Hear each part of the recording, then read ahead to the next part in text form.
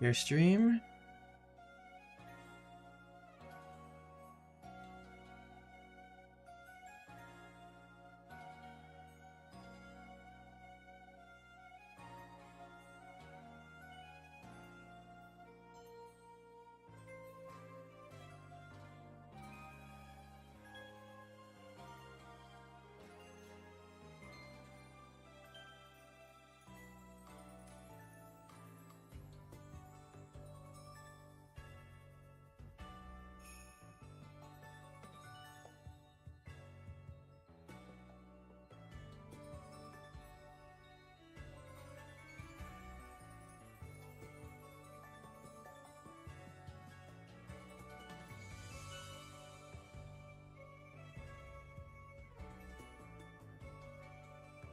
Alrighty.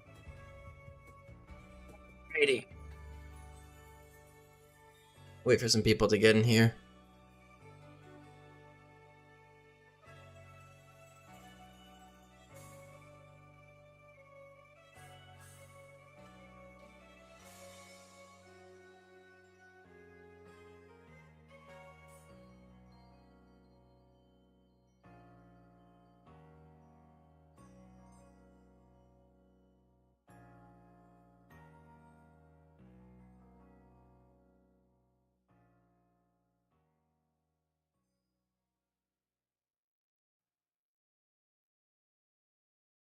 Alright.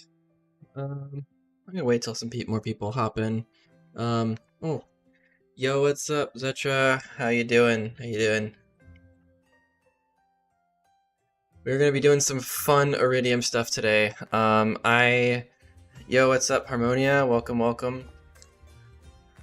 Good, dude. I'm doing great, honestly. Today is gonna be a big day for Iridium. I spent the past couple days. I went kind of silent for a while, cooking up some really fun trainers. I think they're pretty well balanced, and I think they're very creative. And like, you have to kind of figure out what to do to beat these trainers.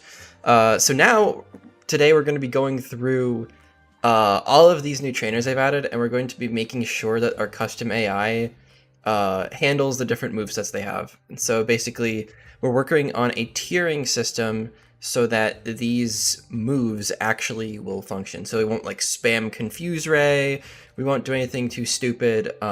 Basically, our job today is to take the trainers that I've been programming into the game, and we're going to be making sure that they actually do smart decisions. All right, it's gonna be great.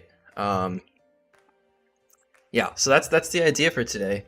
I'm gonna walk you guys through some of my logic so far. It's gonna be a little bit of coding first, and then we're gonna be doing some scripting in DSPRE. But I'm probably gonna be streaming for quite a few hours here because I want to get this done. So yeah, let's hop right the heck into this, right? So let me move this over, and I want to, where is it? Let's pop the learn set sheet over here. Come on, dude. There we go. Okay. So, all right. So the idea here is pretty simple. Each of these trainers in this, there's 25 trainers in the first split. So the elite mode of this game is going to be, let's say this, it's going to be tough. It's going to be pretty difficult, similar to run and bun levels of difficulty. But it's not going to be unreasonable in the first split of the game. So what I mean by that is that you're going to have ample amounts of opportunity in order to beat these trainers. You'll have lots of different Pokemon available to you. There's a ton of early game encounters so that you're not stuck with anything terrible, or if you do, it doesn't matter that much. So let me just give you a quick rundown of the way the AI works in this game, because this is super important for making it a fun game to play. Let me walk you guys over to the evaluate attack flag. So the way AI works, and I hope you guys can see this all right, but there's a bunch of flags here. All right. So basically all of these flags right here will determine how the AI makes its decision. In particular, the ones you want to look at are these first three. You can see it fine. That's great. That's great. Thanks you. In particular, evaluate attack flag is a tiering system for damaging moves. So if we go look at that and scroll down to it, basically there is there's this tiering system right here. So the highest tiered move that we can possibly have is a guaranteed kill using Pursuit. So basically, if we have we get a +10 prioritized move, which means that like it's basically there's nothing else in the game that's going to be prioritized over it. You also have Pursuit if we're slower but we live the move. We also have +9 if we can kill with a priority move. We can also get +9. That is like +9 +10. So if we're gonna get a kill and it's like guaranteed and it's super good, we always want to get the kill, right? We also have +8 if we have a move if we have a 0 priority move that is faster than the opponent, and if we're slower, then it's +7. So we're always going to prioritize faster killing moves over slower killing moves. So this is important for double battles, because in double battles, maybe I see a slow kill on one Pokemon and a fast kill on another. I always want to go to the fast one because then I can eliminate that Pokemon first, and I won't have to worry about attacking my teammate or anything. So the other thing that we're going to look at in a second is the expert flag, which is what we're working on today. And we have +6 priority for speed dropping moves. So if we don't see a one-hit KO, it's best to drop our opponent's speed with like Bulldoze, or maybe raise our own speed with like Flame Charge or, for instance, Trailblaze. And the reason for this is that if we take over speed control, then we get a free hit next turn, and we're effectively getting more damage in for free. And so we always want to do that if we don't see one-hit KO moves. At the level 5 priority for this AI, we have our 2-hit KO as setups. So basically, if I can Swords Dance into a 1-hit KO, I'm incentivized to do that because it's the next best thing to just getting a 1-hit KO move. Below that is the +4 priority, where we're getting a 2-hit KO. So we basically don't have any setup moves, and we just have to attack twice. So if we can 2-hit KO, that's great. That's basically like the best we can do. And then everything below that, everything below +4 score is just some sort of status move that helps us try to regain control of the battle. You could think of this as like Hypnosis, Poison Gas, moves like Leer. Not great moves, but stuff that actually gives you a very significant advantage in the long term. And we won't ever do these status moves if we see a 2-hit KO. So the AI is always going to prioritize getting a 2-hit KO or a 1-hit KO if it can, because that basically means that it has the advantage in that 1v1 scenario, right? So the idea for the AI is to make it do two things. One, capitalize on really good situations, and two, try to disrupt good situations for the player. That's basically what the AI does. That's how real players play the game, right?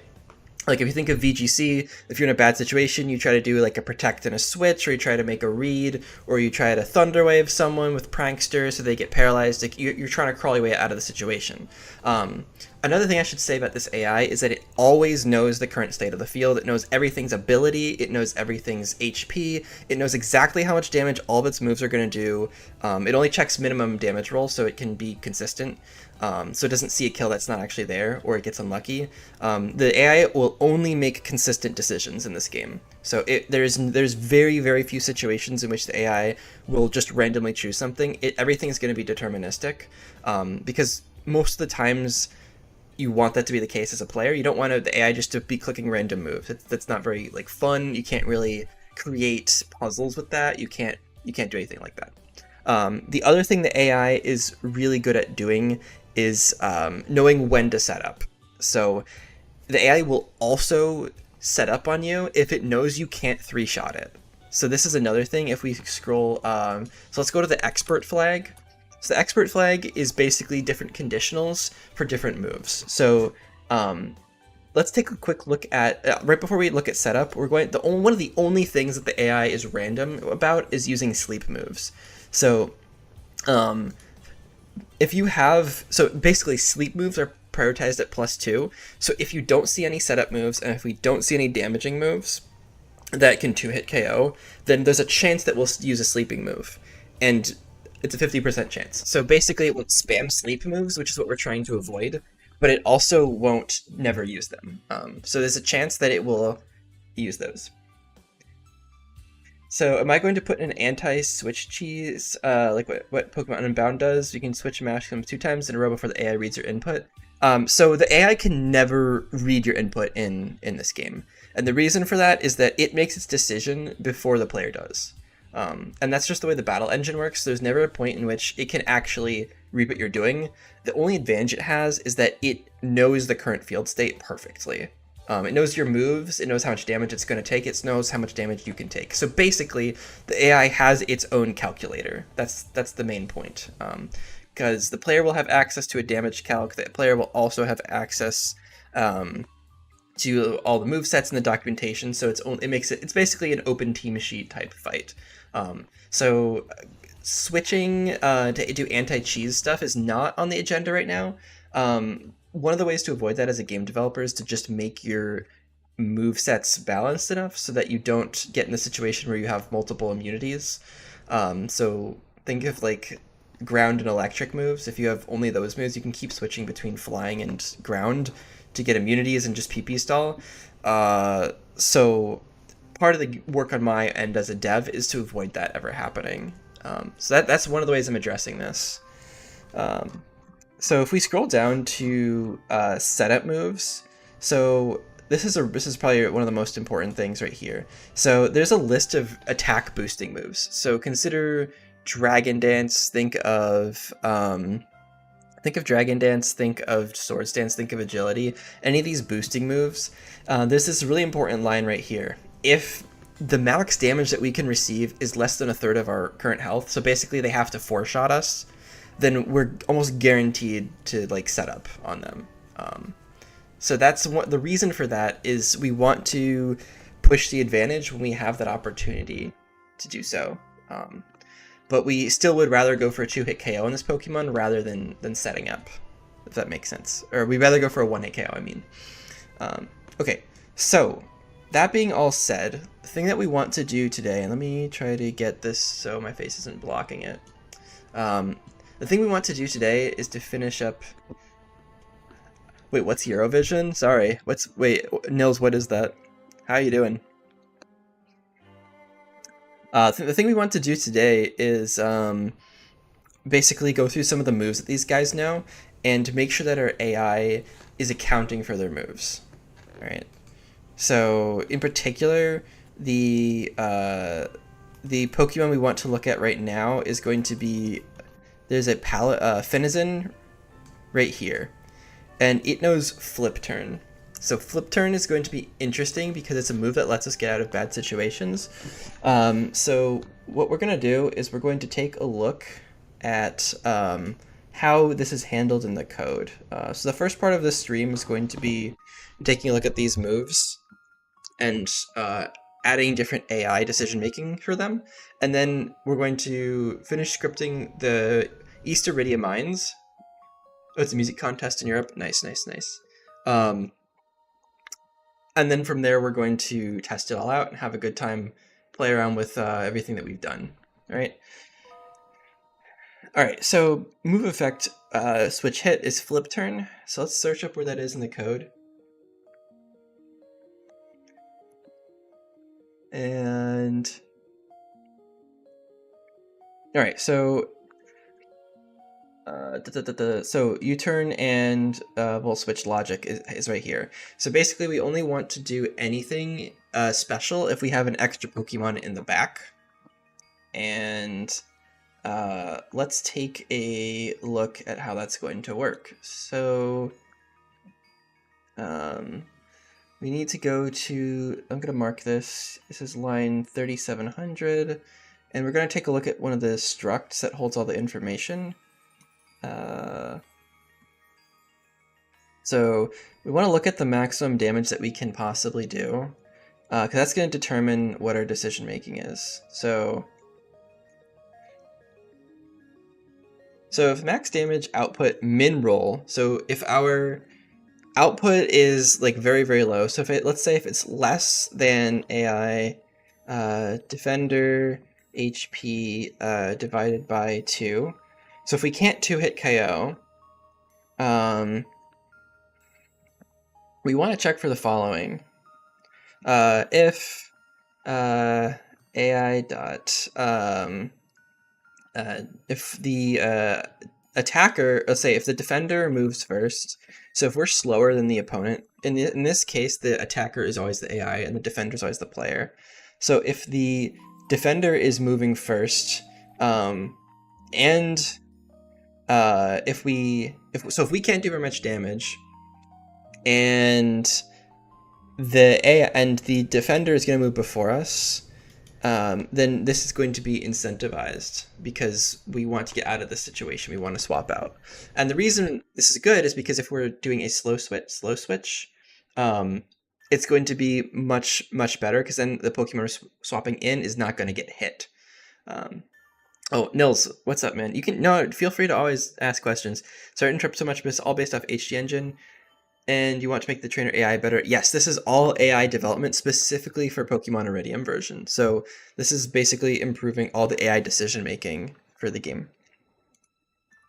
So if the defender is moving first, we want to do move score plus equals.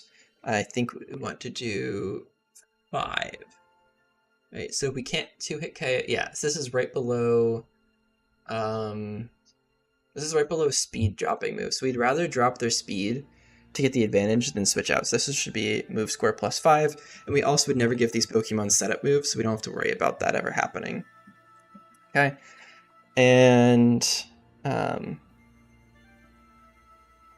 if the defender moves first, let me tabulate this.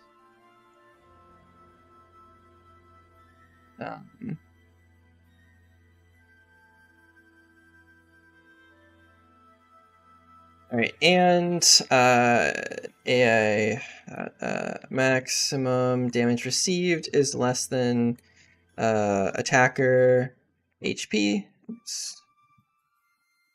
So basically, if we still live their hit, but we can't 2-shot them, and we have like flip turn or something, we want to get out of this situation so that we can regain control of like the flow of the battle. Let's see. So another thing that we want to also check for is that we don't really want to we don't want to prioritize these moves if we get if we're already at really low HP, because then if we get sent back in, we're in a bad situation. So we also want to add what our percent remaining HP is. So if we have like so if our attacker percent HP is less than, I want to say 33, so if we're below a third health, we don't want to be prioritizing these moves. We can still use them, but we don't want to put them higher than anything else. Let's see. So, yo, what's up, Niall? What's up? Welcome, welcome, welcome.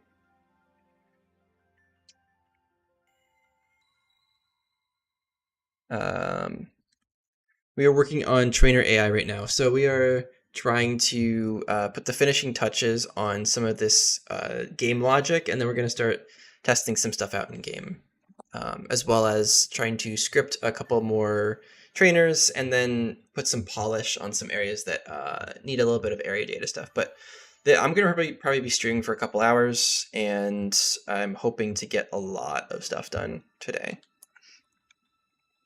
Okay. All right, so let's say that they can, there's another situation we want to account for. So else if AI, so if they can one-shot us, so receive. So if our max damage received is greater than attacker HP, so if they can one-shot us, and if we're faster, and if AI attacker moves first, So if we're in potential danger of dying and we're not super low HP, we want to switch out, right? So this is, again, a situation in which we'll do move score plus equals 5. I'm actually wondering if this should be swapped out with 6. Yo, what's up, Kenzie? You're overwhelmed by schoolwork. Have a nice stream. I appreciate. No, it's okay, man. I'm glad to see you. I haven't seen you in a whole long time, but super glad you're here. My star, I'm excited for Iridium. Appreciate that, man. Appreciate that. We're making sure the AI is smart and not gonna make stupid decisions, so that we can have a nice, consistent user experience. Yeah. Okay. So that looks good. I'm trying to think if there's another case in which we want to do these types of moves. I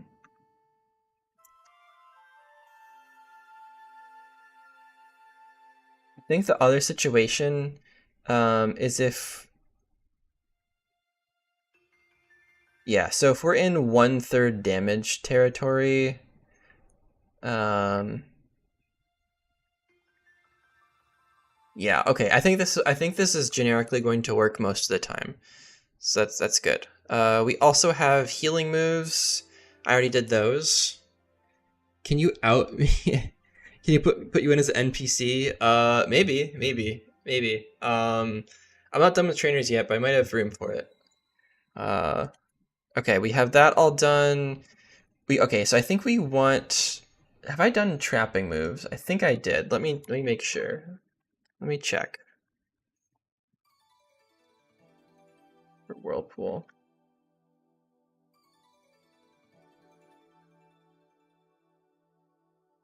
No, so I have not done binding moves yet. Okay, so let's take a look at how we want to deal with binding moves. There's a couple situations in which we definitely want to use them. And I've already kind of done that here. So if they're badly poisoned, they have a curse, they have Perish Song, or they're statused with Attract, then we definitely want to keep them in. So I think we probably want to just... I think what we kind of... A better way to go about this would be to do the following. Alright. Let's structure this logic a little bit differently. So the first thing is that if we don't do a whole ton of damage to them, so I guess the else statement here is that we just alright, let's do this part first. So if they're badly poisoned, or they have any of these other statuses, we can say move score plus equals 3. And that's just barely below 2-hit KO priority. And the other thing we can do here is basically the else is just move score plus equals 2. So it's plus equals 2 means that this is going to be some sort of disruption. So if we see a 2-hit KO, we'll do that. That's plus 4. But if not, we'll want to do this early on in the fight. So do you anticipate and calculate what damage could happen? Like, for example, do you you as the AI think about what attacks the opponent has? Yeah. So the AI does not think too much about what the opponent has beyond how much damage it's going to take. It also won't set up if you have taunt or encore. For obvious reasons, because you can kind of mess it up that way. So it knows your moveset, and it can make some judgments based on that, but most of it is like, is this thing gonna one-shot me, or is it gonna two-shot me? It's not gonna be a ton of like super specific instructions, because you want this to be pretty general, if that makes sense. It makes sense.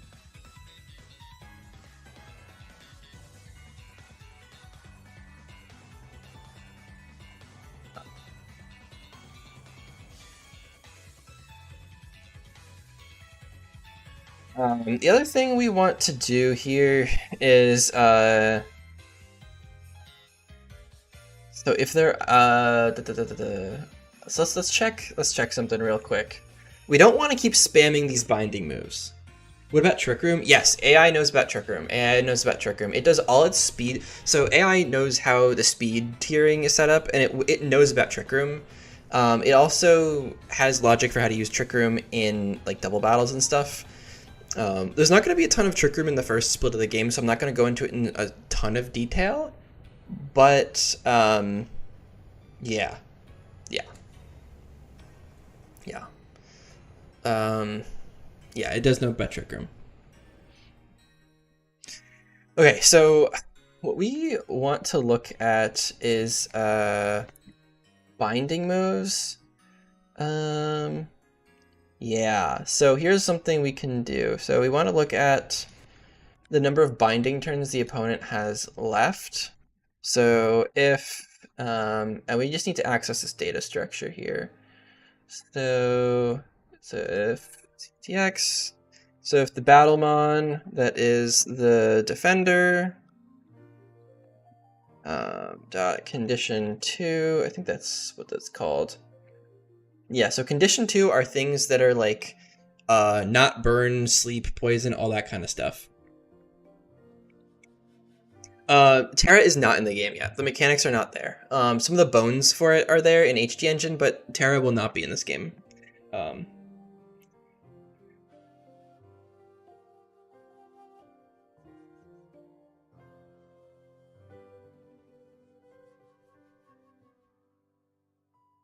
All right, so basically, if we're already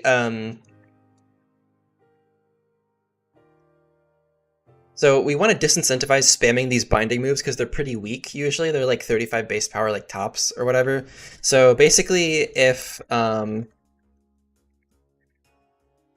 we have already used these moves, then we don't want to use them again, really. So if they already have these binding turns, so let's see. Oh, never mind. Binding turns are used elsewhere. They move to data structure.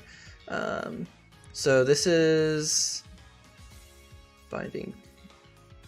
Okay, so this is going to be slightly different. So if binding turns for the defender is basically greater than 0, so if they have any binding turns remaining, we just want to make the score go down. We don't want to re-bind them if they're already trapped. Okay, so that takes care of Whirlpool.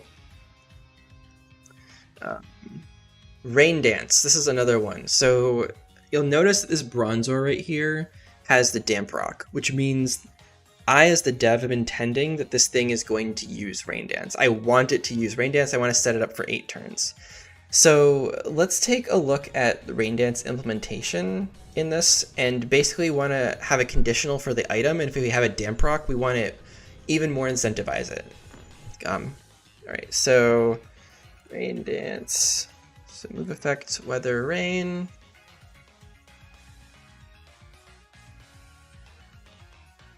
Alright, there's a bunch of reasons to use Rain Dance. Basically, if we have Swift Swim, we want to add, so if we're slower, so let's say the defender moves first and our attacker ability is Swift Swim, we want to trigger our own, ability. So this should probably be like +2. We also want to add a conditional in here about,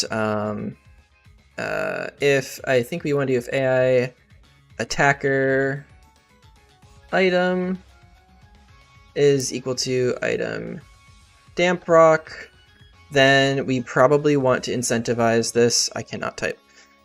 We want to incentivize this as if it were a setup move. So we want to do move score plus equals 5. So the only time that this Bronzor will not use this move is if it sees a one-hit KO move. So we always want to have the one-hit KO moves be the first priority. If you have the Damp Rock, we definitely want to use this.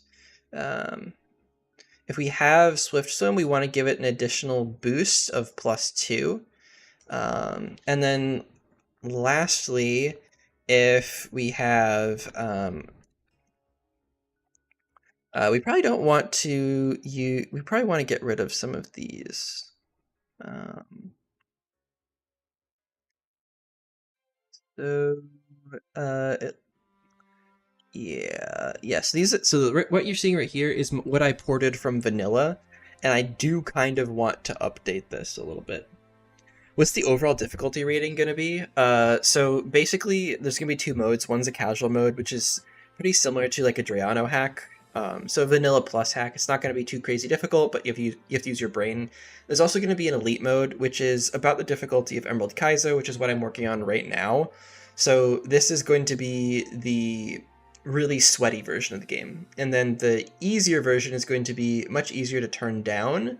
Because all you need to do is just make the game easier. It's much easier to decrease difficulty than to increase it without making it impossible. So there's going to be two full game modes for this. And the main difference is going to be just the trainer difficulty. The story will be the same.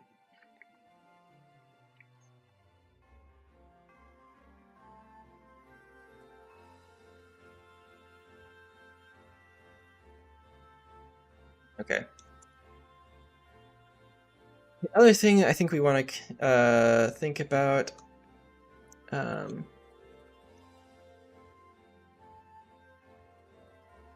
think we need the else to be just move score plus equals 3. If it has a weather move, we probably want to prioritize it. I heard the word sweat and I'm already locked in. Well, you'll hopefully get to test it out hopefully sometime next week or the week after. It should this demo in the first split of the game should be done by the end of May. It's my goal. So like I'd say 2 weeks tops, unless something terrible happens.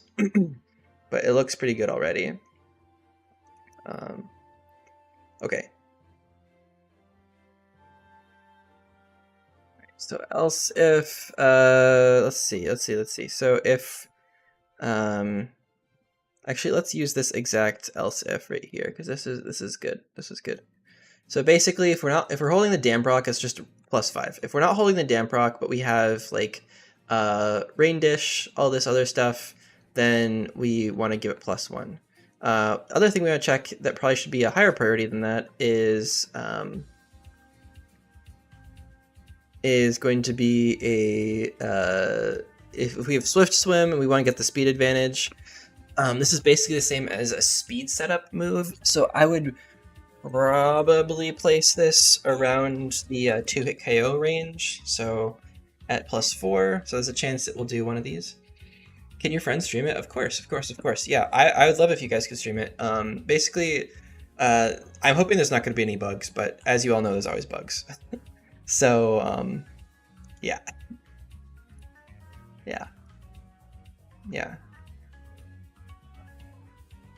Okay. Otherwise, if we just have the move, it's +3.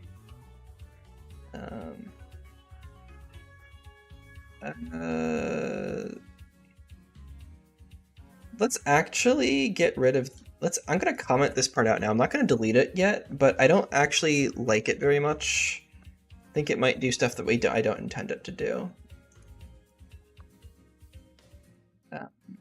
Okay, and then we don't need this because the trainer's not gonna have access to those type of moves anyway.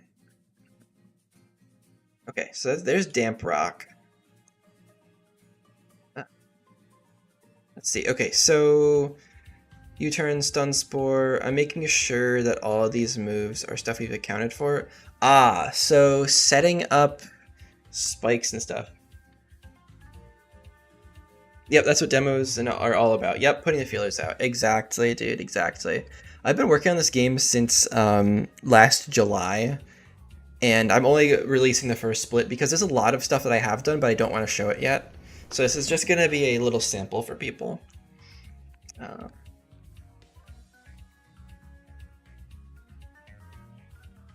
Okay, so let's take a look at stealth rocks.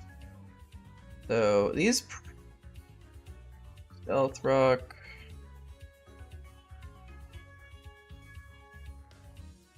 Let's see where the logic is on this.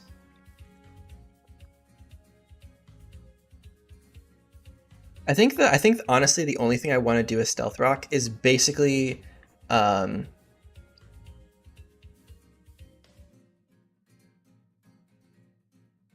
yeah. So basically, if we don't already have Stealth Rock up, we want to use it as if we don't have a 2-hit KO move. I think. Um, yeah. So I think I want to prioritize this at +4. So this can tie with the 2-hit KO moves. All right. So if yeah. So I think we want to do just move score plus equals 4. So if it has the move, it's incentivized to use it. I don't really want this logic here from vanilla because it's pretty bad. I think what we want to do is if we have these force swap effects, then we also want to incentivize it more because that's part of the gimmick. It's like this. Great. So it starts at a move score of +4. Obviously, if we've already used Stealth Rocks, we're not going to use it. It's already handled somewhere else. And if we have a forcing switch move, then we want to also incentivize it more. So I'm going to actually just remove that because I don't like this random logic. It's really bad to deal with. And good. Okay, so Stealth Rocks are here. They're incentivized to be used when the Pokemon is sent out. Okay. The other things we want to look at, multi-hit moves, party moves we already did. Okay. Okay. Looks good. So I'm just checking through all of these different trainers and seeing if there's move effects that I haven't done before. I think Light Screen I have done, but I want to make sure. I think I already had something with Light Screen.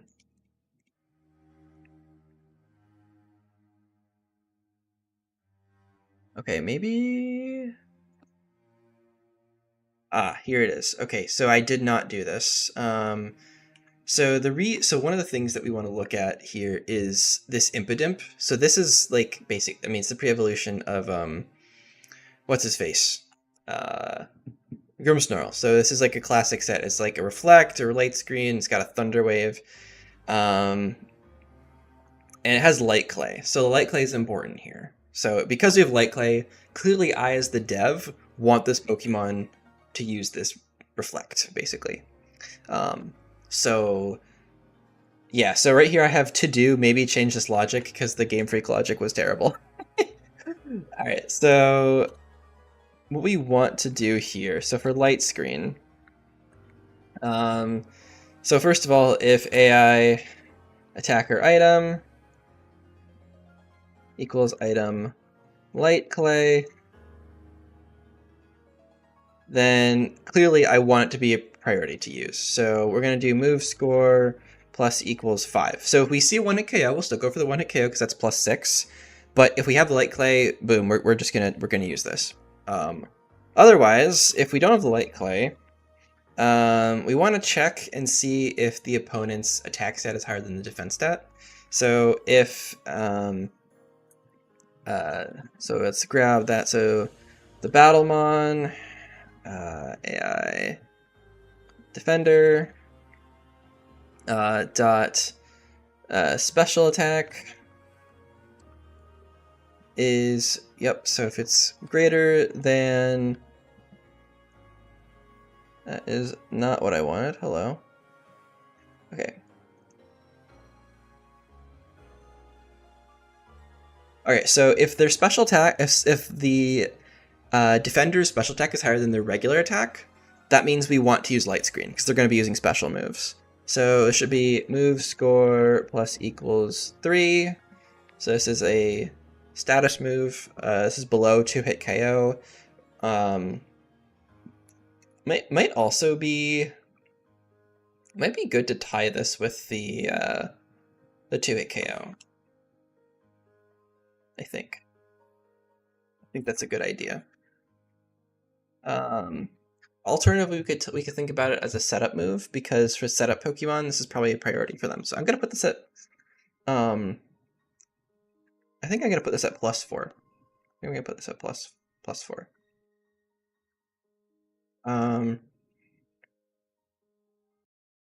Let's put it at +3 for now. Let's put it at +3 for now.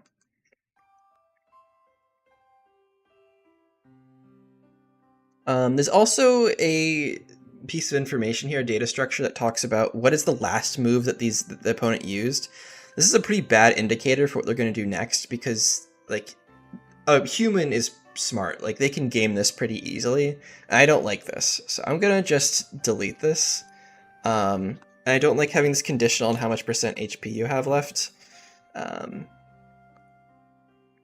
And if this is on a prankster Pokemon, last thing is if AI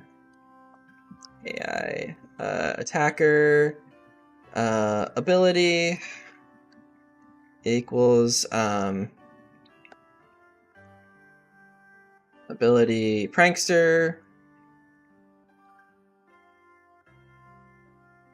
then we want move score plus equals 1. So basically, this is an addition to what we previously did. So if we have prankster, then we definitely want to be using light screening. We're clearly intended as a screen setter, especially so if we have like light clay plus prankster, that's +6. So that will tie with going for a slow 1-hit KO move, because this Pokemon is meant to do this. Okay. All right, so let's also do the same logic for reflect. And let's copy and paste real quick. So let's set reflect here. And then basically same logic as before, but we just want to check if their attack is greater than special attack. And that just means they're going to probably be using physical moves instead of special moves. All right, and again, if we have prankster, that's +1. All right, great.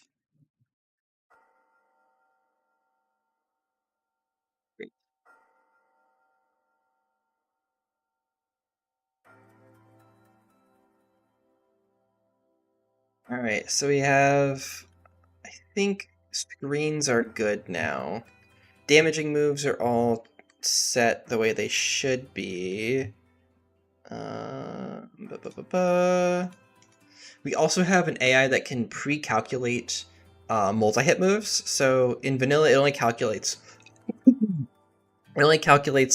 if there's only, it just calculates the one hit of the like 2 to 5, which is really stupid. But I have it already set up so that it knows exactly the average damage of these things. So like a multi-hit move that goes 2 to 5 times on average is 3.1 hits. So I just calculate it as 3 times the damage. I do want to check Nuzzle, because I did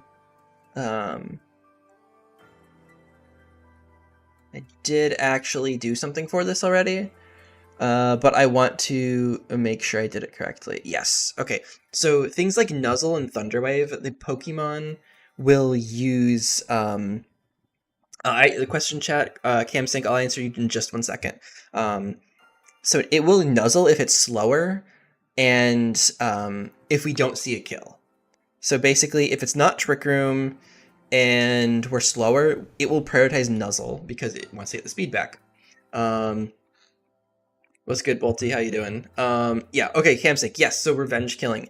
Yes, AI has, if you guys have played Pokemon Run and Bun, the swap-in AI is basically the same thing. It will always go for revenge kills first, so it will always prioritize swapping something that can one-hit KO you and be faster, and then there's a tiering system, like if you're slower, or if I can survive your moves, and basically it always picks the strongest offensive matchup first against your Pokemon if you knock them out. It also prioritizes fake out quite a bit. I actually need to check the fake out AI.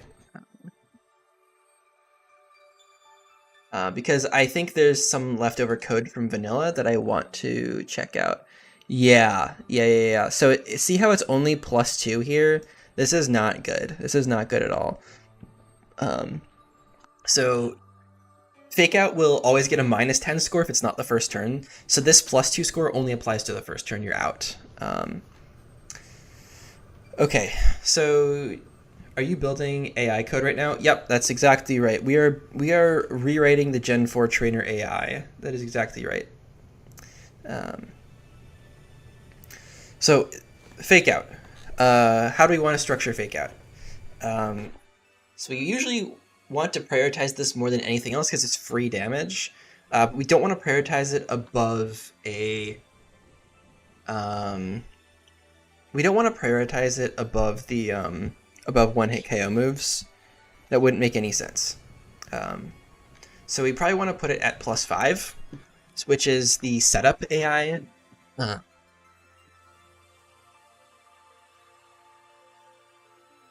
Yeah, I think that's probably what we want to do. I think that's what we want to do. I'm not making anything as crazy as Rad Red AI. This is all going to be very deterministic and fair. It's just making smart decisions, like you would, like a real human would. It's not going to do anything like, it can't read your moves. It doesn't know any of that stuff. All right. So I think this fight is good. We have fake outs. We have some setup. Ooh, this one has fake out and a setup move. Interesting. So that could be a problem. I think we. But prioritizing fake out over a slow kill, I think that still makes sense because you'd be taking damage and you would want to get some free damage over a slow kill. Because yeah. I think we do want to go move score +6 with this. How much of the game is in the demo? Bolty. So the first full gem split of the game is going to be in this demo. There's a lot in there though. There's a lot of story building. There's a lot of brand new graphics and all that kind of stuff. Inner focus. Very, very good point. Let's actually make a case for that. Thank you for reminding me. So the first split of the game has 25 trainers in it, including the gym leader. Hello, Mr. Twilum. Sorry, I don't know how to pronounce your name. Welcome. Yeah, Niall, we're not making anything like super crazy with switches. The AI will stay in most of the time. It will rarely switch out without like using something like Volt Switch. Twilum, got it. Thank you. Appreciate you helping me with that pronunciation. All right, so so if AI dot defender ability does not equal ability inner focus, then we definitely want to go for this flinch. That's a very, very good point. Are there any other cases in which we don't want to go for this? When else would something be immune to flinching? I guess, yeah. I was thinking about Steadfast too, CamSync, because it does kind of screw you over later on. So I'd say yeah, I don't think we want to flinch something with Steadfast. Yeah. Yeah, I think so. Prankster, you mean like incentivize it for a Prankstermon? Like against a Prankstermon? Because Fake Out does go before Prankster. So that could be something to think about.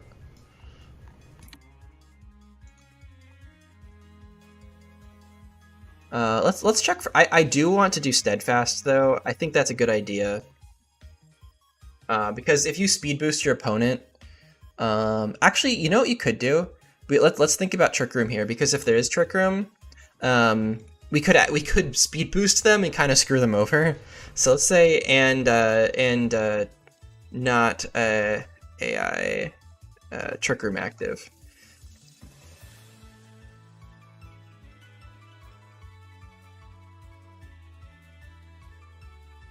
Is that right? So if they don't have Steadfast, Um, you're building a Gen 4 crystal? Very, very cool.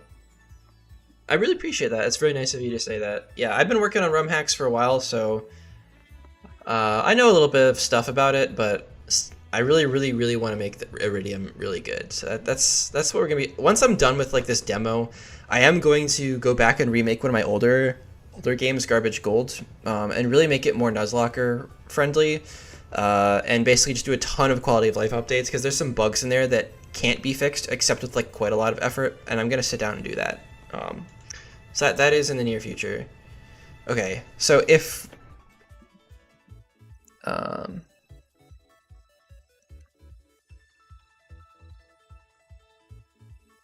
um,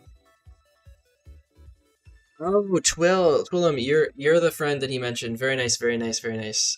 Yeah, yeah, yeah. Neil's not Niall. Is it Niall or Neil? Niall. Niall's mentioned you a couple times that you'd be interested in doing that. That's really cool. That's really cool. Um,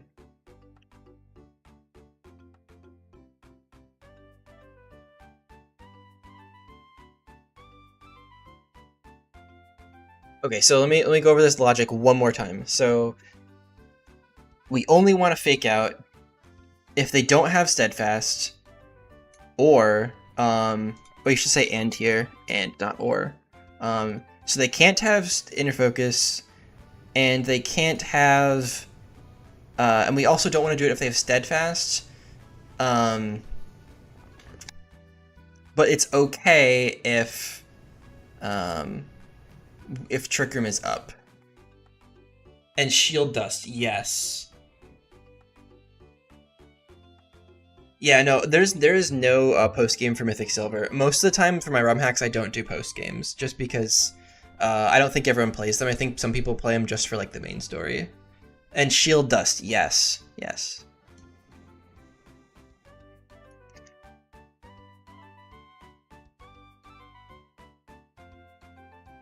Yeah, okay, so Shield Dust and Covert Cloak, yes, yes.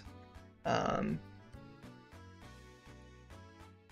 all right, so we also want to do and AI Defender ability does not, or wait, yeah, does not equal ability.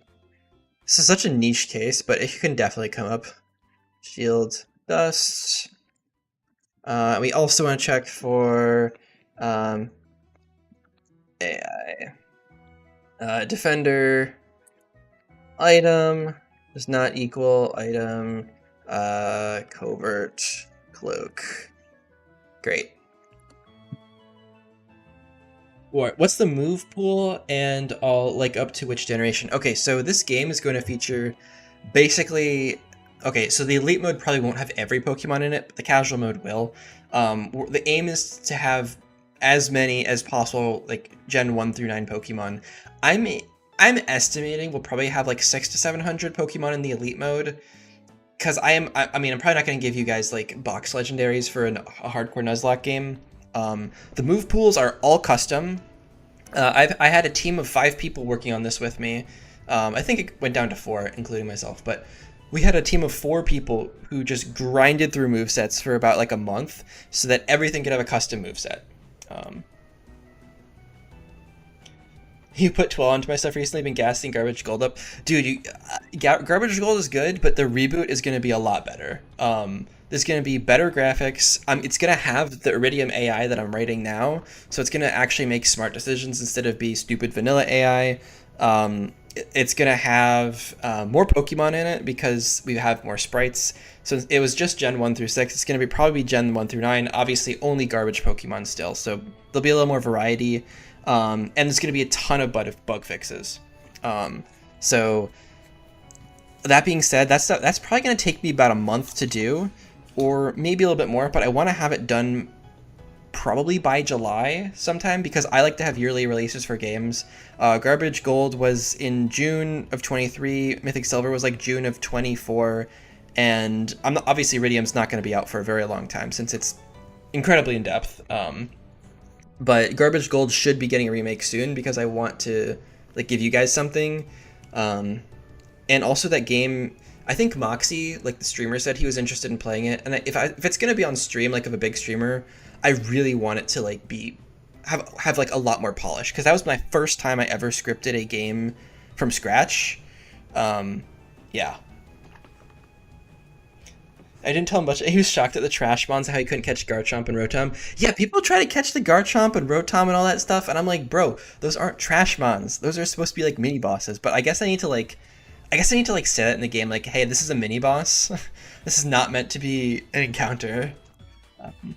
Yeah. Okay, the base story of Iridium. Yes, Bolty, I did not mean to ignore you there.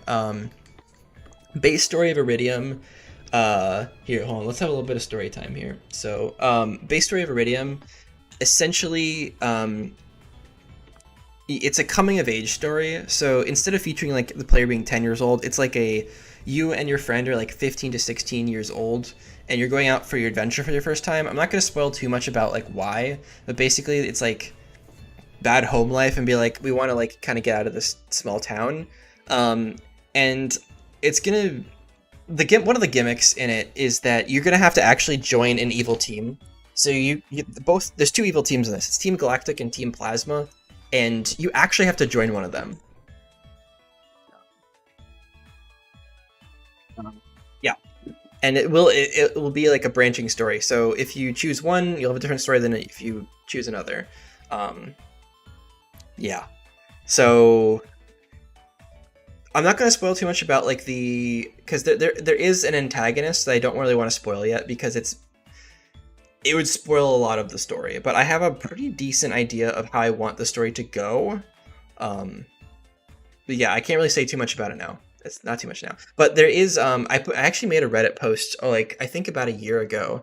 I figured out how to do costume changes that you actually become like Team Galactic or Team Plasma, like on the screen, like a little like chibi dude running around. So you'll like literally be blending in with them, and you'll be a part of their team. So I think that's pretty cool. Anyway, story time's over.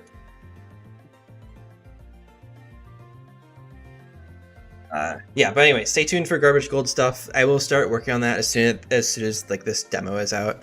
And I'll probably be streaming for another like 4 hours probably to get like this kind of stuff done. Okay, secret power. Hold on, I need to remind myself. I usually use Showdown for this. Yeah.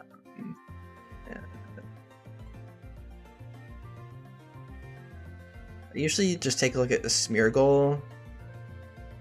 And secret power. Okay, secret power is the one with the base power. I was thinking of nature power. Okay, so secret power is already a base damaging move. Synthesis we did. Speed dropping moves. Grassy Glide. So this is really important actually, because the game does not recognize Grassy Glide for the AI as a priority move. So let's go to evaluate attack once again.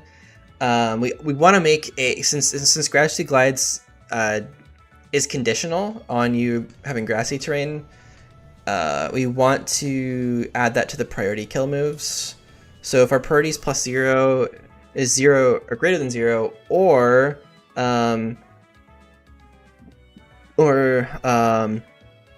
attacker move. I should say AI.attacker move is move Grassy Glide. Yeah, Iridium is NDS hack. Yep. I only deal with NDS hacks. I don't do GBA. I'm actually going to test out the AI in a little bit. You guys will get to see some of the graphics. If you haven't seen any of the graphics before, most of the development time has gone into it. That's all I'm going to say. Yo, top gamer of TikTok, one of the OGs. How you doing? And I should also mention there are 100 custom tracks, like music tracks for this game. It's also, I should also say, it's like a completely original region. So there's even if you're not interested in like hardcore Nuzlocke and stuff, there's still something for everyone in here. How many gems are in the demo? Just one right now. I have more of it planned. I have a lot more of it mapped. Like I have up through, I have like half the first region mapped. There's going to be 2 regions. But a lot of the effort has gone into like ripping assets from Gen 5 games. The whole thing's in Gen 5 tile set. So a lot of the effort has gone into like making 3D models for it, and that just takes a long time. We're doing more trainer sprites. It's very nice. Are all the graphics in the game similar to HDSS? Yeah, I mean, well, they're all black and white, like Gen 5 graphics. Because you can change all the graphics separately from HD Engine, but I'm using HD Engine because it has all these like I wrote the AI expansion in HD Engine, and this like during March. Like this is I like I'm gonna show you guys something. And I'm not doing this to brag, but just how much work I put into this, it's ridiculous. So this is the top. I guess you can't really see my hand, but this is the top of the trainer AI right here. I'm gonna scroll down through this. This is on line 1. I wrote all of this from scratch. This is almost 6,000 lines of code. Yeah, so I'm not trying to like brag or anything. It's just I put a lot of work into this to get it to work. And it is available if you want to like clone my branch of HD Engine. If you want to use it, you're more than welcome to. Like most of my HD Engine stuff is open source. But yeah, so the reason I didn't just use black and white is because HD Engine exists. So it's easier to hack Gen 4 games, in my opinion, just make them look like Gen 5 games. So, yeah. Alright, so let me quickly take a look at grassy terrain, stop yapping.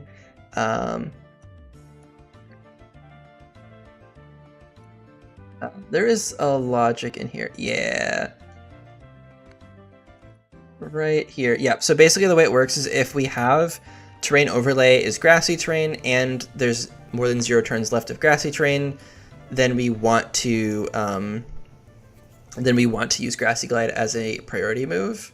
So that would be right here. Okay. So the way this logic works, let me just walk through it one more time to make sure it makes sense. So if our attacking move is grassy glide and we have grassy terrain up and the terrain overlay number of turns left is greater than 0, then we will see it as a killing move, priority. Would you ever be able to make a Pokemon Gen 5 graphic? Yeah, yeah. So I already have something like that, Bolty. What's up, George? Yeah, Garbage Gold is getting remastered. Yes, that is correct. It's getting a graphical and bug and balance and Dex expansion remaster all in one. Yeah, so there's a tutorial on my channel about how to do tile ripping or ripping assets from Gen 5. It's very easy to do, actually. If you know a couple of Blender hotkeys, it's very quick. And I have a tutorial on how to do that. And like, how do you rip all this stuff? Does AI count for tinted lens? Not yet, because none of my trainers have tinted lens yet. The way I'm doing this is I'm going through the trainers one by one, being like, okay, do I have everything for this trainer, everything for this trainer, everything for this trainer? So, you know what, guys? I'm going to show you the first gym leader. So the first gym leader is Gardenia. And what I'm doing is I'm basically taking gym leaders from various regions for Iridium. And one of the goals is to have a gym leader of every type, but I'm probably not going to include some like bug and stuff. Niall, nice to see you. Very, very cool having you here. Super appreciate you chatting. Have a great rest of your night. I will probably be streaming tomorrow. Yes, I'll probably be streaming tomorrow in the afternoon, I think. Did I customize VS Code UI? Yeah, I think it's just like a theme like that's like built into it. I just like it because it's like easier on my eyes. It does kind of look like diarrhea, but that's like whatever.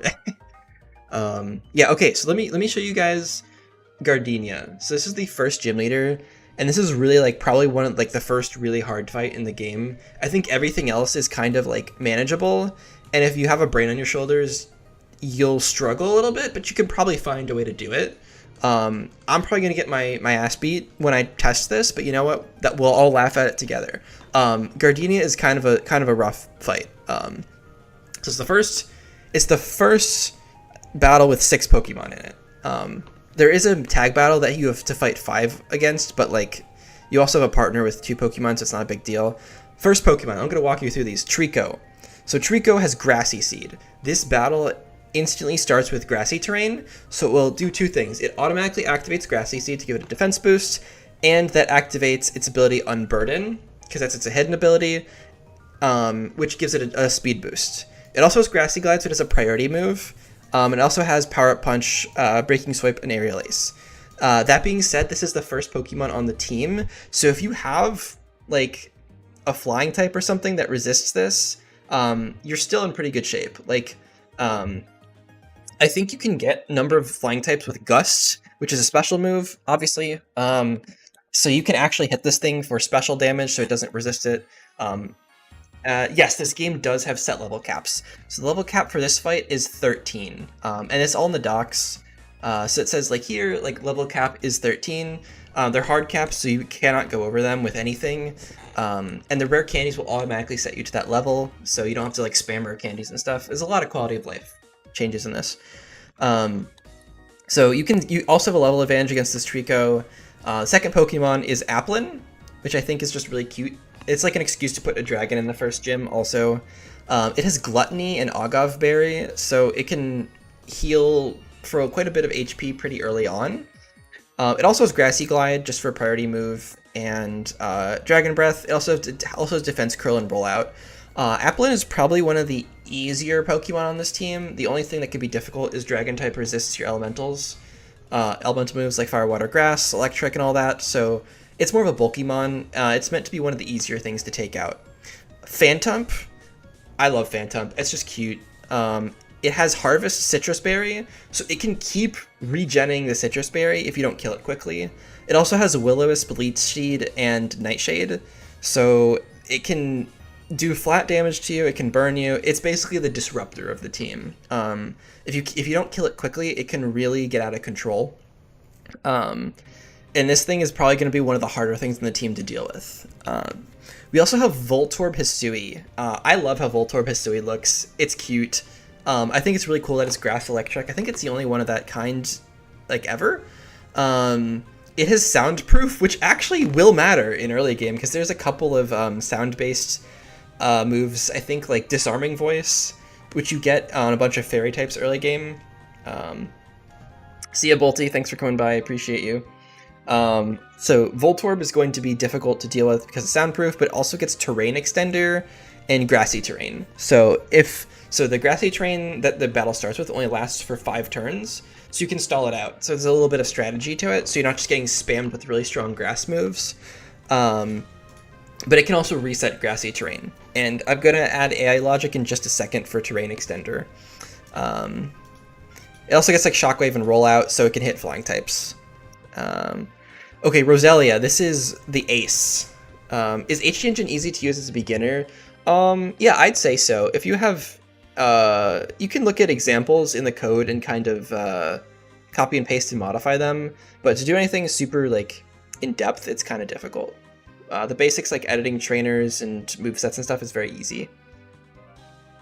Okay, so Roselia, this is obviously Gardenia's ace. Roserade is typically her ace in the main game, but it's only level 13 as the level cap, so I can't really justify a Roserade. Roselia has Grass Pelt. I might change this to Poison Point. I think Grass Pelt might be a little bit too strong on the defense side. It also gets Black Sledge and Ingrain. So it has a lot of HP recovery techniques, so if you let it stay on the field too long, it can kind of stall you out. And then the last Pokemon is Bonsly, which has Sturdy and Custep Berry and Endure and Self-Destruct. So the way to deal with this Bonsly is you need to know how Endure AI works. So I coded Endure specifically to where if the Pokemon sees that you can one-shot it, it will always use Endure, basically, like, exclusively. So what you need to do is you need to bait out the Endure, and then the next turn attack it so that you can, like, one-shot it, essentially. So you need to chip it slowly, and then use your killing move. And you don't want HP to get too low, because Self-Destruct scales likelihood with the lower HP it has. So it's one of those things where if you try to just do a lot of damage to it, it's going to punish you for that with, like, a Custap Berry Self-Destruct. So this is basically testing your knowledge of the AI and how to deal with it. And honestly, as far as difficulty goes, this is pretty on par, I think, with the Run and Bun first gym, which has a bunch of really strong fighting types in it. But we're obviously going to have to check and see, like, is this fair? Because originally I didn't have Bonsly, so we'll see. We'll see. So what I want to do for this fight is I want to look at, in particular, I think Leech Seed. I don't think I have checked Leech Seed's move effect yet. So let's take a look at that. I want it to be basically the same as Burn, but slightly different logic. But it's a disruption move, so it will not be prioritized over like raw damage that can like 1 or 2 shot you. Okay, I have not done Leech Seed yet. So let's take a look at this.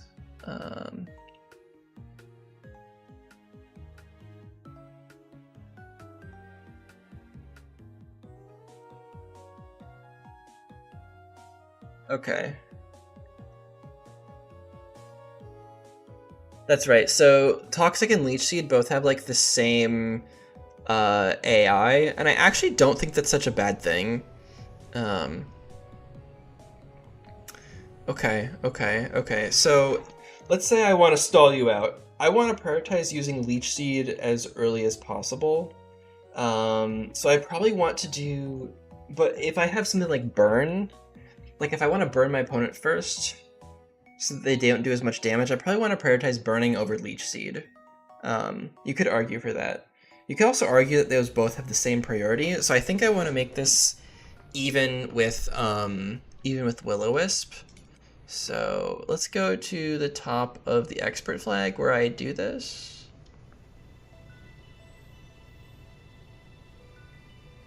So burn is at +2, so I think I want to put Leech Seed at +2. We do, however, want to check for one thing with Leech Seed, though. We want to make sure that our opponent is not going to one-shot us. Because if they're going to one-shot us, there's really no point in clicking Leech Seed. If that makes sense.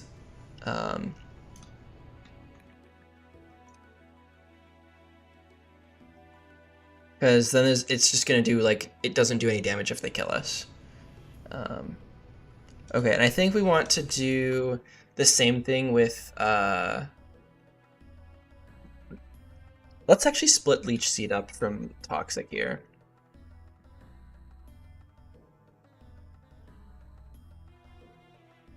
These are originally in vanilla the same logic, but I think we want a little bit more control over these since they're a little bit different.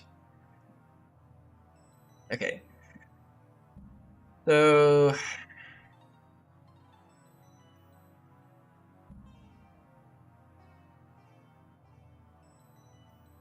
alright, so if the attacker move effect is setting Leech Seed, we want to start with and let's get rid of it here so we don't get confused. And I'm probably going to modify Toxic at some point later, but I don't want to put it in the first split of the game because I think that is pretty toxic.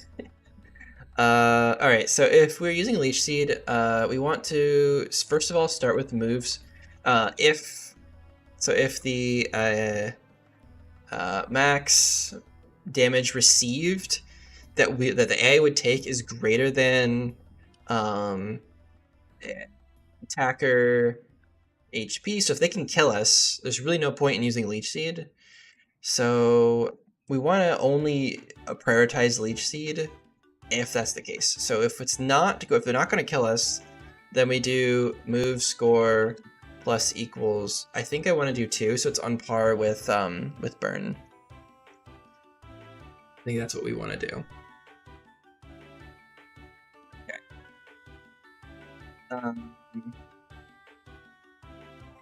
Yeah, that makes sense. That makes sense to do.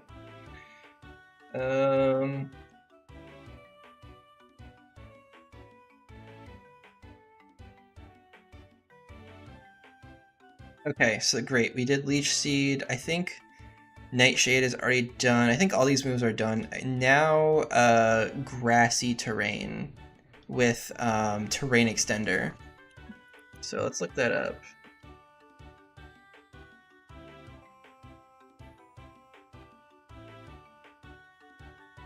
Okay, so if the move is grassy terrain and we know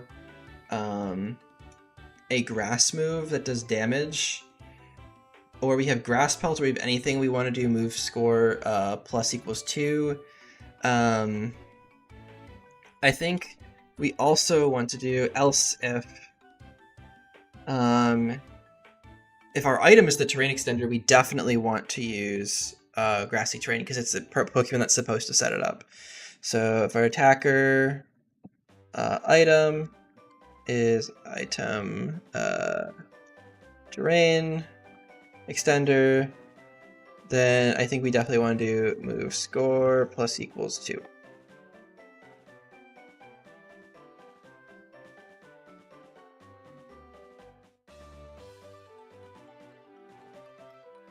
Okay. Another thing we want to do here, I think, is probably plug this.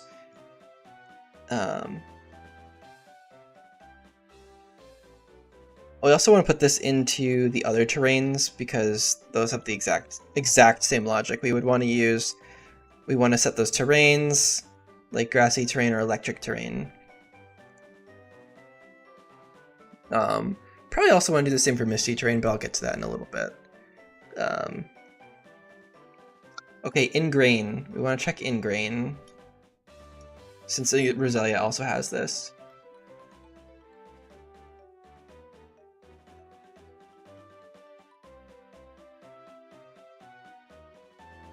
So there actually isn't any AI for ingrain. That's very interesting. I know balance is what you're concerned about. Oh, balance is definitely what I'm concerned about, for sure. Balance for this game is very important, especially for the elite mode. Do you have a plan for specific starter type performances? Yeah. So I personally think that there isn't going to be a clear winner for which type is best at the beginning of the game. I think grass will struggle against some types, but I think water will also struggle quite a lot. Right now, it feels like fire is the clear choice, but I really need to test the trainers more.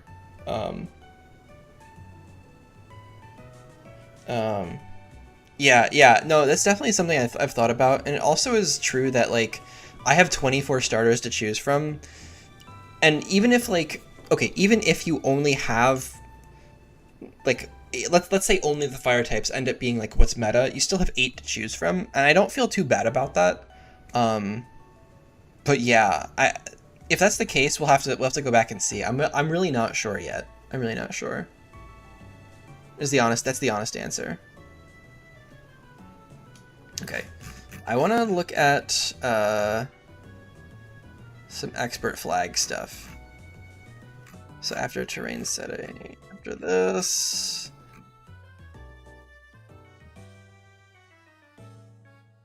Okay. There will be 24 starters. Yes, so you will have, so the only starters that are not going to be in the starter list, like you can choose from, are the Gen 9s. And there's a really stupid reason for why this is the case. The game can physically not handle 27 NPCs. It will just start like glitching out. So they're gonna end up being gift Pokemon later on. You can choose one of them in like probably the second or third town or something. So you can still get them, but it'll be gift Pokemon, not like anything else. But yeah, it's an actual hardware limit or software hardware limitation for the DS, which is why that's not gonna. There won't be 27 for the like Sprigatito and all that.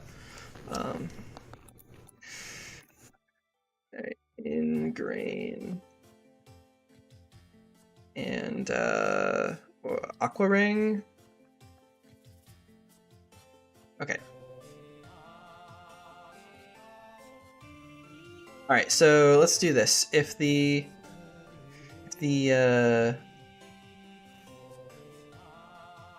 so if our attacker move effect is this, okay, so what is Aqua Ring's move effects? Are there other things that restore us every turn?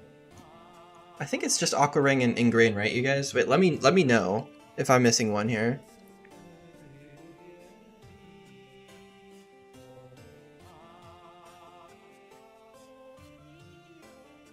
Okay, so we only want to use these moves. Oops.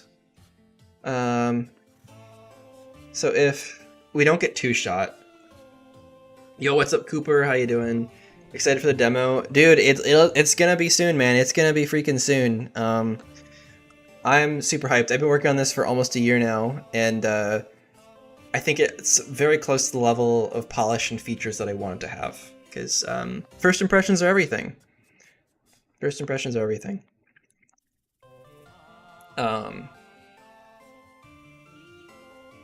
Okay, so if the maximum damage received is less than the attacker HP over 2, so basically if they do less than half, so they have to 3-hit KOS. So opponent needs 3 hits to kill us. So if this is the case, then we want to give move score plus equals I think 2. And so basically this will be prioritized underneath 2-hit KOs.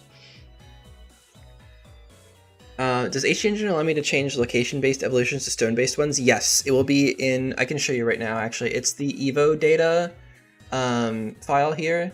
So like for instance, you have like Evo data Bulbasaur and it'll say like level up species Ivysaur, for instance. So you can find whatever Pokemon you want. You can just change it to like level up or stone. So like let's look at Eevee. It's like Eevee has like Friendship Day, has move type, fairy or stone, water stone, fire stone, all that kind of stuff. Yeah, so you can change all that. You can change all that.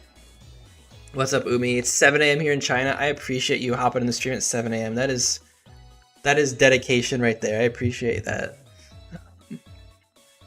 Okay, so Ingrain looks pretty good. I think we have most of the logic done here.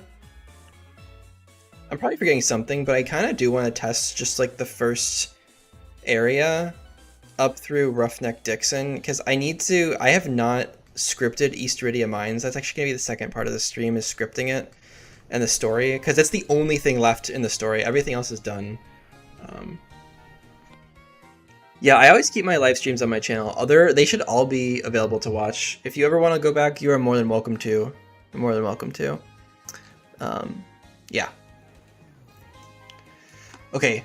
I'm gonna get a drink real quick because my voice is getting a little bit sad. But let me do the compiler thing. Hopefully no errors. I'll be right back, you guys.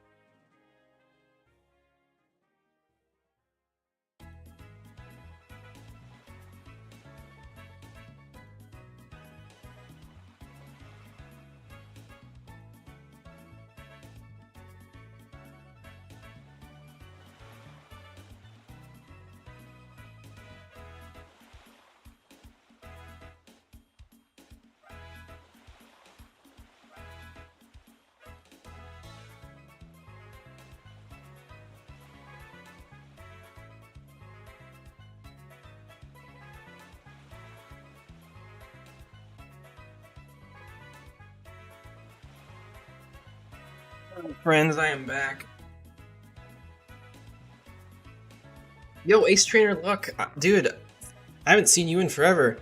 I know you were playing Black 2 Kaizo a while back. Oh boy, we have an error somewhere. Oh, this is fantastic.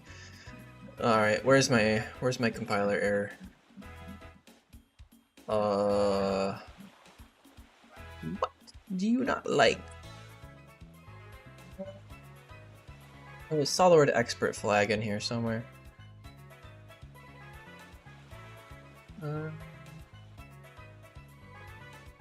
Oh, it's in trainers. Okay, that's actually not too bad to find. What line does it think it's on? 1711? Alright, cool. Is that actually the case? Oh! Yeah, I just didn't put the frickin' Pokemon in. I just literally left it as Pokemon species Baltoy, and then just... Okay, hold on. Well, there's multiple errors here. Yeah, where's Baltoy? Where is it? Yeah, Rockruff, that's what we need. Species, Rockruff. I can't wait to see what else I've messed up in the trainer doc. Alrighty. Is there another file in here that I need to save? I don't think so. Okay, let's try it again. Make, oh, we probably also would like to, I need to make sure this ROM is actually up to date. Excuse me guys, I also got some soup. I'm like super hungry all of a sudden. My throat's a little dry from talking. Alright,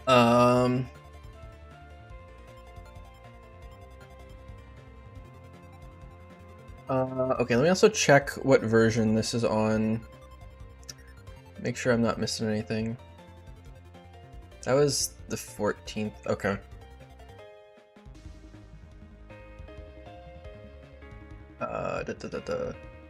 Okay, yeah, so this is up to date. I haven't actually changed anything on this. Okay, so I don't need to actually change anything crazy here.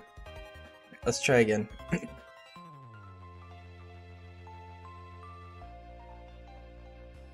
People appreciate a Python script? Yeah, that would be great. That would be truly awesome.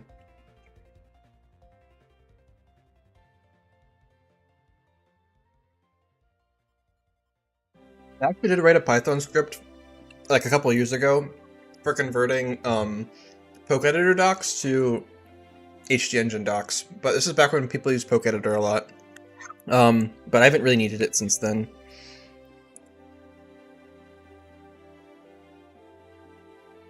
Okay.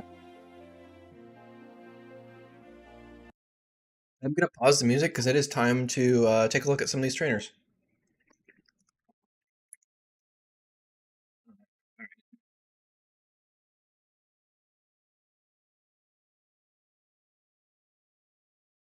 You know what, guys? Let's start a brand new file. Let's go through this together. Who's ready to see some of the demo?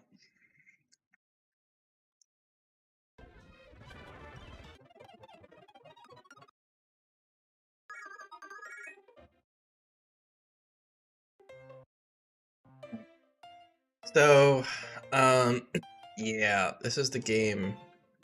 This is the game. Give me just 1 second. I need to take another bite.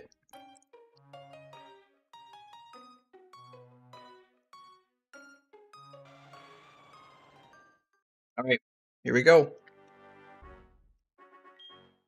I'm gonna skip through some of this. Greetings, my child. Welcome to the world of Pokemon. I've been waiting to meet you and your friend Iris. I've been looking forward to gifting you each your first Pokemon. The world is filled with an abundance of different Pokemon. This world has over 800 different species to discover, so it is a modern Dex hack. And obviously cover Iridium Pokemon.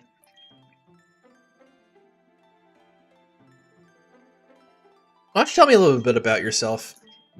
So female sprite is almost done for the overworld, but it doesn't have, we don't have the intro sprite yet. So my wife is working on that still. So I'm just gonna use the male sprite for now. Please tell me your name. I'm just gonna go with the usual. Sauce. Are you ready? Today is your big day. And then I get shrunk.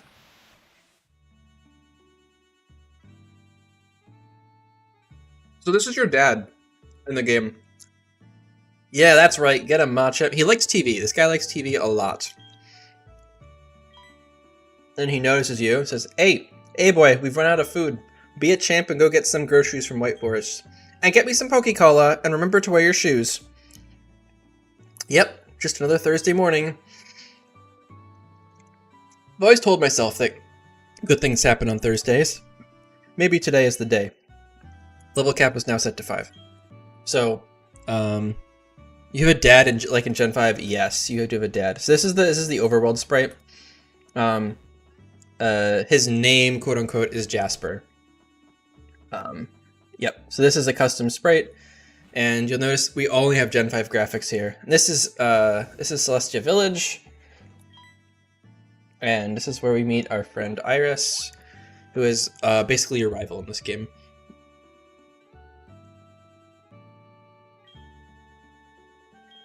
He says, dude, it is your 15th birthday. Remember what that means? You get your first Pokemon, Professor Rowan sent you a message. Did your dad... Oh, I have a typo in here. Did your dad not give you the letter? Yikes, that is controlling. But, here we are. Let's go. So Iris is going to lead you over to the lab. Okay, after you.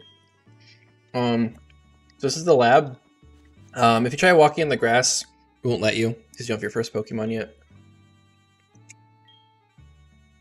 And so there's a lot of different, you can like go this way, but then this girl won't let you go any further.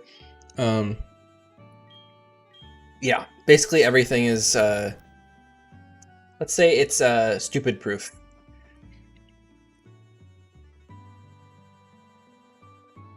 No, the trainer customization is only boy or girl. So it's very vanilla in that sense. The lab is where you'll receive your first Pokemon. Rowlet really wants you to pick it, and if you don't, it will get angry at you. Reminder, there's a minor, like, terrain glitch I need to fix in here still. So Iris is slightly older than you in this, and she waited until you turned 15 to receive your first Pokemon. And of course she picks the Axew because it's Iris and she likes the dragon types. So also you may pick from any of the other Pokemon here. There are 24 Pokemon in the lab. So they're all kind of spread throughout. Sobble is obviously hiding from us. And you can go and click on them like this. And it'll like show you a little picture of them. It's kind of cute. I think I want to choose a fire starter. I think that's definitely the strongest play. I'm gonna go with Litten because I'm a meta slave and I like Incineroar or something. I don't know. It just seems like the thing to do. I actually have not tested many of the starters yet. I think I've tested like 4 of them, of like the 24. There's a lot of them though.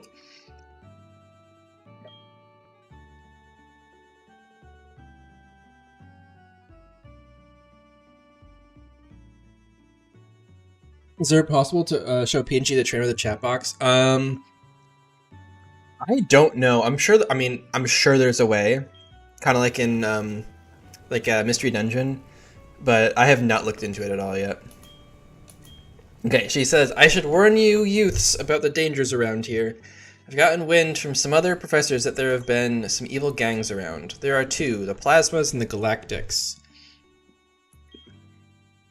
They're up to something nefarious, but I don't know what yet. And so Iris just kind of ignores this because she's just excited to have her first Pokemon and says, we should have our first battle, let's go outside.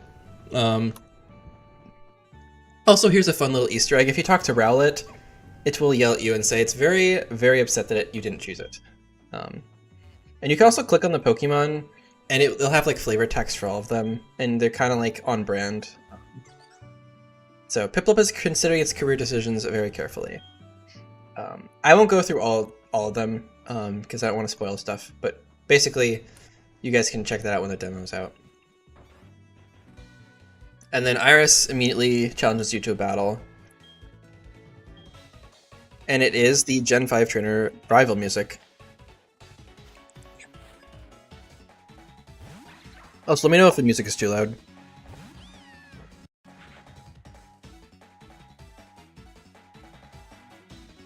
The only reason this battle is like winnable is because this thing is like 2 levels lower than you. Yeah, it's the oh my gosh, wait, it has a smart AI now. Wait, hold up, wait, did I just throw by using Scratch? Do I need to growl? Hold on, no, there's no way, right?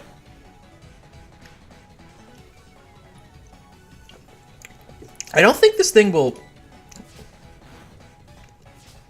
Oh, this is gonna hurt. Okay, we're good, we're good, we're good. This battle's supposed to be free. I actually got worried.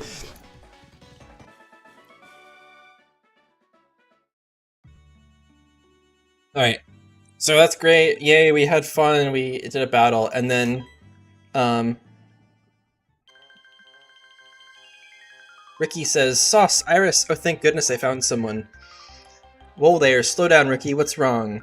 It's my sister. Some strange man cornered her and is stealing her Pokemon. I know you both just started battling, but I need you to help her.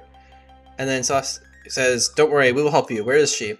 Says, Melly was down in the meadows. She was trying to catch a Combee and then wandered further than we are allowed. I will go down and meet you there. These should help you get stronger, so you can beat up the bad guy. And this is where he gives you the infinite candy. Rare candies. Oh, and you'll need some more Pokemon to beat up the bad guy. He gives you Pokeballs. And we get a couple of Great Balls, just in case you're feeling a little spicy. He says, don't keep me waiting. Melly could be in big trouble. And then Iris says, let's go. Let's help Melly and Ricky. Oh, I forgot to give you these. And she gives you a couple Oran Berries. And some Max Repels. So this is kind of where the game actually starts past the tutorial. So she goes there, and this is something I'm going to fix later. But this is the heal machine. I also need to put a note about how to use like the Porta PC. So this game has a Porta PC and a Porta Mover Learner. Hi Hannah, how are you doing? I am streaming. We're actually doing some gameplay and testing. So if you hit L, like, or whatever button is key bound to L, you can open the PC. Obviously I have nothing there, but it works. That's cool. And you can also get a portable, this opens up the Portable Mover Learner if you hit R. So I can relearn Litten moves whenever I want to. And that's going to be very important later. Alright, so let's go catch our first Pokemon.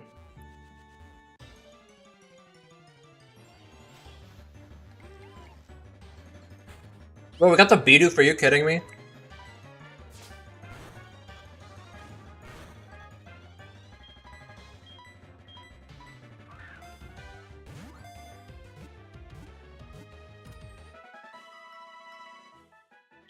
Alright, got the Bidoof.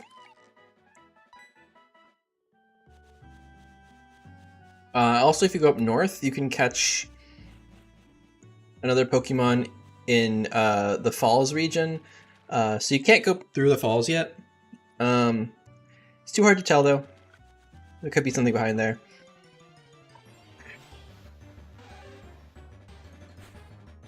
Okay, we're literally not getting any of the cool Pokemon. We got Nidoran. Whatever. I'm not gonna risk killing this. I'm just gonna Pokeball it.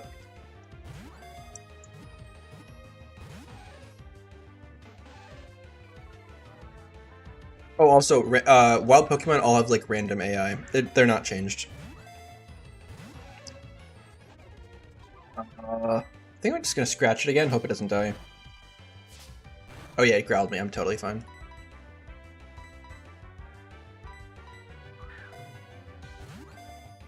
Oh, also, you should know that the bag is completely disabled during trainer battles. But we can use the bag for things like Pokeballs. I need to use another Great Ball here. Okay, great, we caught Nidoran. And this is, I really like this area because of the like the camera angle. I think it's kind of neat. Like the little dynamic animations and all that stuff. Celestia Village. Over here, we can't go here yet because Melly is in trouble. So the game prevents us from leaving her to die. Also, I want to show you guys the infinite candy, which is also a level cap candy. So if I click on one of these things, it will instantly elevate it to the correct level. So that'll be level cap 5. It just saves you a bunch of time. Obviously, you're going to need to use the move your learner because it will skip moves. But Bidoof didn't skip anything. We can also check Nidoran. Poison Sting, we can just teach it Poison Sting. Yeah, and let's go back and heal real quick. I'm gonna replace this lady with a Chansey at some point. You've done an amazing job with mapping, thank you. I appreciate it. There's more to come. So this is Celestia Meadows. This is the first like, actual area of the game. This is a random amount of Pecha Berries between 1 and 5, I think. And this is where we're introduced to static encounters. He says, also I need to fix the formatting here, but it's not a big deal. Hey, you look like a brand new trainer. I'd love to show you how to catch Pokemon. But it looks like you already have your first Pokemon. Still, there's something important for you to know. Now let's pan over here. Caterpie. That bug right there, that's what we call a wild static. They usually show up over all of East Iridia, usually about 3 in each area.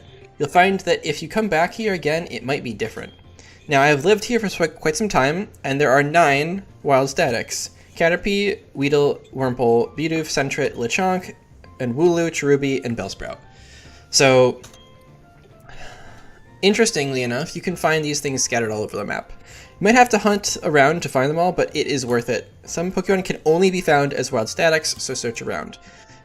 So this is obviously a Caterpie, and if I go, let me just speed up and reload the area.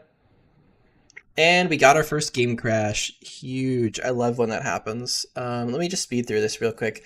This has happened a couple times before, and it happens when we're switching warps in speed up.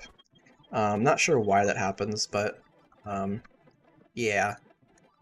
I have not been able to replicate why, but it's fine.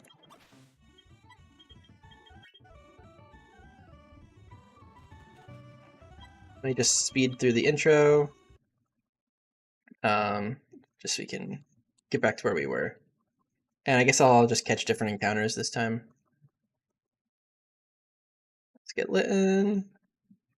And I'm not going to give it a nickname. I also should have definitely saved. And I just didn't.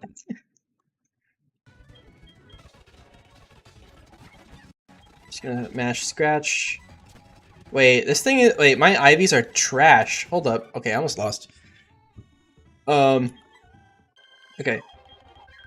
Just gonna mash through this. I think it might have something. I honestly don't have any idea why these crashes happen. I have only had it happen in like this starting area, but beyond that, it has not happened to me like at all. Even with doing like walk through walls and stuff. Like, see, it's fine this time. I don't know why. Anyway, let me grab those. All right, let me just save one more time just in case. You want to steal that idea, Nils? Yeah, it's a pain to implement. All right. We got a Starly this time. I'm just gonna try and catch the Starly instead. I'm glad to get this over the Bidoof. Perfectly honest with you.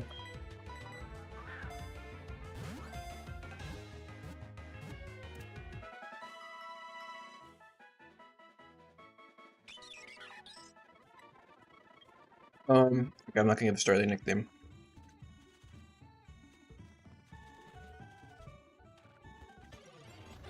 All right, we got Grubbin.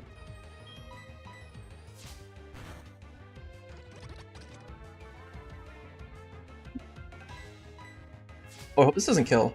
Okay, we're good. It growled us, that's right. Wait, are there no encounters after the first one? What do you mean, after the first one?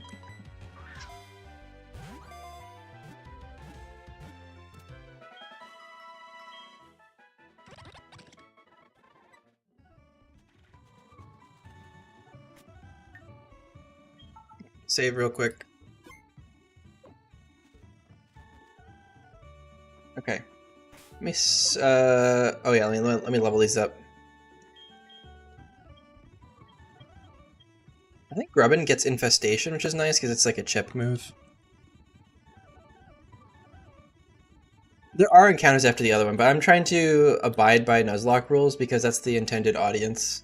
And so I'm just taking the first encounter I get. We can always re-roll. Like, I can go here. There's a number of different encounters in each spot. Like, I have Bunnelby. I can show you a couple if you want. Starly. A bunch of... This one's a bunch of normal types.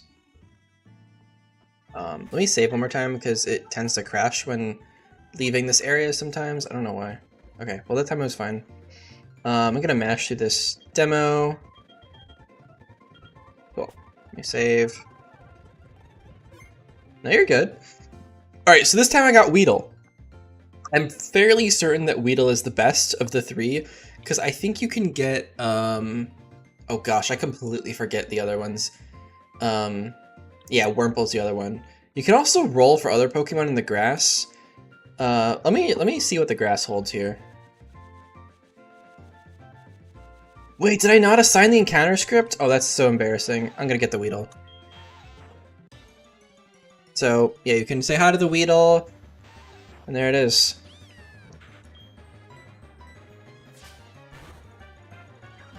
This thing is Poison Sting. Oh, it poisoned me. That's actually so strong early game to have status inflicting moves like that. Also, I balanced a lot of the moves already. It's like Poison Sting, I think is like 45 base power instead of 15, because that's kind of like ridiculous. How did I script the overworld encounters to change every time you leave the route? Basically, they're loaded dynamically each time you go in. So it uses a level script. So basically, whenever you go in the area, it rolls a random variable and then it picks from 3. So if I go back in here, I can re-roll it. It sometimes is Weedle. It can sometimes... Okay, well, we're just getting Weedle every single time now. Whatever. Alright, so let me save real quick. And let's do the first trainer.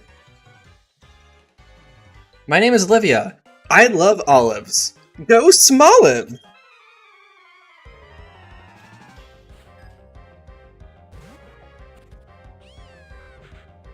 Alright, so... Is that a custom weather? Wait, is what a custom weather? Oh, the little pink petals? It's just a building. It's not a weather. It's just a animated building. Okay, you might think this is free. But this Smoliv has Endure, and it wants to use Endure. Why? Well, it thinks I'm gonna kill it. We'll see what happens. Oh, it didn't use Endure. Wait. Oh, it didn't think. Wait, I can't kill it? Oh my gosh, wait. Wait, I buffed it from level 3 to level 4, now I can't one-shot it with Litten. Uh-oh. Wait, okay, so it's gonna probably use Endure here, and then it's gonna roll me. Hold up.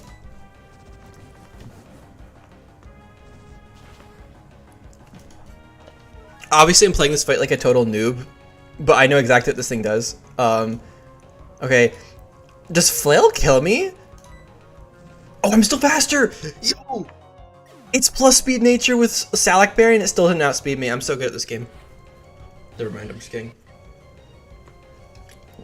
Okay, he also has a Skidoo with Grass Pelt. Oh, I forgot to level up my Weedle. That's awkward. How much damage do I do to this? Oh, I do a lot. Oh, it has Oranberry? Oh shit, he's got Rollout? Wait, I think I'm screwed.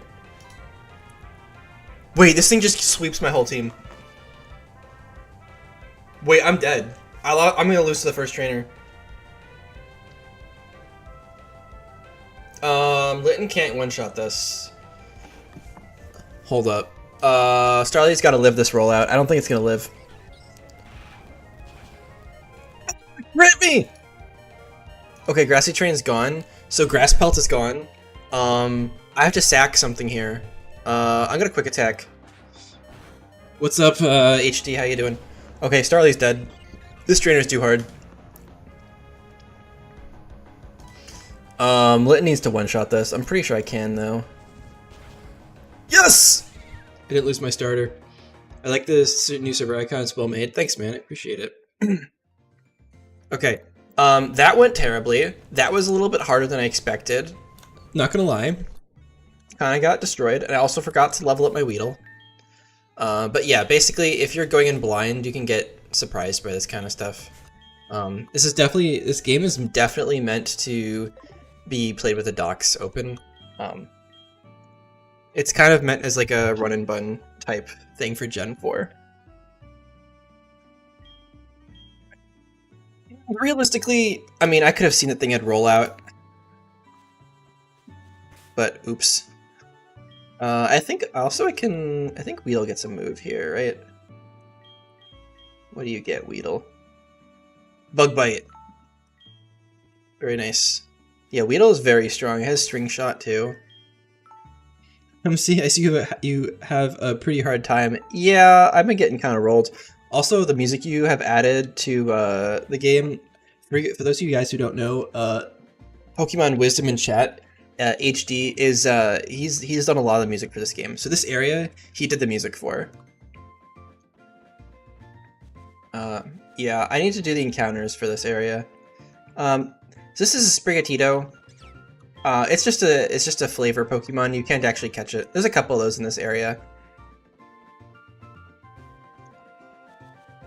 I'm thinking about putting like a couple Oran berries in here.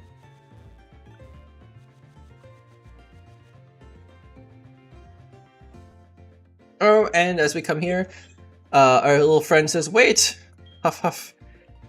Yeah, I forgot to mention that trainers like to hang around here to fight. Thanks, buddy. I almost wiped to a Skidoo. And he pens over here. See this trainer? That's Timmy. He only does double battles.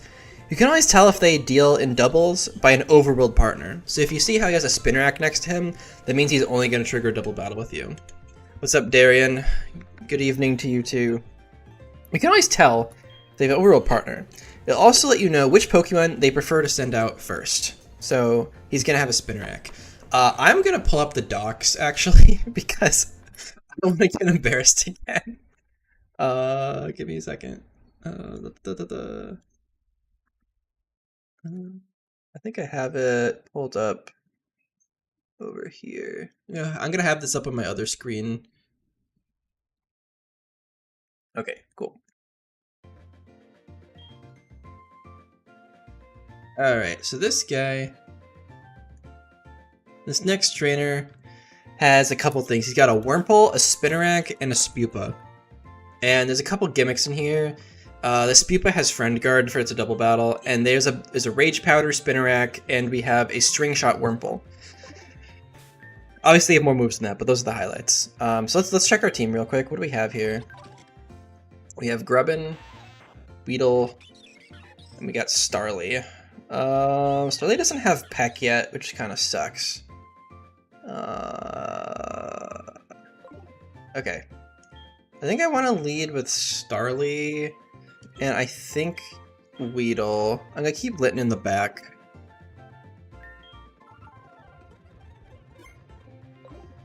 Alright, let's do this. Bug trouble, but make it double. Got him.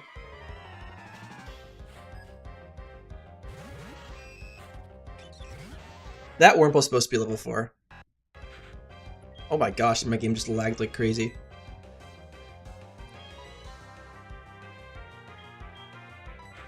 I'm gonna target this guy. I'm also gonna Poison Sting it. Alright. I guess I could have Bug Bite. That probably would have done more damage. I also should have String Shot because I knew he was gonna String Shot. Oops. Yeah, so you see that little lag right there? That's it looping over all of the move choices and deciding in the AI. There's a lot of like, how do I say it? Like pre-turn stuff that it has to compute I actually have this movie terminal up here, and I'm probably gonna, once I turn off all the debug stuff, it'll probably run a lot faster, because it's printing out a ton of stuff. Okay, let's go here, and I'm gonna string shot. Alright, poison stings us back. Oh my gosh, he crit me! Wait, do I die to this? Oh my goodness. These things hate my Starly. Yeah, so it lags a little bit. I'm gonna turn off the debug prints next time I compile. Okay, so they're definitely targeting Starly because it's low health. Seems like a good time to go into Grubbin. When did you first learn how to edit music in Gen 4? I think like I did it for Garbage Gold. It's not too hard, but you do have to know something about like music editing.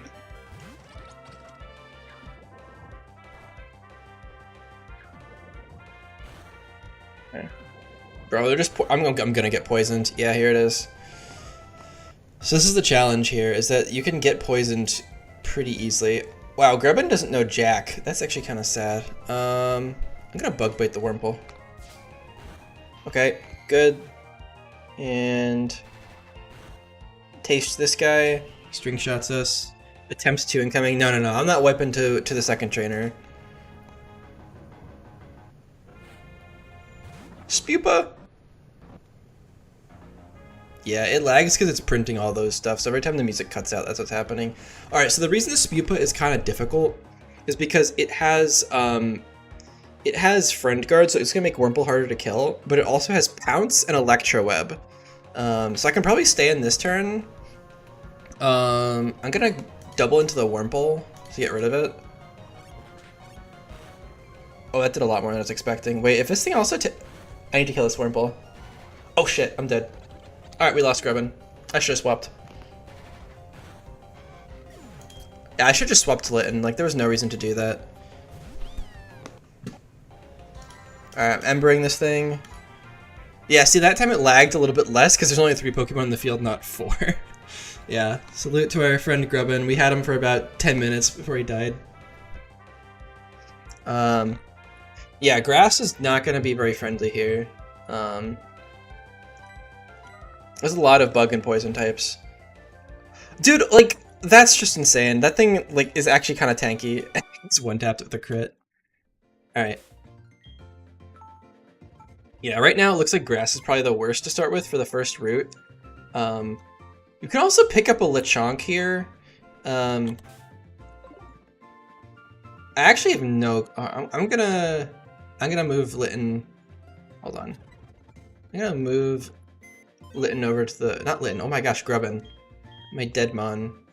I'm gonna move you out. You were so bad. Dude, it was even Adamant too! Bro, I had an Adamant Grubbin. Alright. I actually don't know how I beat this next trainer if I lost that. I think Rowlet does get Peck. Wait, does it? No. It gets Astonish. It gets a Ghost move, I think. Or no, it gets Shadow Sneak. It gets Shadow Sneak.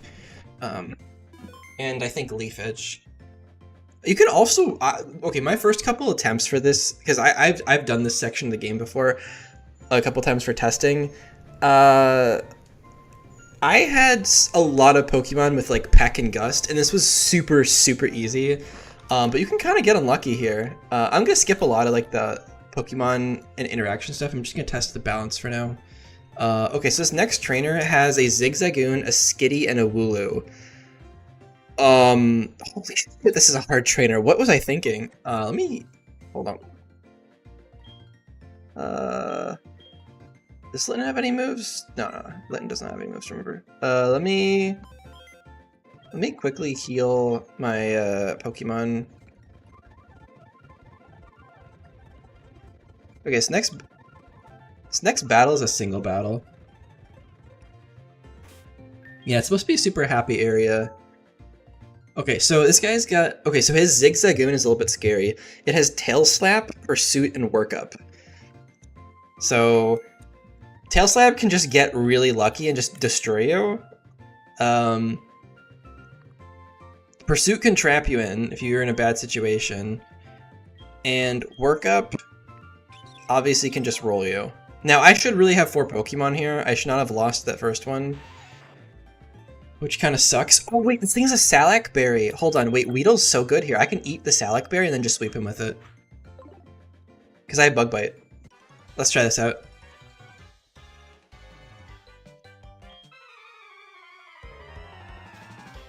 I think this is gonna work. Okay. We're gonna taste his berry. Okay, he uses Workup, so he's +1 attack. But I'm +1 speed now. So he gets tasted. So now I'm faster than him. I don't think I can. Maybe that was a low roll. I'm gonna go for Bug Bite again. Oh, he goes for it. Wait, he's still faster than me? Yo, Weedle, you suck! Dude. Maybe we hope it's a speed type. Wait, he used Workup again? Wait, hold on. He's not supposed to do that. Okay, that was a bad AI decision. Okay. We're gonna fix that. So let's make a mental note. It needs to have a, yeah, I think it needs to be different. Okay, so we're +1 speed. I think the Wooloo probably outspeeds us still. So this thing has Double Kick, Payback, and Stomp.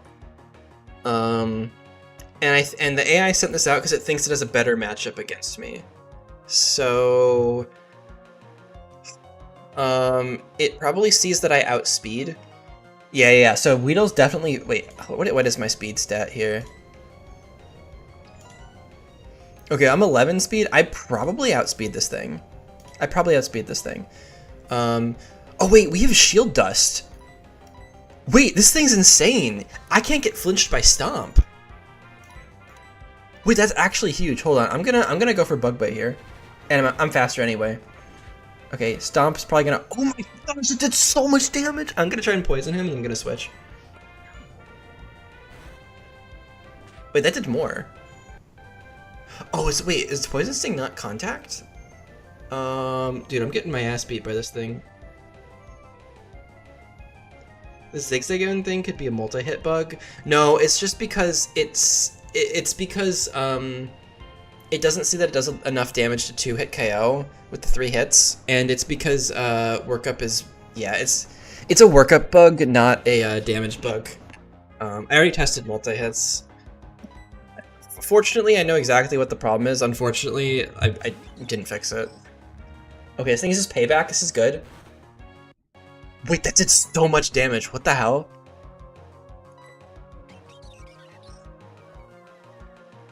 I need to drop this thing's attack. Okay. I'm gonna drop its attack one more time, and I'm gonna switch to Litten. Wait, this is bad if he crits me. Okay, Litten, you gotta do something here. Wait, this thing is fluffy. I can just burn it with. I can just Ember this thing. What am I doing? It's literally super effective. It is fluffy. Okay, whatever. Okay, Skitty has Fake Out. It should be clicking Fake Out first turn.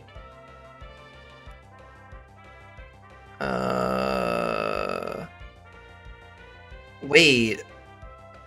Fake Out needs to have +6 prayer. Hold on. Pause for a second. I think I did something wrong here. So yeah, Fake Out. Wait, this should be +6. Why am I only getting a score of +5 here? I have in the Dismumi terminal over here the different scores of the moves, and this one's for some reason giving. So it has Icy Wind and Fake Out. It should definitely always click. It should be always clicking Fake Out here, and it's not. That's weird. Okay, I'm gonna Ember it. Yeah, it used Icy Wind. That's weird. So for some reason Fake Out got a -1 or something? Strange. Okay. Yeah, also Shell Bell. Wait, I'm gonna lose this. What the fuck? Okay, it's nice. Now he's faster than me. I think this thing needs to have its Shell Bell removed. For one. Yeah, I'm gonna wipe to this. I think the only way I win this is if I sack something here. I think I sack Weedle. Yeah. And then I think I can probably kill it with Ember now that I have speed again. Oh, maybe not after the Shell Bell. I misclicked. Okay. Yeah, I'm just dead.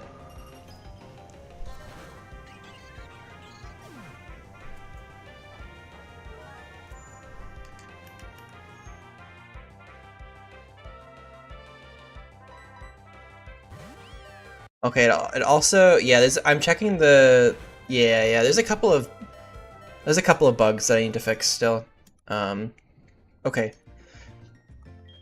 I need to get rid of these trainer trying to call you. Okay, so I'm gonna do something illegal, and I'm going to just pretend that none of my Pokemon died, just for testing purposes. I very clearly got owned by my own game. It's slightly too hard. I actually don't mind the difficulty. I think it's just, I was extremely stupid. Oh, hi Dismumi. I love when that happens. Yeah, I was very, very silly here. Hello? There we go. Yeah, so there's a couple things we need to fix in the AI. I'm gonna do that. Okay, so I'm gonna do this next trainer, and then I'm gonna go back and fix some AI bugs, because there's a couple here that we need to look at. Okay, so this next trainer is the this next trainer is a mini boss. It has special music, and if you've played Xenoblade, you might know this music. So I won't spoil anything for you guys, but I put a lot of effort into this next one. Should be fun. Well, let me get the terminal up here. Okay, so this next battle is a double battle against Roughneck Dixon, and he leads. Oh my gosh.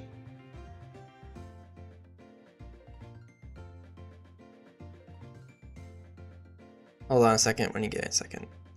Okay, so this next battle is going to be a Coughing and a Varoom. They only have 2 moves each. The Coughing knows Poison Gas and Smog, and the Varoom knows Acid Spray and Parting Shot. I think I need to redo the Parting Shot AI, but we'll see. So, Dixon says, "And you are so weak! Ha! Even with a Dragon type. With you out of the way, this girl's Pokemon are mine." And Melee says, "Ah! Someone help!" So it's up to us to help. Oh, and one of the static encounters you can get here is the Wooloo, which is what we missed out on. This Wooloo is actually pretty goated. Yeah, you can, yeah, so Top Gamer, you can implement the Rare Candy in HG Engine. Oh, that needs to have a child permission. Okay, so let me save real quick, and then we're gonna try out this battle. So he leads with 2 poison types. One of them is Poison Steel. Let me get my Grubbin out of the box real quick.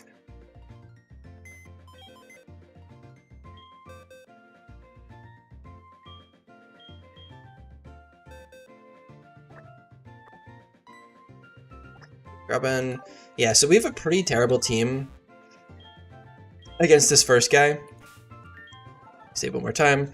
So the main thing that we need to deal with here is the fact that our enemy has a Poison Gas. So he's gonna... Yeah, Nils, don't worry about that. That needs to get fixed. I think Grubbin is pretty expendable here. And I think we also want to probably lead with Litten. No, we want to lead Litten and Weedle. Reason for this is Weedle's immune to the poison, and Litten can probably 1 or 2 shot the Varoom. So let's do that. Alright, ready? He says, "Another punk? Bah, fine, I'll bash your brains in 2. And then we get the cool battle music.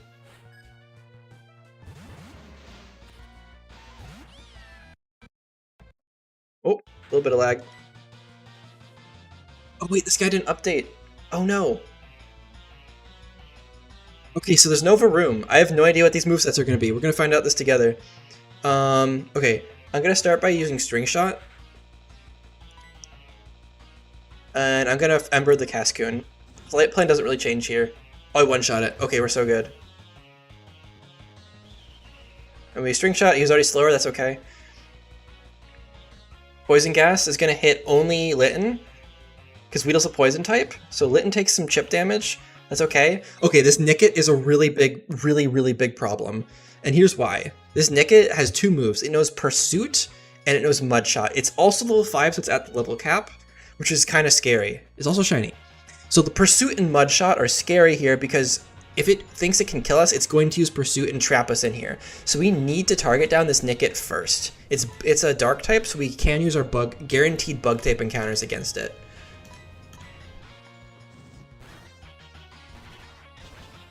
And we kill it in one turn. And we ate the Oranberry. Huge. This is why Weedle's goated.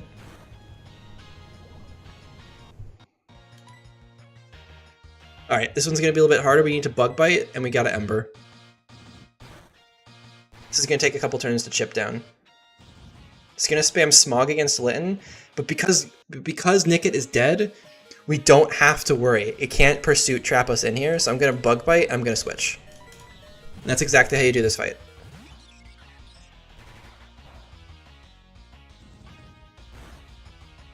No poison, we'd love to see that. Alright, we're going to Bug Bite, and we're going to Quick Attack.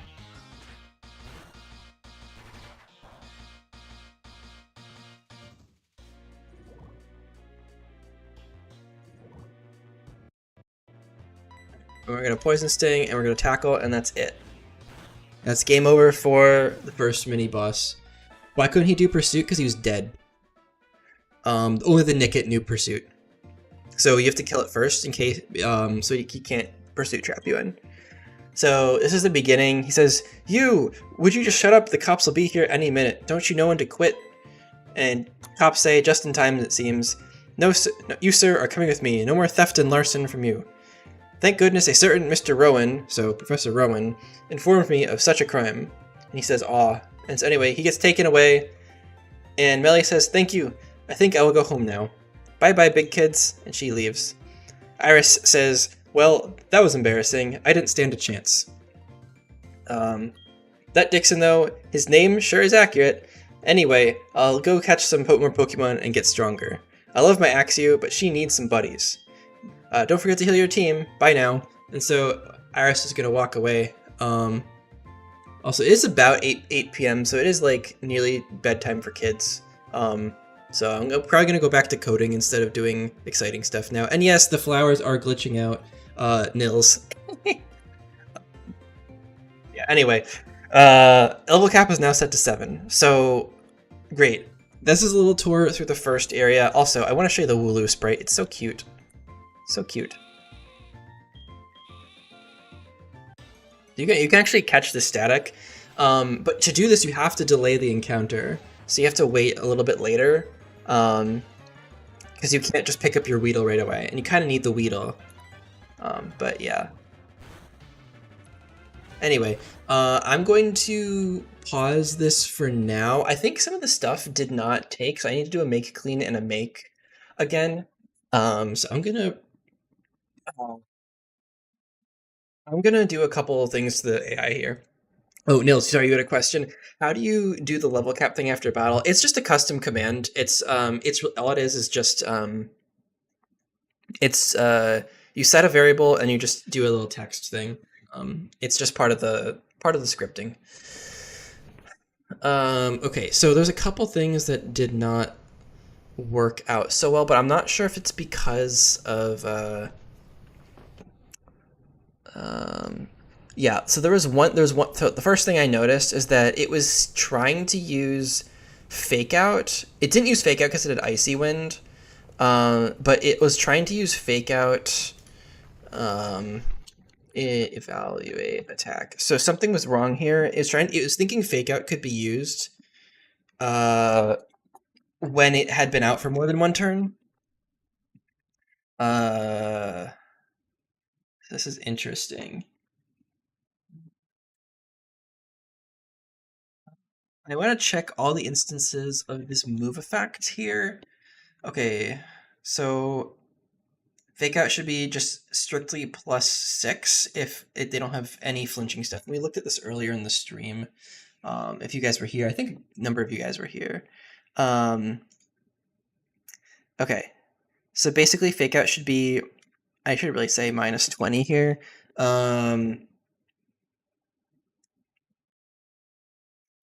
Let's see, we probably want to do if, yeah.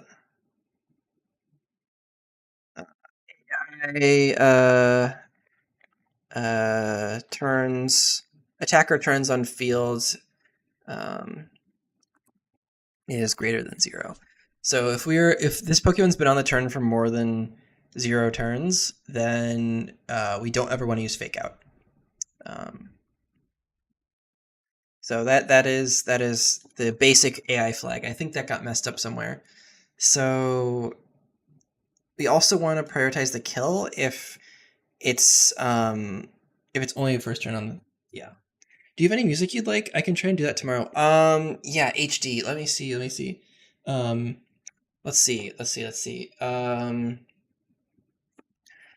I actually have a question while you're here about some of the I was trying to change the wild battle music in game and it just wouldn't change. Like this sounds really weird, but like I changed the indices and it wouldn't change it. I don't know if you've ever run into that problem before. Let's see.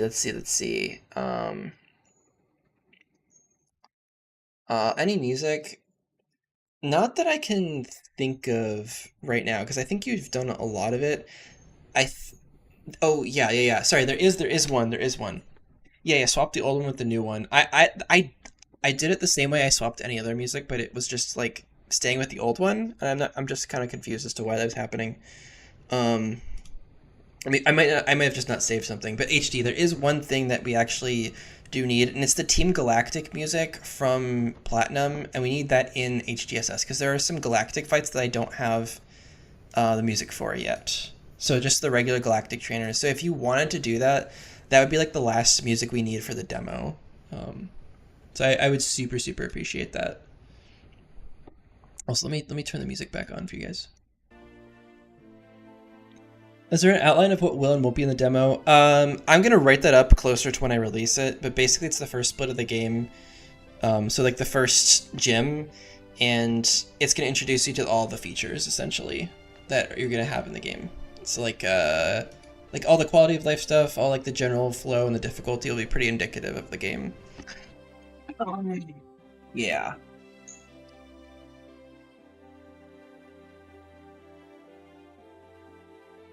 So Dixon. Oh, I didn't actually change this guy's team. Whoopsie.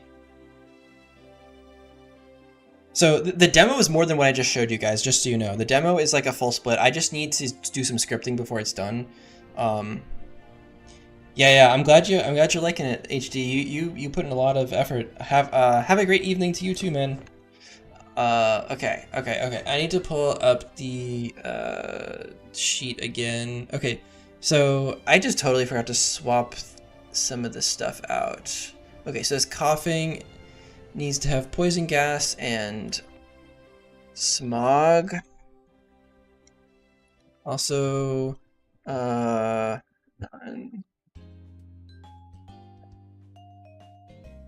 Levitate, and this needs to be the room.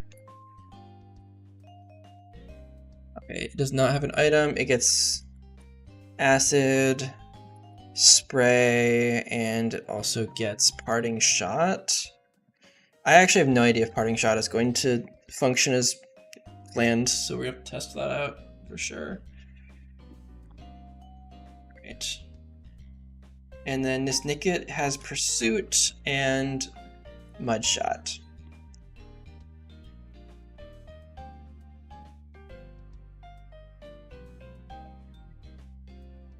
Great. Let's look at youngster Benjamin, because this Skitty was doing some weird stuff. Alright, here we are. Alright, fake out, icy wind, feint attack. Alright, so it looks fine. Yeah, we need to add a small clause about these attack boosting moves. I don't know why. Yeah, I don't know why it was doing that. Yeah, we really shouldn't be boosting if we're like above. Yeah, this is really strange. I don't know why this is happening. Work up.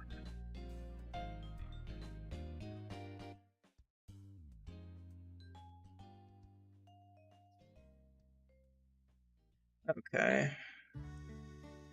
So this is in... Oh, interesting. This should be in the attack raise list too.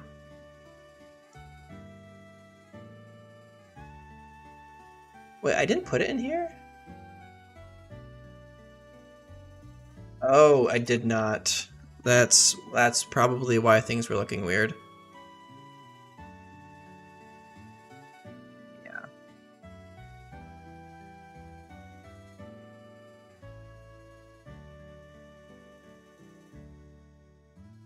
Yes, look at the attack raise list logic.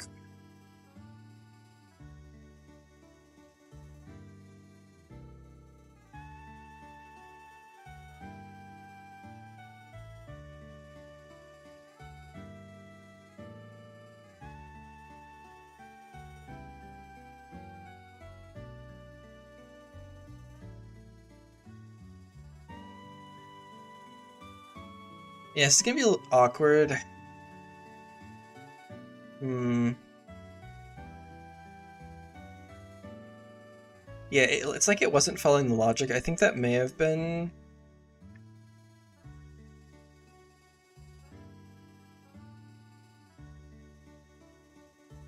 Hmm. Yeah, wait, so...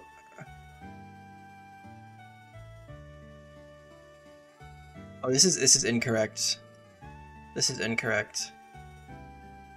Yeah, I found the problem. I found the problem. So this needs to be min roll. So max damage output min roll. Yeah. So basically, it was always returning true on this when it should not have been. Okay, that makes sense. What's up, Pedro? Good to see the hack is coming along nicely. Been checking out development Discord, some of your tutorials and assets really helped me on your project. Appreciate it, man. I'm glad I helped you.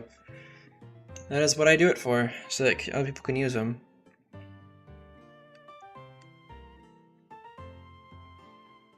Okay, so this should be separated into a couple segments.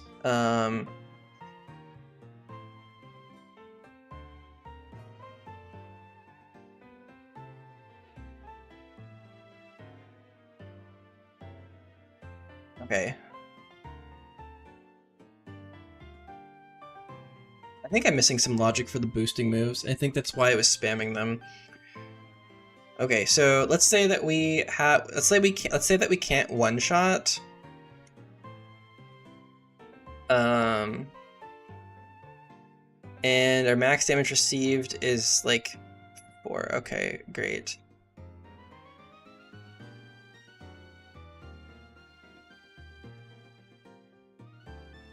Yeah, I don't know why I used it 3 times. Like, I get why I would use it twice. Really strange. Okay. I think maybe just putting it in the attack raise list is correct because I think it was probably it was using the special attack list here. And this is also, yeah, there's a couple typo bugs in here. So it should be my max roll damage output min roll, not the current. Yeah, because it's gonna check the damage on a status move and it's gonna always get 0. So it's probably seeing that it could never kill, and that's probably the problem. That would be bad to do that. Yeah.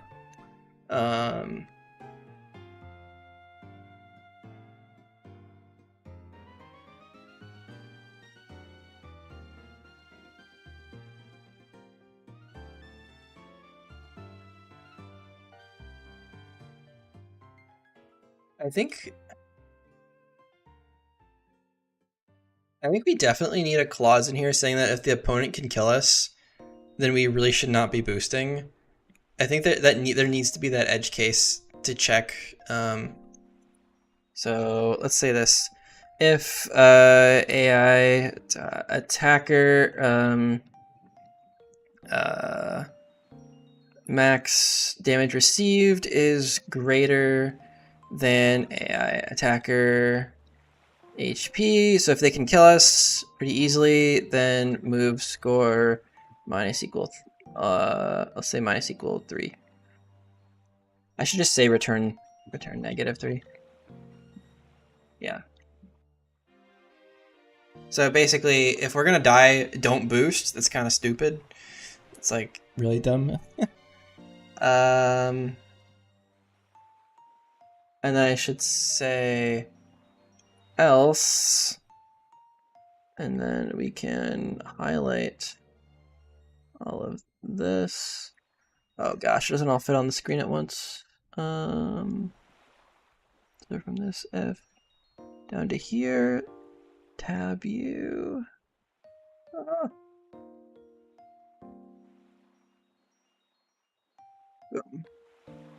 Actually, wait, I don't even need to do that because there's this is a return statement, so it'll just break here. That's perfectly fine. Perfectly fine. Okay, cool. Let's put you over here. Okay, great. So it won't do stupid stuff.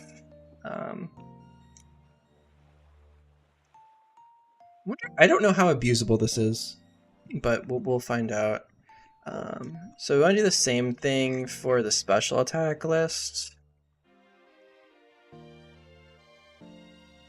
Paste you here. So basically, again, we're not going to raise our special attack either if our max damage received is going to be greater than our current health. So if they can one-shot us. Okay. Now, I don't know why Fake Out was getting scored the same as speed dropping moves. It was a little bit weird.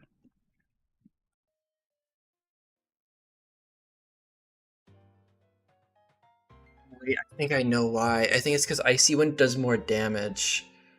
Oh, it was prioritizing it. Okay, so Fake Out should always be going above that. We could also just add, yeah, that is exactly how that's working. I guess there's some moves you don't want to add a tiering system for, like Fake Out, because that one's special.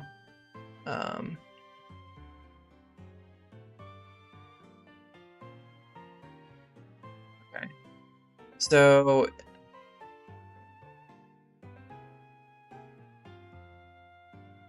yeah, I guess we need to add a couple moves that should not have their score subtracted. I was skeptical if live streaming coding can work out, but the way you explain it is what you're about to do makes it work out really well. I appreciate that. I'm trying to explain stuff as much as I can. I teach a coding class at a university that I'm at graduate school for, so I'm hoping that I'm able to explain things because it's part of my job. So it's good that it's understandable. Okay, so here's the problem. Here's the way damage factors into move scoring. If you have a bunch of damaging moves, the one that does the most damage remains at 0. There's no penalty for it, but every move below it will lose. It will go -1, -2, -3. So if I have 4 damaging moves, I'll always pick the strongest one if none of them are killing. So it's like it prioritizes just doing the most amount of damage, which makes sense. But the thing is that Fake Out's a really weak move, and something like Skitty's Icy Wind, let me pull this up right here. So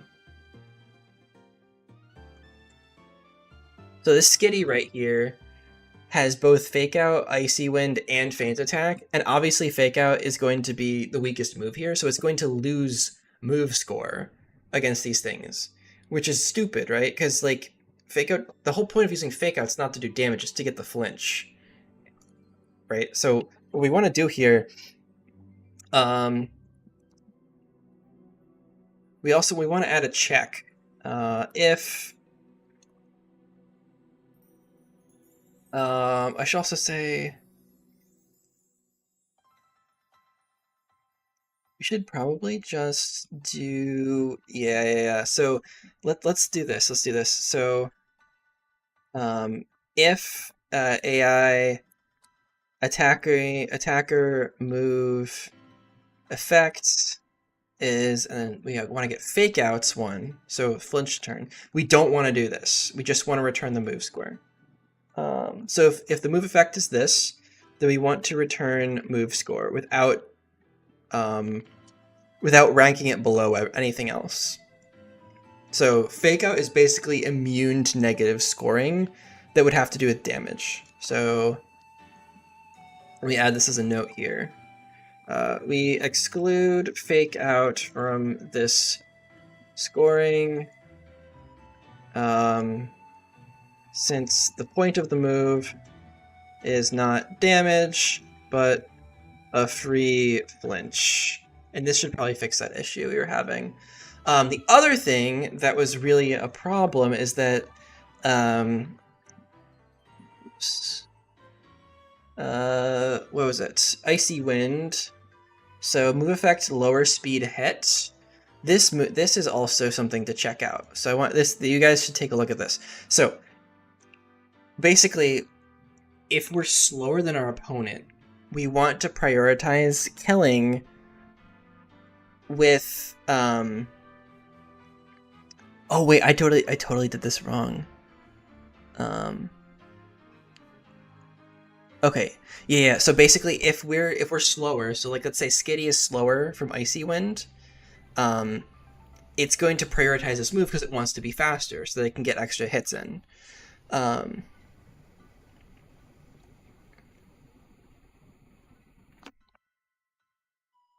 Oh yeah, I thought the way I coded this should have worked. Hold on a second. Is there another? I think I want to get. Wait. What? Looks like I did this in 2 different places.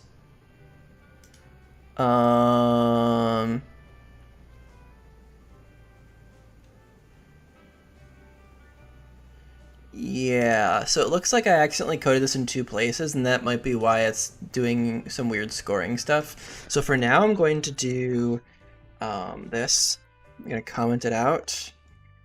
So the thing we want to avoid with these speed dropping moves is if we're faster, we don't want to prioritize them, and if we're seeing a kill, we don't want to prioritize them, because then it's always going to click the speed dropping move instead of using random move like we want it to. Because if you can see a kill, it really shouldn't matter which move you're using. It should just go for one of them. Yo, what's up, Shady? Welcome to the stream. We're doing a little bit of coding. We're fixing up the AI. There's a couple bugs. So, like for instance, we have Nuzzle, we have Thunderwave, we have Bulldoze, and we also have things like Trailblaze. So all these moves try to reclaim the speed control. They're minor bugs to the AI. Basically, it wasn't using fake out because it thought it was a weak move, and so we want to exclude it from certain calculations. So it's supposed to fake out in certain situations, but it wasn't.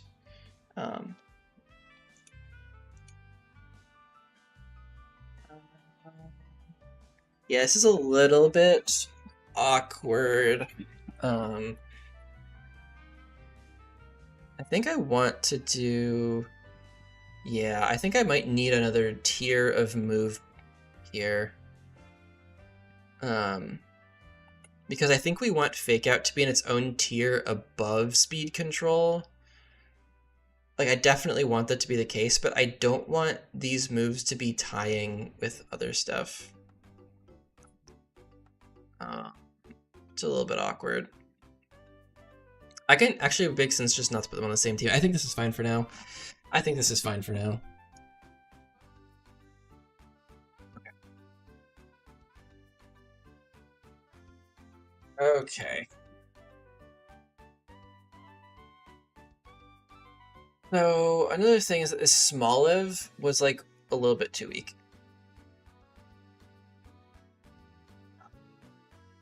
Somehow it was even slower, even with the Salic Berry, which is crazy.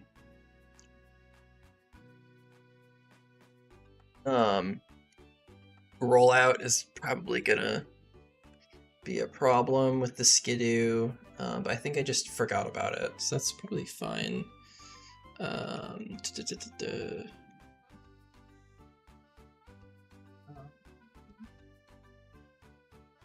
Actually, I also want to go into Grubbin's movesets. Because that thing was absolutely dog. Like, there's no two ways about it. Oh, it's level up data.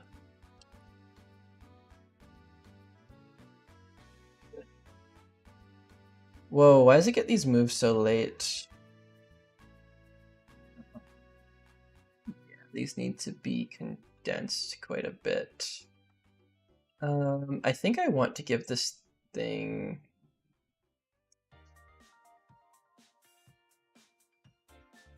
Can you change that to 5? Wait, Grubbin wasn't...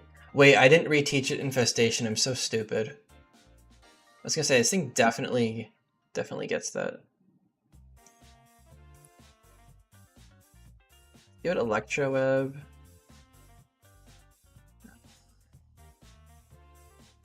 God.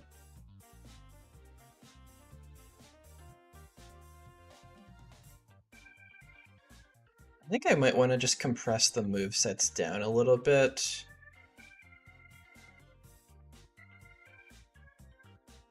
Yeah, that would make sense.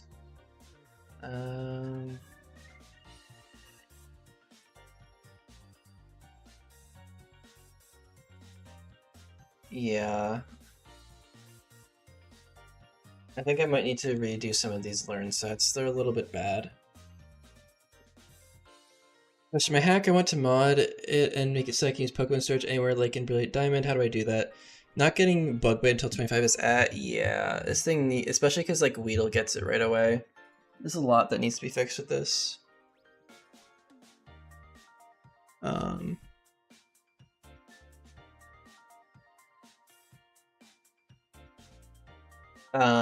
Yeah. So okay, if you want to, yeah, maybe Vice Grip. Well, Vice Grip is going to be a steel move in this game, but that's actually not terrible. Put Vice Grip here.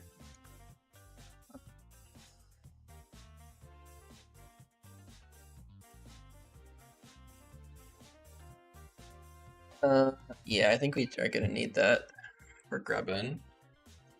Okay, sorry, Pokemon Trainer Brandon. Yeah, there is some custom AI. There's not custom. Oh my gosh, I'm sorry. There is some custom code that I have on Iridium right now that allows you to do Porta PC. It's on my GitHub page. I don't remember the exact commit or anything where it is, but yeah, it is possible.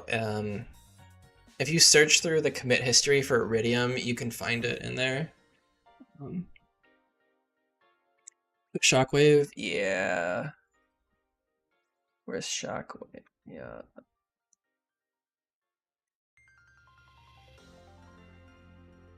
Yeah, I agree with that. Okay, and we want to put Bug Bite a little bit earlier on.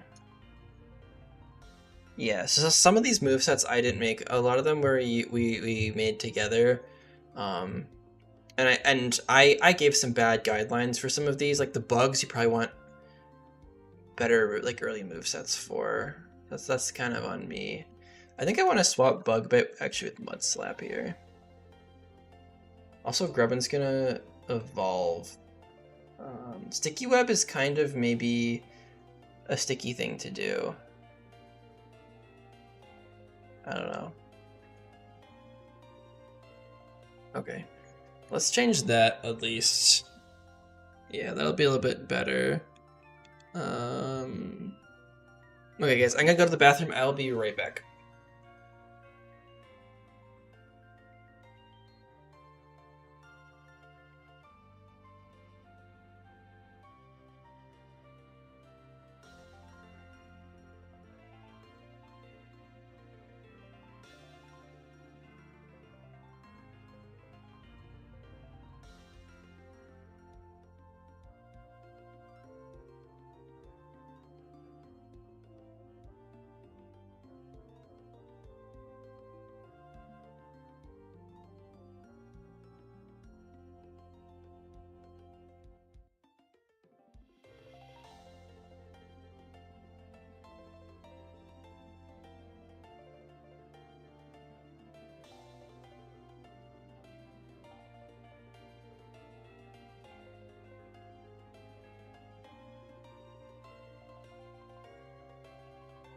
Sorry, I'm back.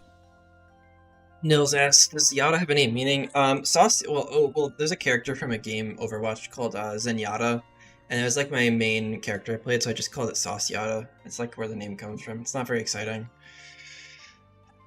Okay. All right. All right. All right. Let me do a quick make on this. Fix some stuff up.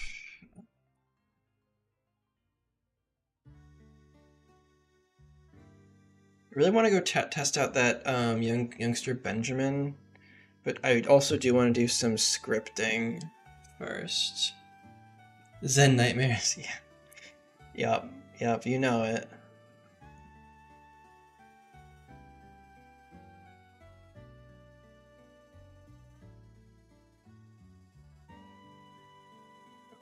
Um, ready for...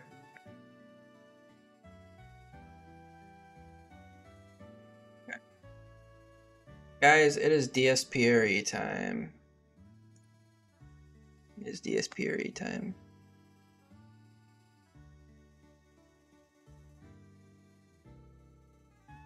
Time for scripting.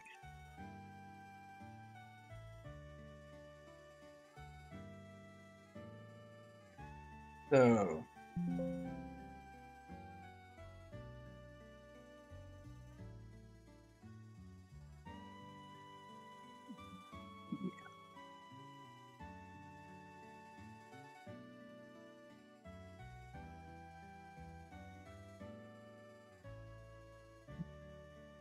So there's a number of things I need to remember here.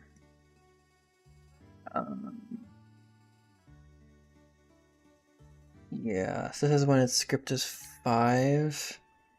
Then I need to check some other scripts. So what header is this? Celestia Meadows. I need to remind myself what the values of these different scripts were. Alright, and you are script number... Hello, you are 19.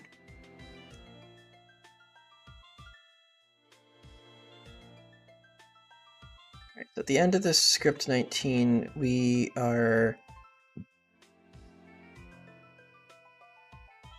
Where the heck did it actually increment? I don't think it increments the variable. I think that's because I didn't get that far yet.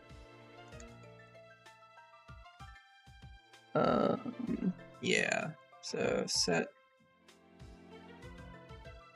This would be a great time to pull up my... What's it called? Calculator.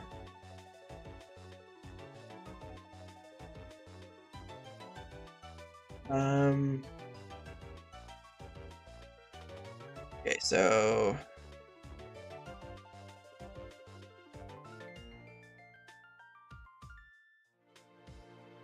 I need to also get my planning sheet up on the side so that I can... where is it?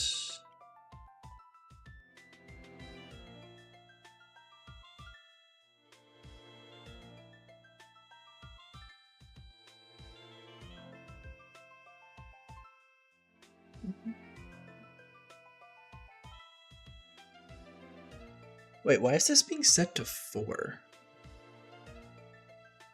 Seems strange. Okay.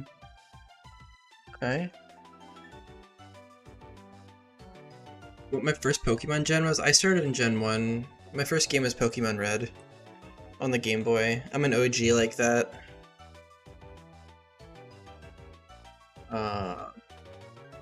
Okay, so this is my Celestia Meadows script. Wait, what the heck?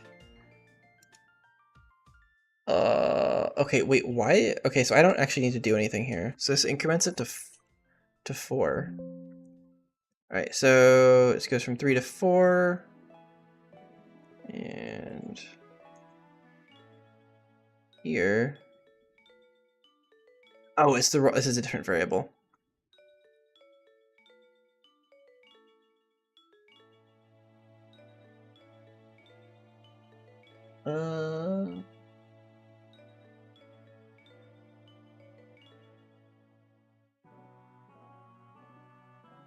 Yeah, I'm going to change how this goes. This should be really 16585. Duplicate. And this needs to be when it is set to 2 and 3 and 1. This is definitely not like the best way to do this, but it definitely will work. Okay. Okay, so now that variable is set to 4.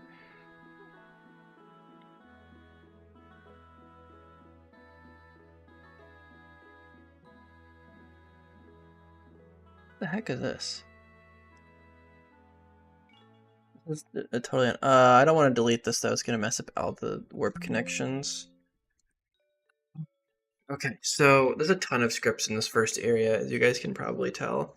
There is gonna be an interaction with Steven here.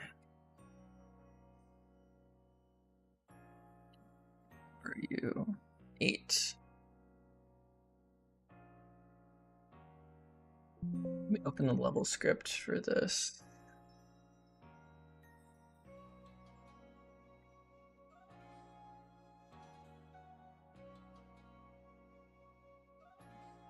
We're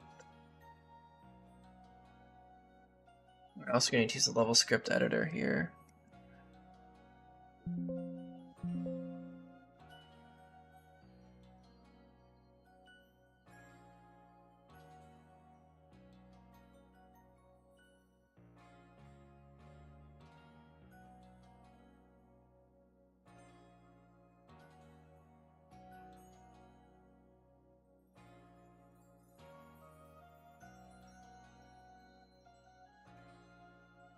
Script ID. Alright, we need to add new script to this. Script 29. Variable to watch 16585. Expected value 4. Add, save. And let's open level script. Import. And you. Okay, very good. Okay.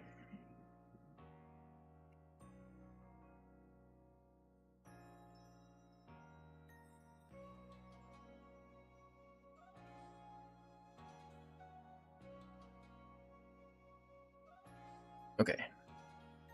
Let's see. Think about how exactly I want to do this.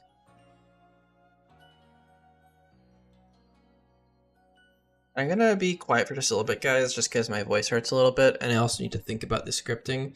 But don't you worry. Don't you worry about a thing.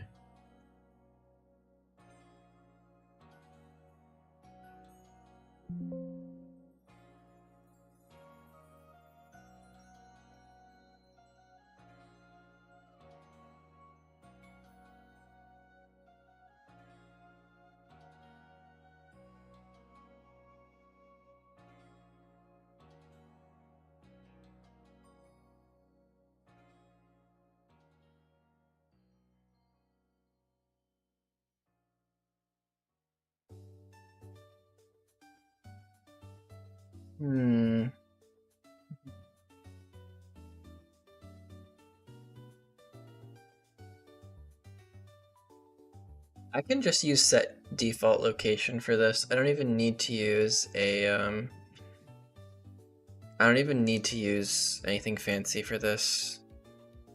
Yeah, I can just do this. Yeah. That's all I need to do. Okay, that's perfectly fine.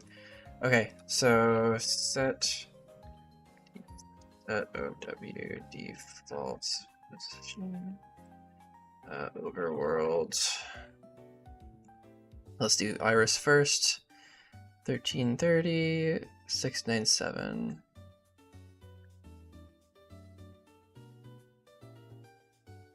And you are overworld 0.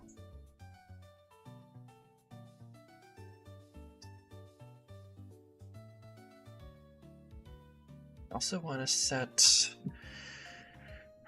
Steven up here. 1329, 696.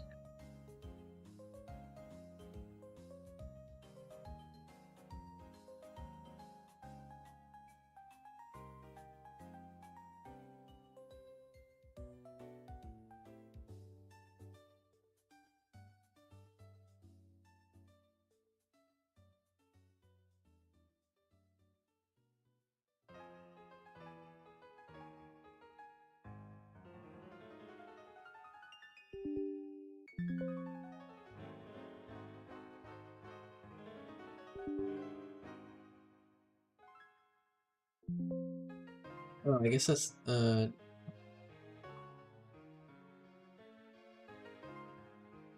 guess I don't know the parameter number for this. Set W position. Oh, it's just X and Y. Interesting. Okay.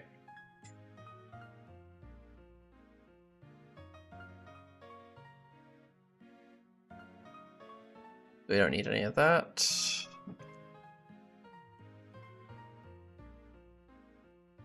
Great.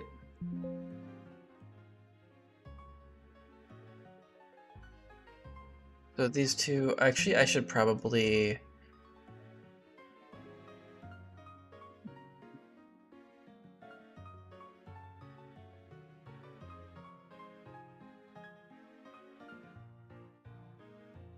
This is going to be an interesting, very thought-provoking...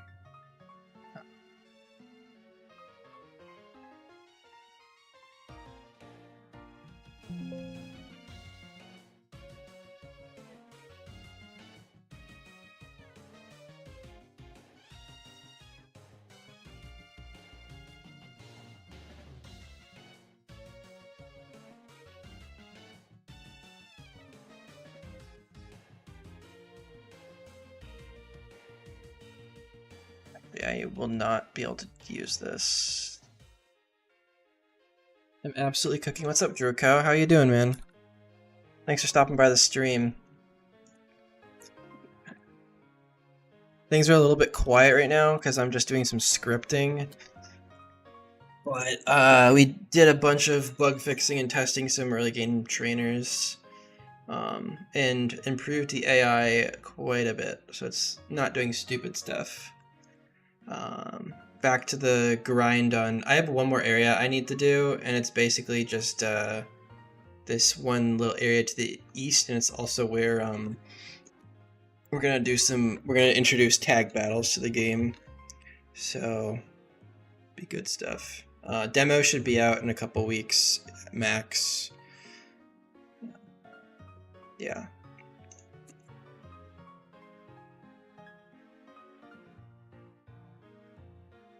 I think we want you guys over here. Yeah, that's what we want. 6.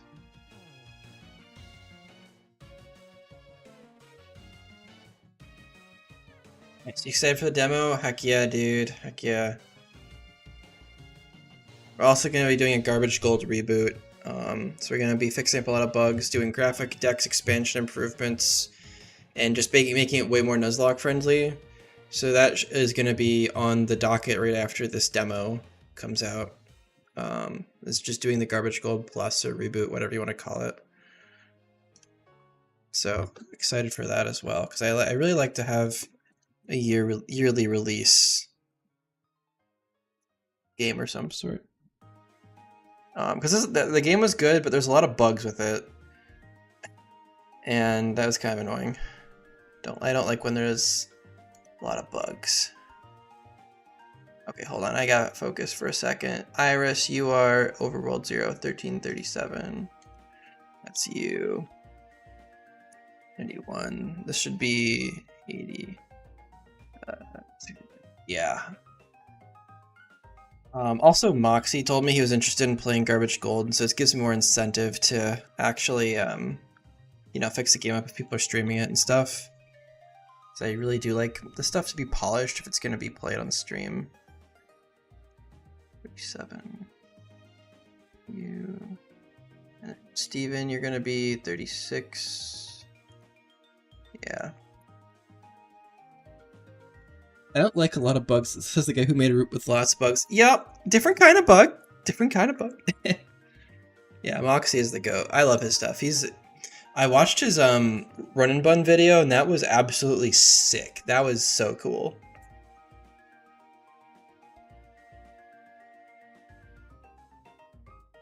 Honestly, I don't know which one I liked better, Peach Owls or like Moxies. They were both super good. Like just the whole like script writing was so good. Alright, so 2.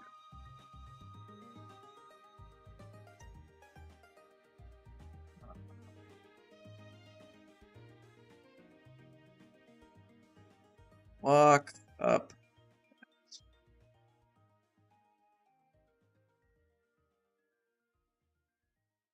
What's my GitHub? It's probably posted in multiple places in my Discord. If you're not in my Discord, it's in the stream description.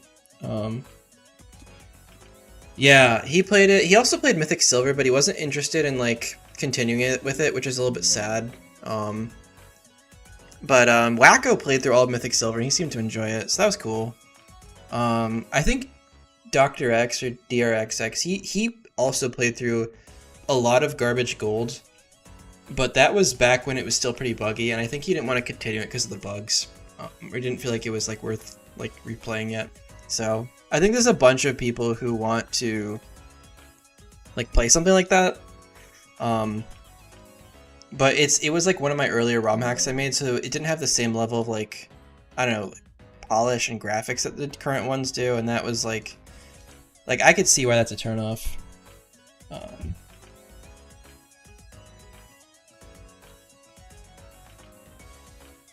Yeah, there's also a soft lock in there as well. There's actually 2 soft locks that really need to be fixed.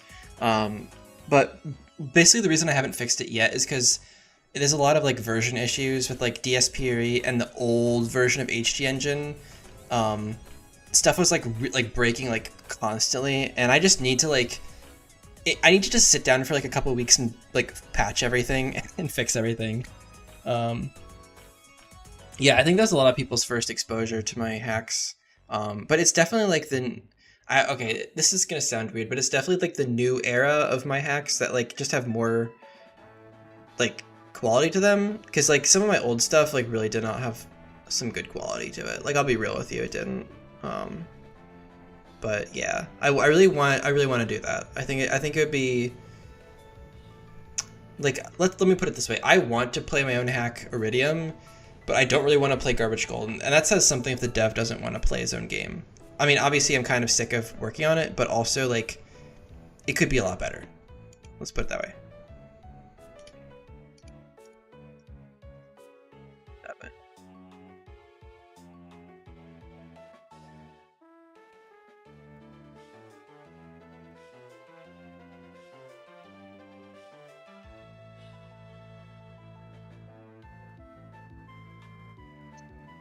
The dream would be to get Peach Owl to play Iridium, but I don't know. That'd be cool. I think if enough people in the community play it, then he might consider it.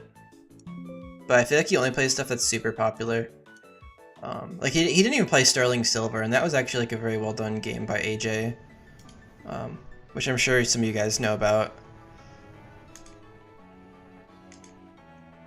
Okay.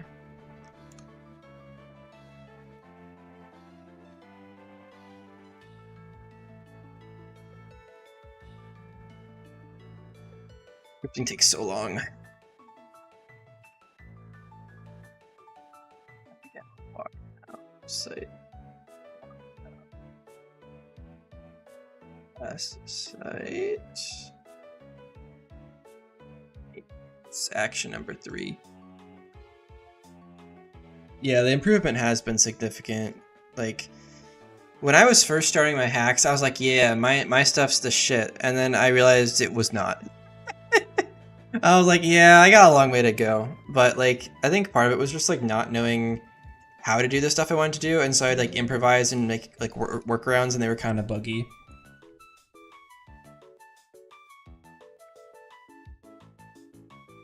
Wait, Peachel was made aware of Mythic Silver through the Nuzlocke Awards? Wait, what do you mean the Nuzlocke Awards? Wait. I didn't know about this. Wait, I had no idea. Wait, tell me more. I didn't hear about this. Darian. The graphics look cool, but didn't comment further. Interesting. Wait, when did Mythic Silver get brought up during that? I didn't know Mythic Silver was anywhere part of that. I figured it was like not really a Nuzlocke oriented game. I made that game actually more on like the casual side on purpose. It may have been a little bit of streamer bait for like the Ubers and stuff, but like I don't know.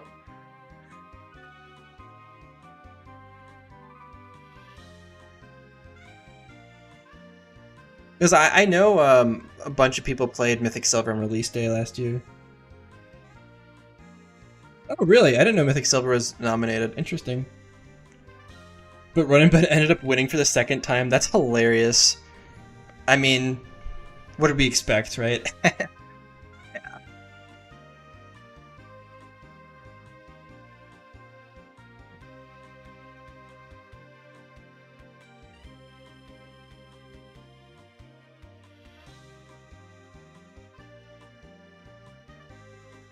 Can't find my GitHub here. I'll post it for you.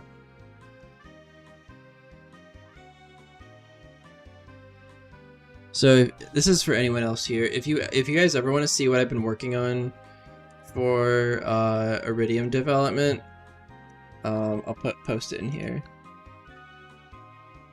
This is my GitHub with Iridium dev. You feel more than free to steal any code on it. Iridium will sweep the next Nuzzies, surely. It might not be out by then. It might not be out. Depends on how much work I can get done during the summer.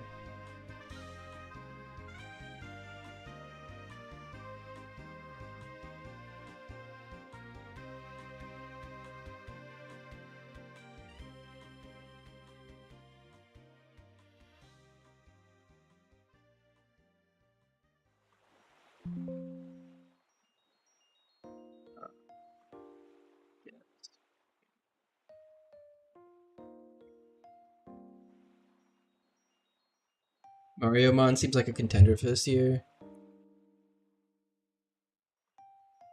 Yeah, the Pokemon Storage Anywhere code is like in a bunch of different files. It is not going to be easy to find in one place. It's in my commit history. I honestly couldn't tell you where it is. Because it changes to a bunch of files. So you'd have to like you'd have to merge the commits yourself. I can't really help you beyond that, fortunately. Where is the freaking... Yeah, I didn't know. I didn't even know Peachell knew about any of my games. That's crazy. He knew about Mythic Silver. Oh,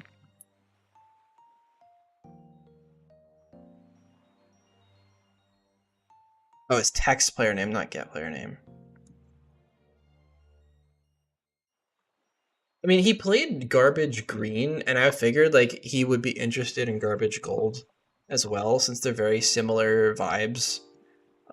And if anything, I felt like Garbage Gold had like, I don't know, like graphical upgrades, a lot of other stuff, like Dex expansion beyond what was in Garbage Green.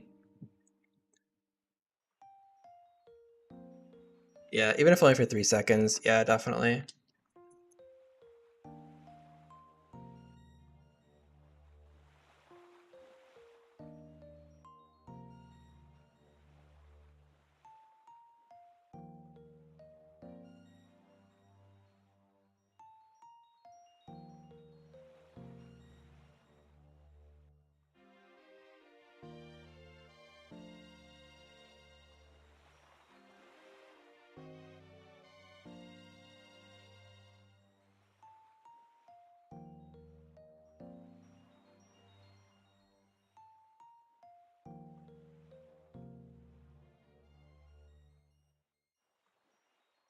Yeah. I'm hoping. I don't even know when I'm gonna have Iridium done. That's the thing. Like, scripting a story and like writing dialogue, it just takes so long. Like that's why I'm doing it now. But it's I don't know, it just takes a long time, especially to not make it cringy and be like just have people be like, we're gonna take over the world, which is like super generic. So I don't know, there's a lot that goes into it. Hope it comes out well.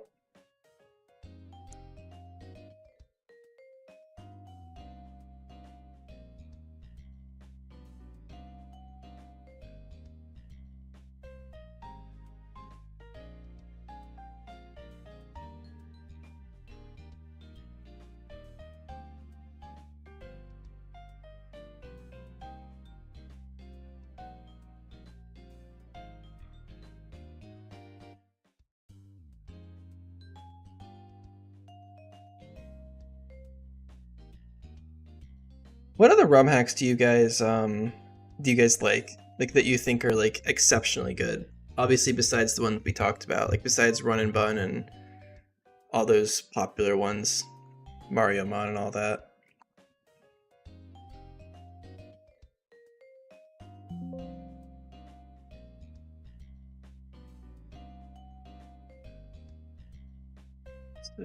Oh, I need to get my script macros up.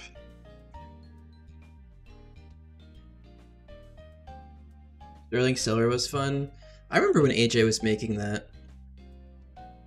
I remember when his server had like 9 people in it, and then he released the game, and now all of a sudden there was like 6,000. It was actually crazy how much it popped off.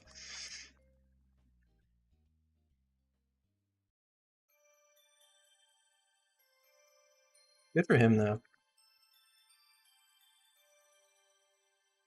AJ's one of the good guys, in my opinion. He's a pretty chill guy. Also in med school, absolutely cracked. Unbound is by far the most impressive hack. That's what I've heard. People really, really like it. Well, one of the goals with Iridium is to be like Unbound-esque, but I don't know if I'll ever get that far.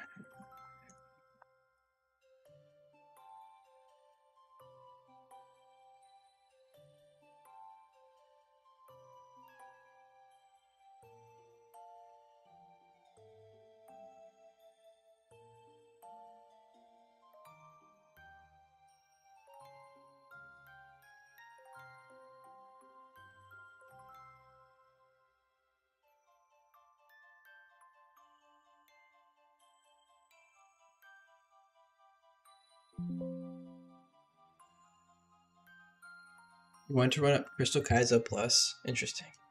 I've never played Crystal Kaizo. I don't know. I just personally don't like something about like gens 1 through 3. I just don't like the graphics of them. I think it just turns me off to it. Um, I think that's one of the reasons why I decided to do Gen 4 hacking is because I like the art style better.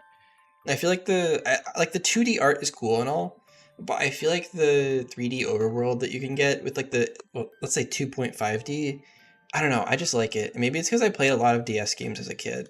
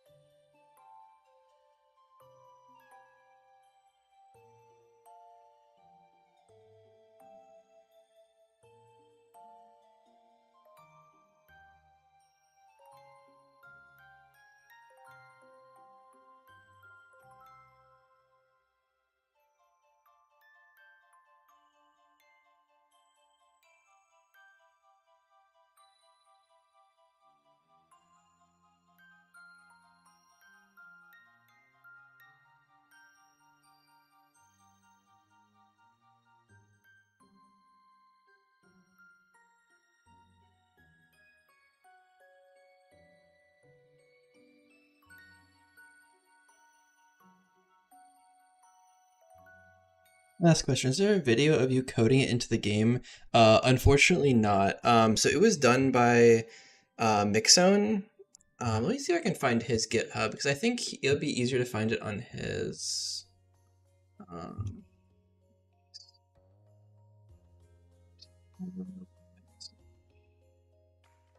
Let me see if I can.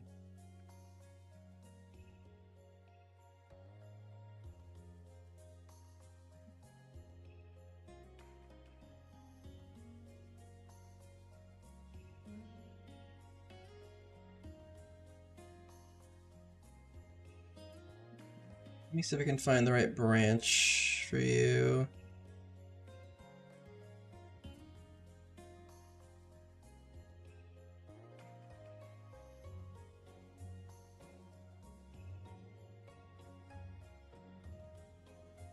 Give me 1 second, I've almost found it. Almost found it.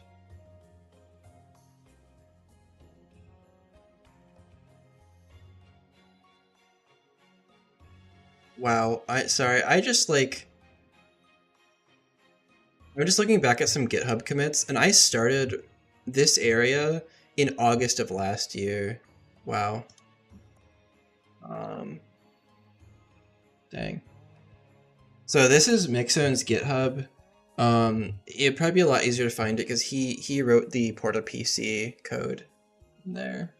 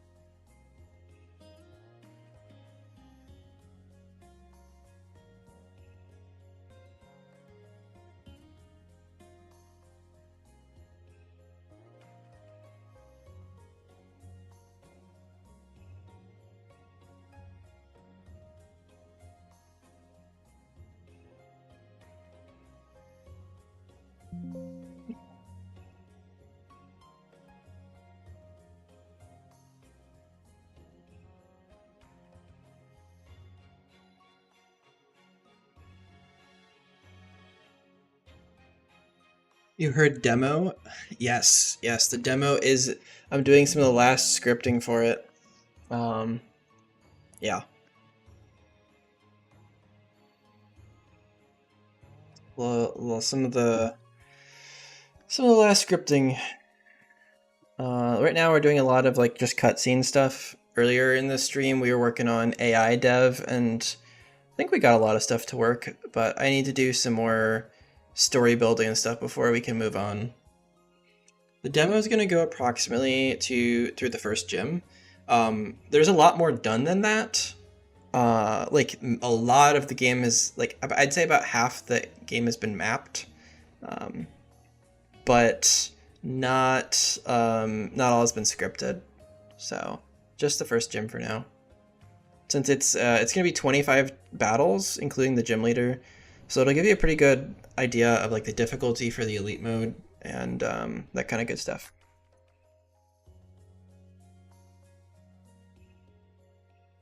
It'll also introduce you to a lot of the features and quality of life changes.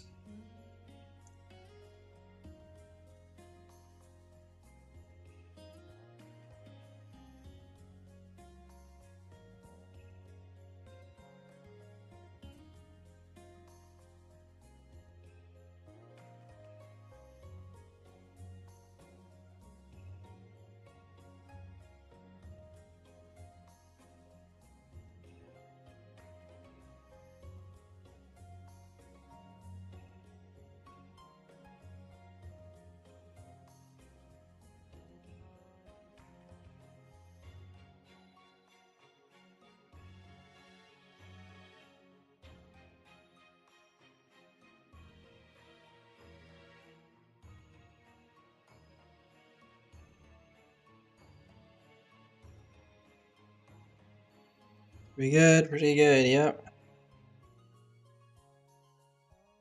Yeah, right now I'm being a little bit quiet just because I'm thinking a lot about how I want to structure this and how I want to write the story. Because I have it in my head, but I need to translate it into words. And I've also been talking for a couple hours, so I'm a little bit tired.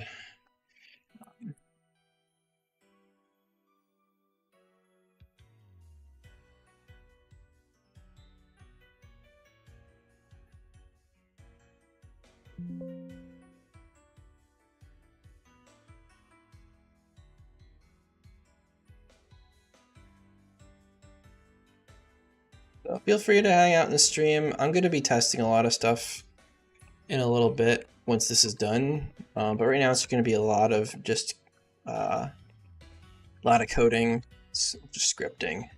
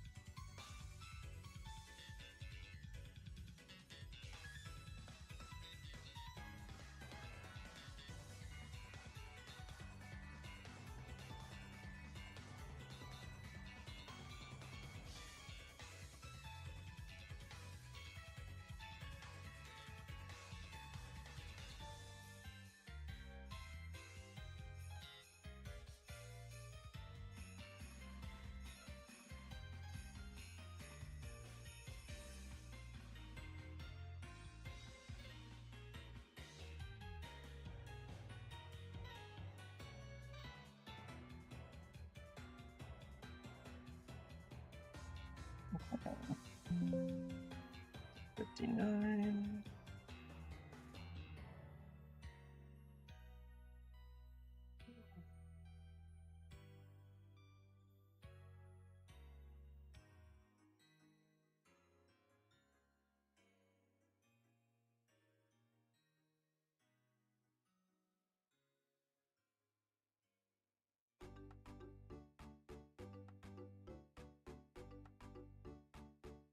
Set var. Oh gosh, I remember. Don't remember what the name of this var was. Yeah, 40C9, and I need to set this to 5.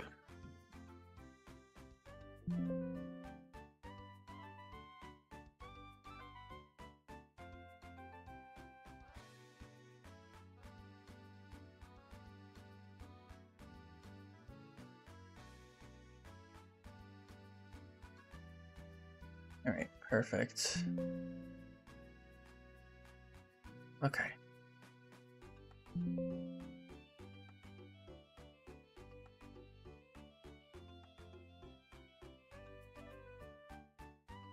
Let me take a look at this trainer sheet because I think. Wait, you can't get the fishing rod yet. That's interesting.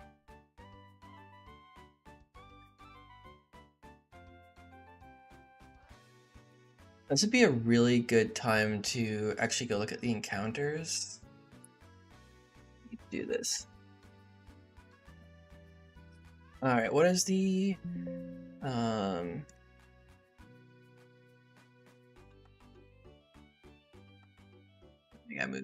gotta move you here and you here. Let's save that. Great.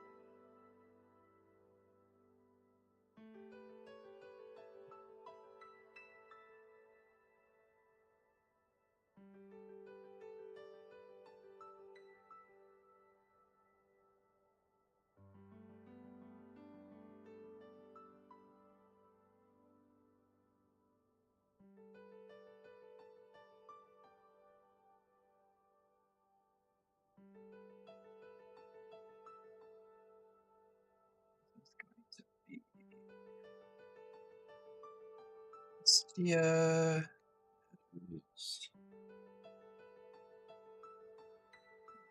I'll move the trainer dock over here for you guys so you can see it. Under the... Actually, want the encounters.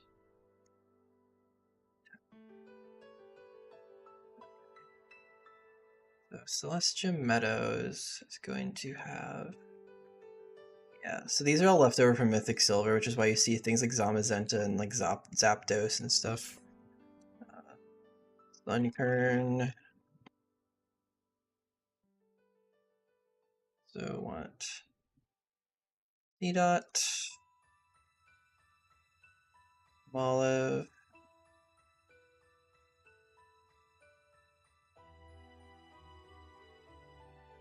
Eplin.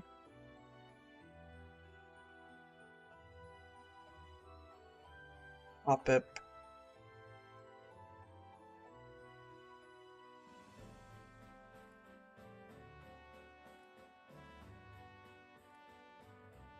Oh wait, hold on, I changed how this works. Oh shoot, hold on, how does that go again? Caterpie, Orbo.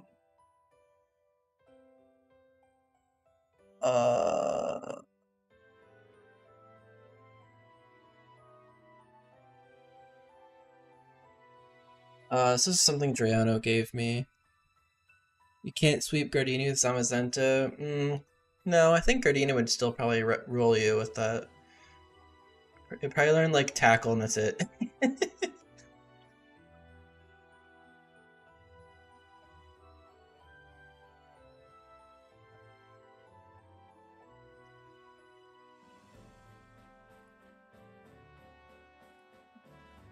is it?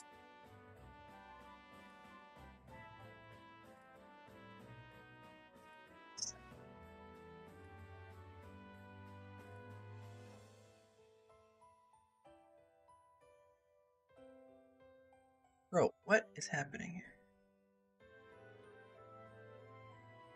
Also, I need to change this to Articuno. X number. It's 144.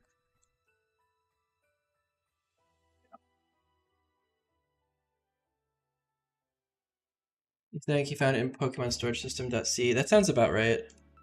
That sounds about right.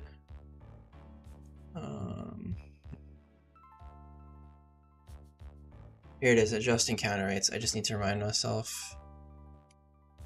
Was oh, what do you know? It's literally called encounter rates.asm. What do you know? Cool.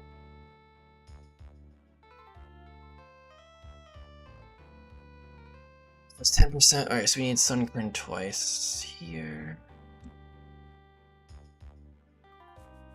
D-Dot. Olive.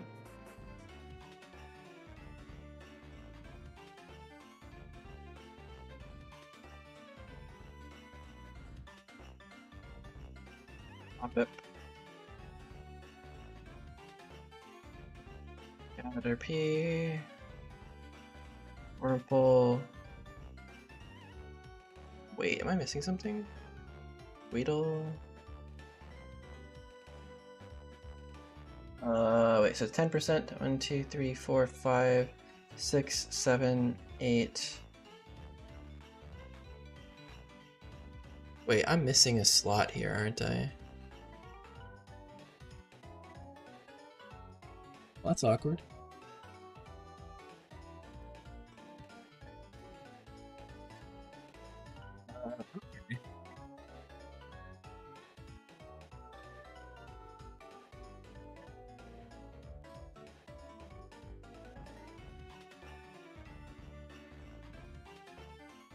Should be a third 5% slot here. Yeah, there needs to be another row in here. I think C-Dot I need to make, I think, Smoliv.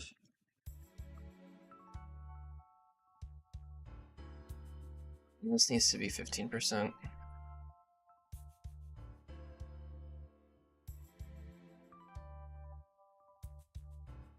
Let's make sure we don't leave Terekian in here.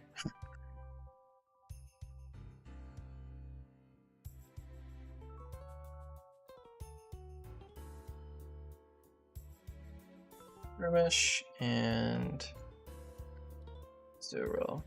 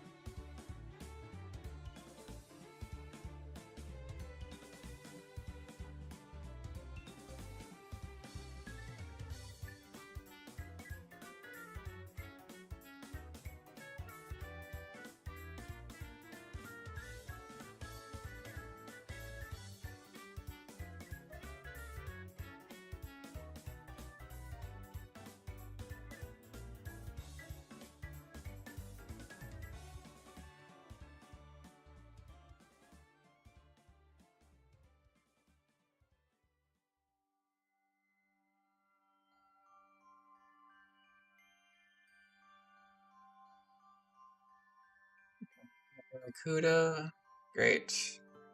Got Phoebus. Also need the rod encounters.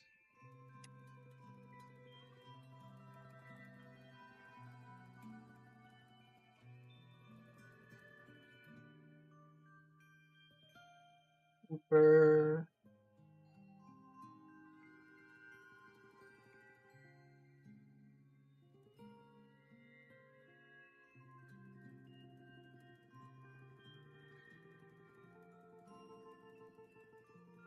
Biglet.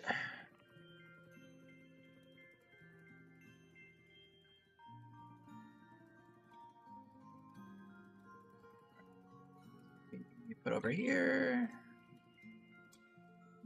Here.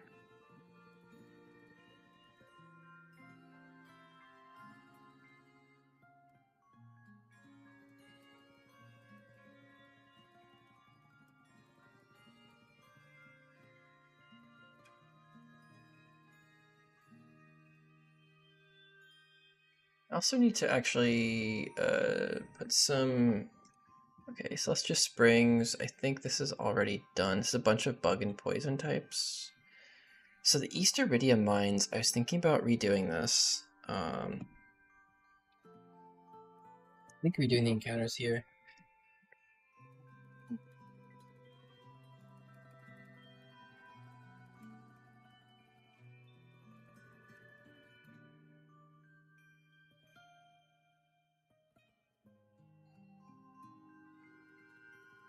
The scripting for now. I'll keep thinking about this.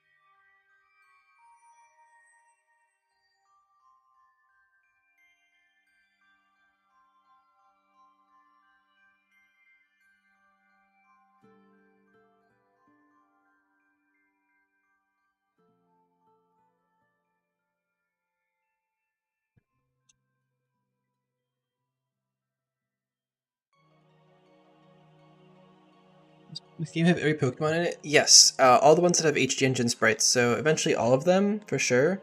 But probably not in the Elite mode, more in the casual mode.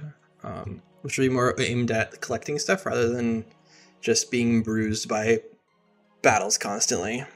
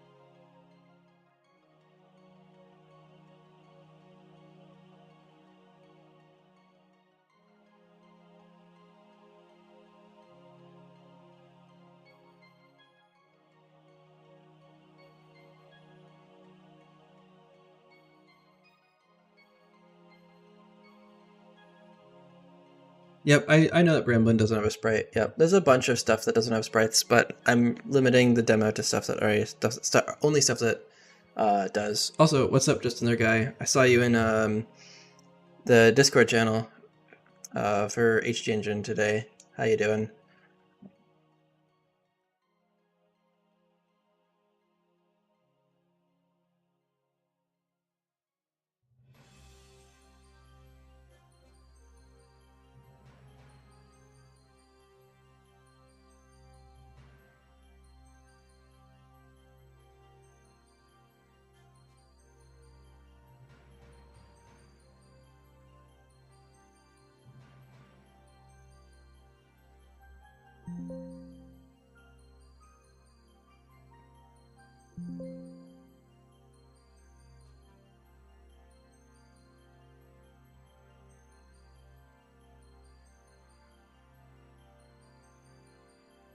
Having to relearn C has been a struggle. Yeah, I get that, dude. It is always a struggle.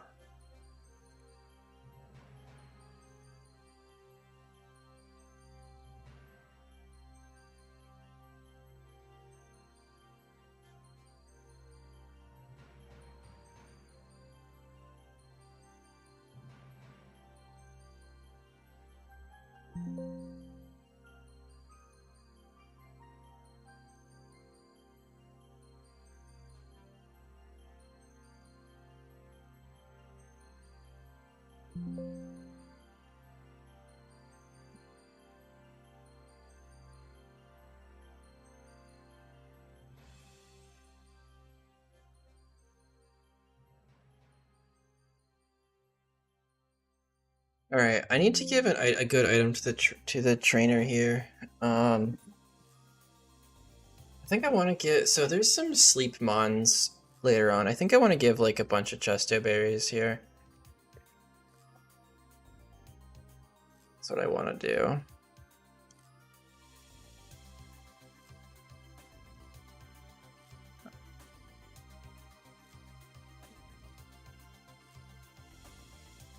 Oh, berry, that's 150.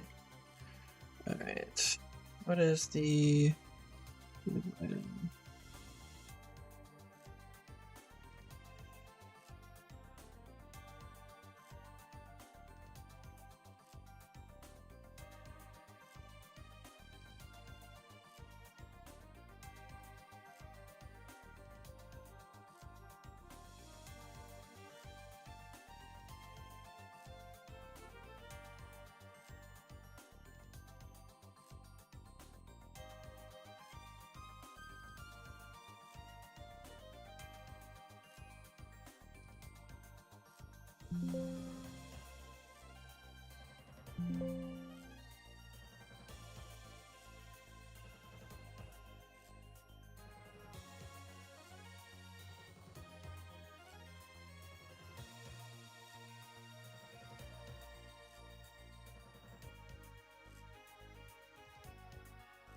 I have fan games that just don't give the players berries. Yeah, I'm definitely having to give berries for this because I'm giving the player opponents that have like burn and sleep and stuff, so we need to at least give them the tools to deal with it. So I'm just gonna give like 10 chesto berries here for the because there's like 2 or 3 trainers I think there's 2 trainers that have like a sleep move on them. The gym leader also does, so I think 10 is more than plenty. Um,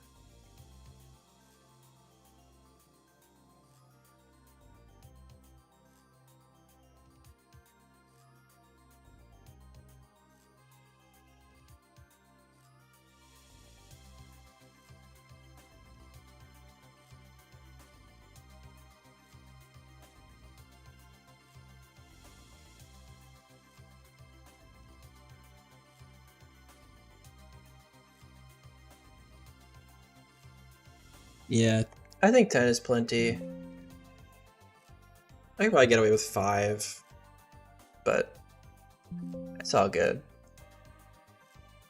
One thing that this game does is it gives you random amounts of items, so you can just get unlucky, but that forces you to like think like different things through.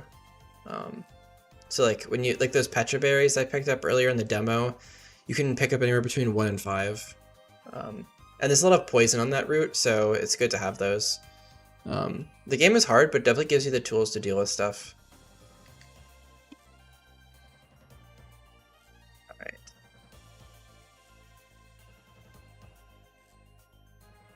Give him 8 pesto berries instead.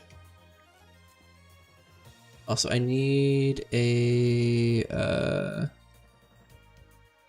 yeah.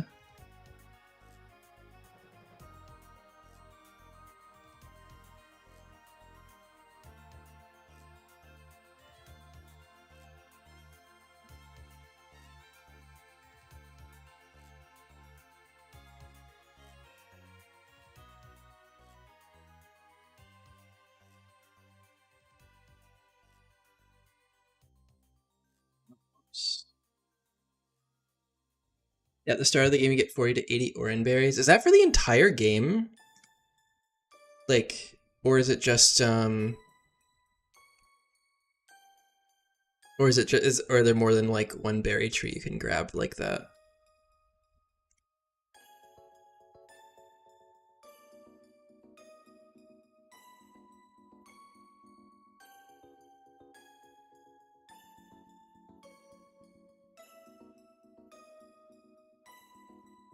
Sorry, I'm typing out some stuff on my planning sheet on my other monitor.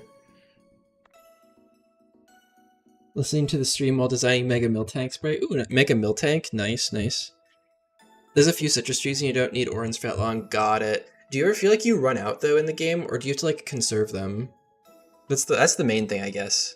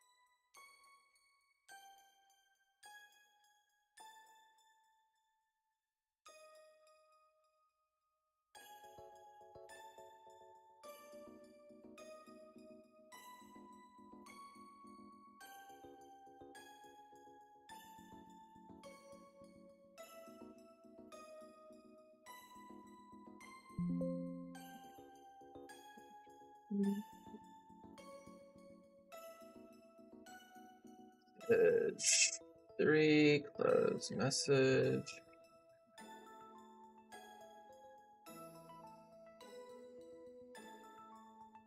Plum berries you might have to conserve if you get unlucky, but also plenty of status berries. The type resist berries and other niche ones you only get 1 to 2, so you have to conserve those. Got it. That's about what I was planning on. Yeah, it sounds like you have orange berries for like every fight. Is that right? It feels like you don't really need to conserve the orange very much.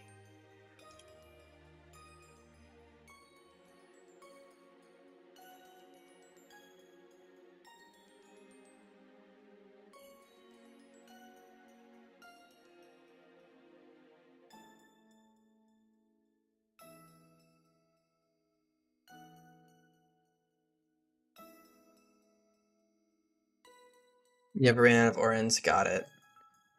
So you can like always have them equipped. Interesting. I think I'm gonna give more Oran berries in the mines here. Because previously in like other iterations of this game, like you just didn't have enough recovery items. It was like I think it was just too difficult. Also, you can fight the root bosses in the early game here to get berry juices. So there's optional mini bosses if you want to try to get that plus 20 HP for like the gym leader and stuff. And if you don't get those, I think the gym is kind of tough. So, but you can always go back and fight the mini bosses, and you over level them. So I think you're guaranteed at least one berry juice.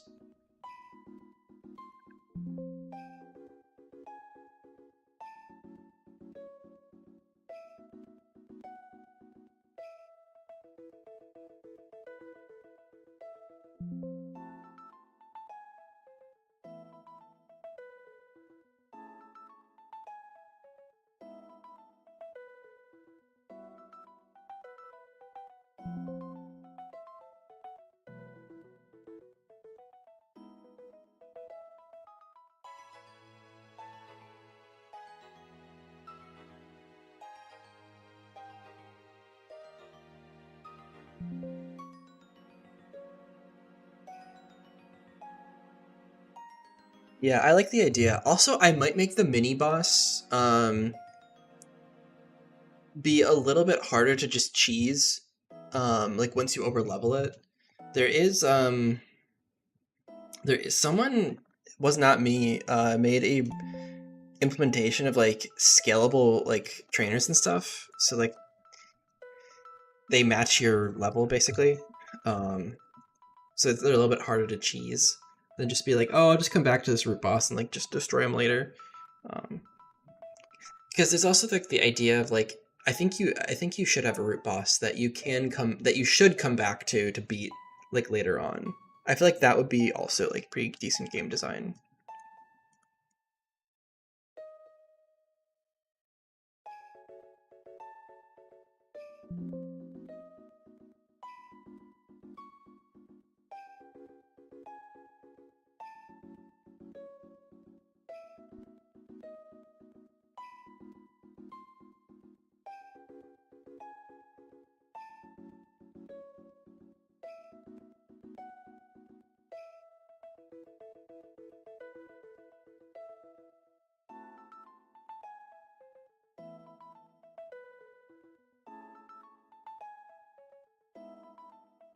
Yes, this game will have enforced level caps for the hardcore or elite mode version. It will be optional for the casual mode.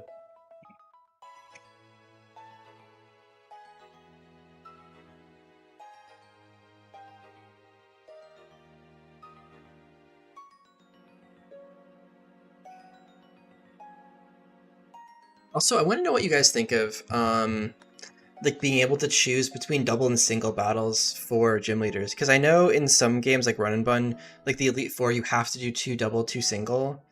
Um, but what do you guys think about like like being able to choose for gym leaders between double or single battle?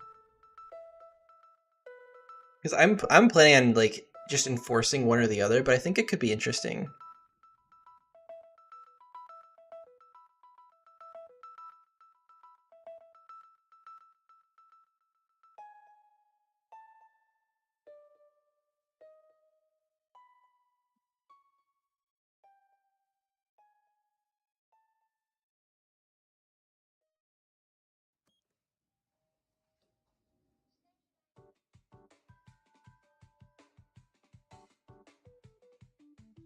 As a studying or gym by gym basis, not like generic or anything.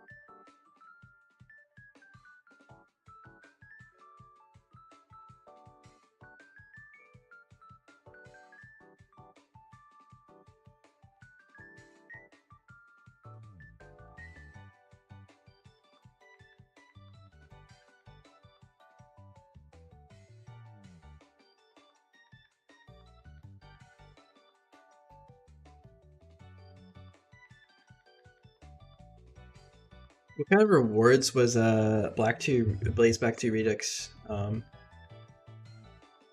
What kind of rewards? Was it like a different TM or something? Because I didn't play through those.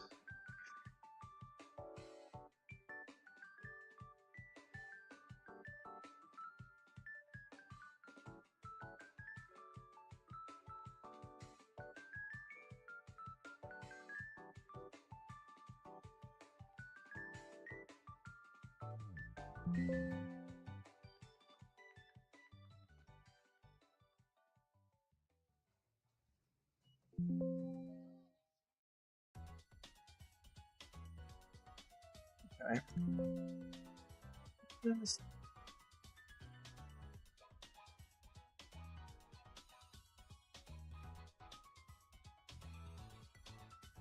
So now I have to set up a tag battle here. So this scripting is gonna take me a second.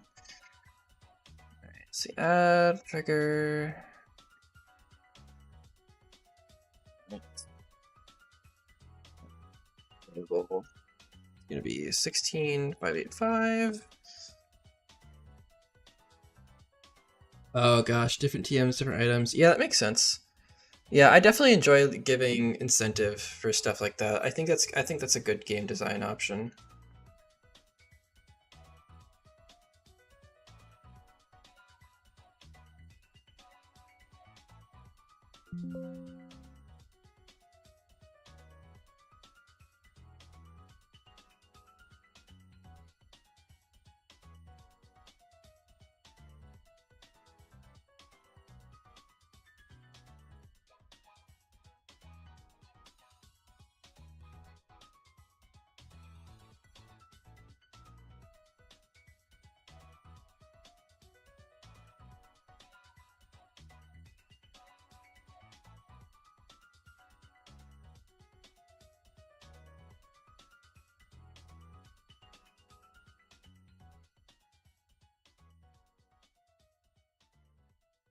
So this is gonna be a double battle here, or a tag battle against two hikers. This is gonna be like the intro to like these types of battles.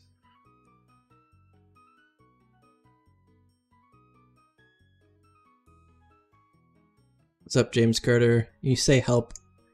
Oh, hello. What's up? How you doing, man? Good to have you here. We're doing some scripting. It's going slow, but steady for sure. Slow and steady.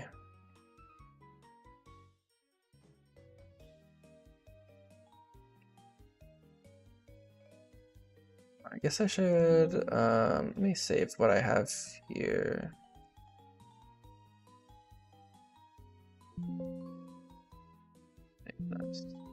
Need to check which sprite Iris is.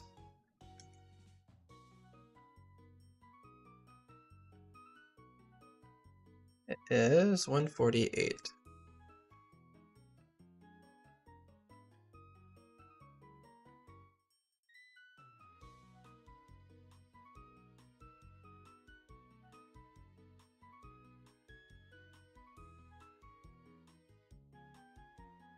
You're good, man. You're good.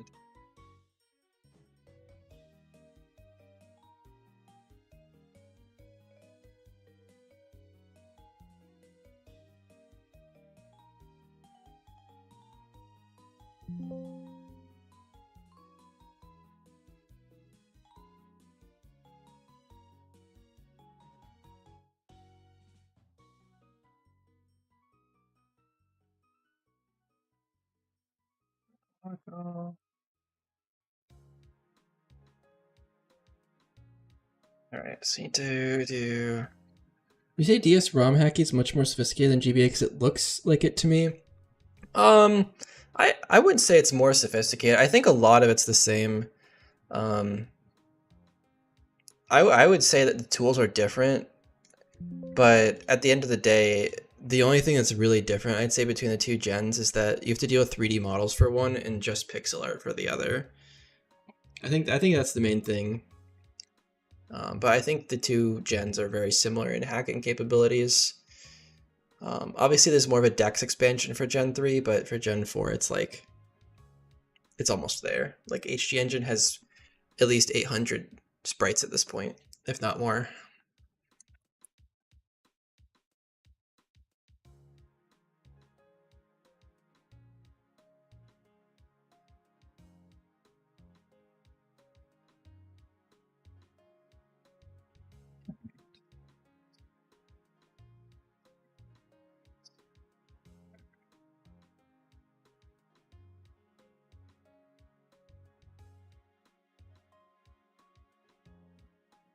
What are you? You are 15.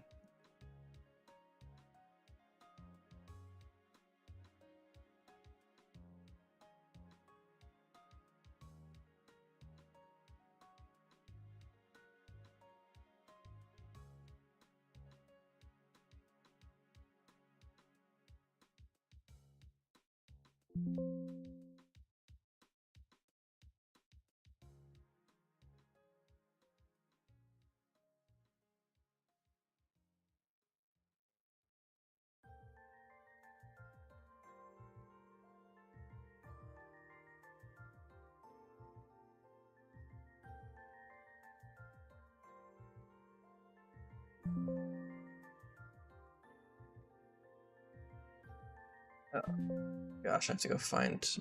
Oh, it's probably. I probably have it in here. Text.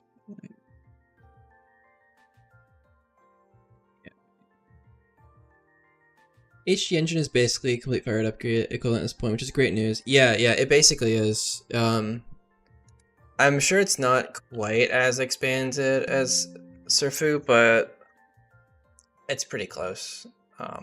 There's not really much that I want to do that I can't do with it. Let me put it that way.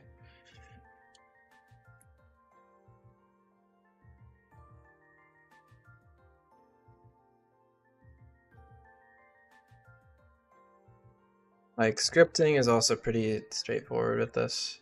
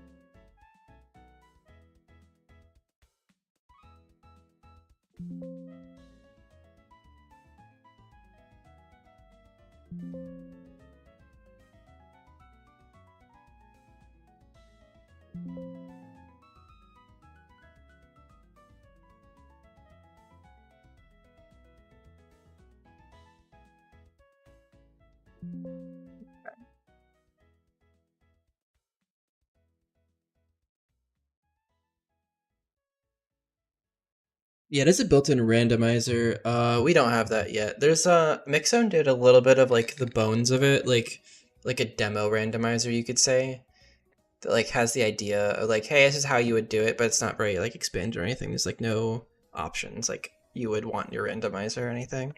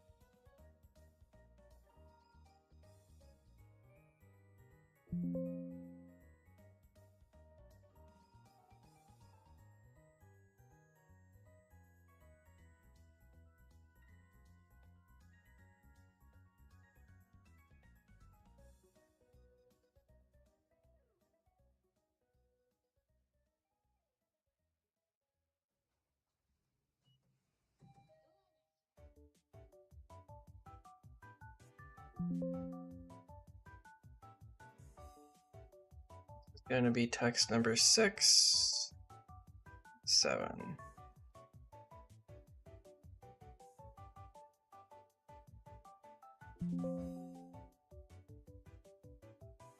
Or make a game that features like that after using beats the game, they can unlock the feature randomizer feature. Maybe. I don't. I've said in the past that I'd like to include a randomizer, but it seems like a lot of work. It's definitely something you'd have to ask me again about when the game is way closer to being done.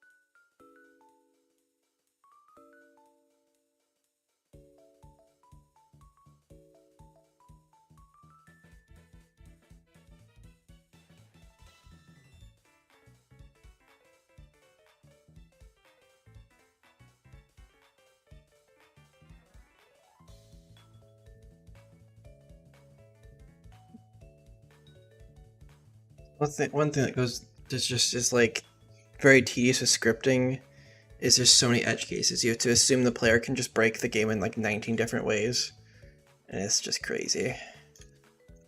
You also have to make it look good, so you have to add extra movement to the NPCs.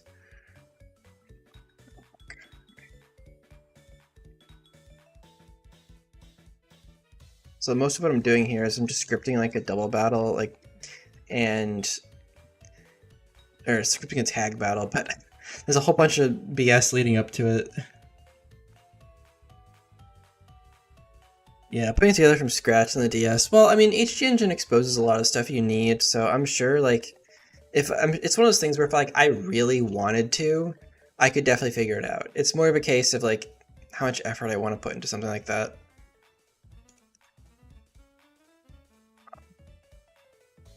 Let's just say it's like not a priority right now, but it's definitely cool. Cool idea.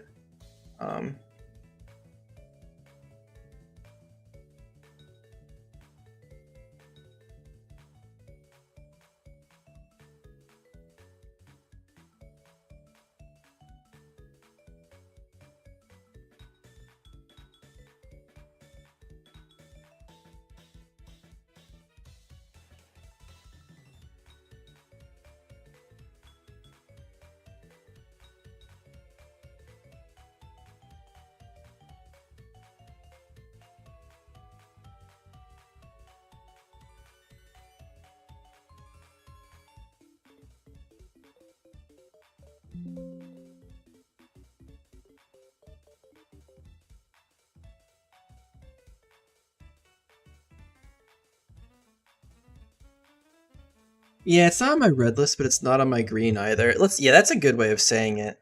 That's a good way of saying it, James. Definitely. I think that like if I have the chance to, like, if Iridium somehow picks up really quickly in development, which I don't expect it to, because there's a lot of assets still to make and stuff. Yeah, it'll be tough.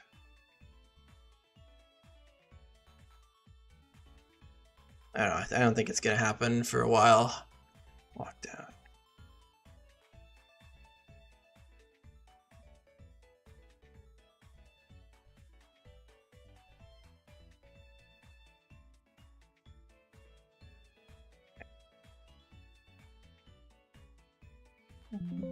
Okay.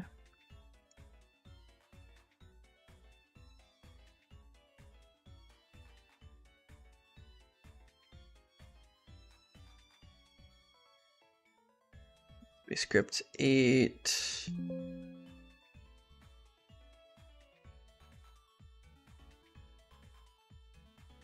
Wait, did I not increment? Oh, I did increment that variable. Okay, perfect. And then Iris, you are going to be script 9, and this is actually just going to trigger the double battle.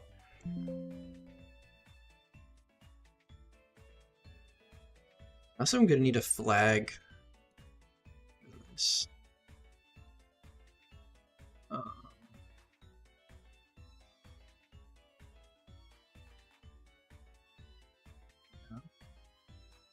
5. Unfortunately, there's like not a whole ton of flags for me to use, so I have to be kind of careful. I'm basically gutting all of the game at its current like flag systems, like everything from vanilla to be able to do this.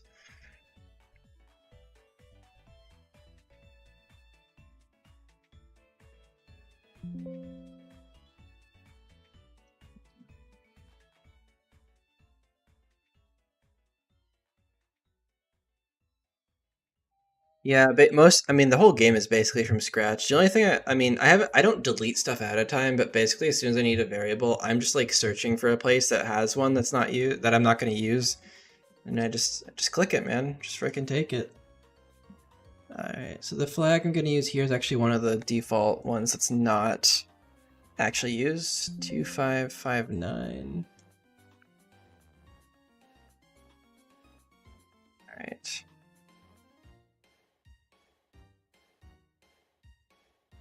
Okay.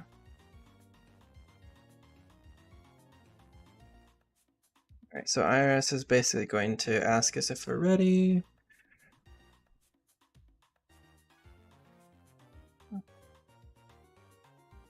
So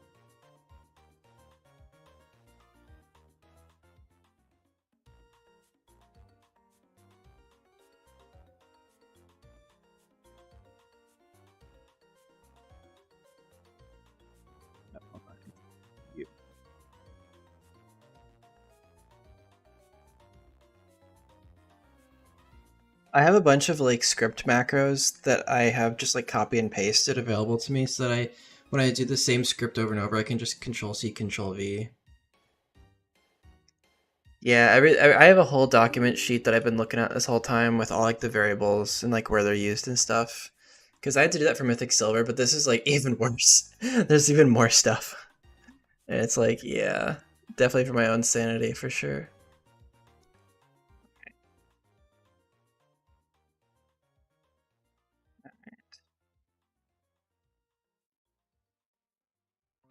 So message.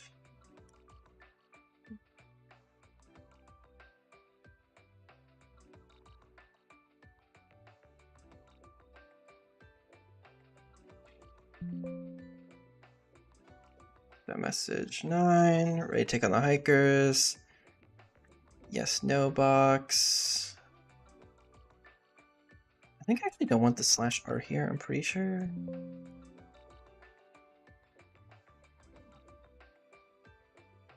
Okay, if that should be message 10, so if we say no.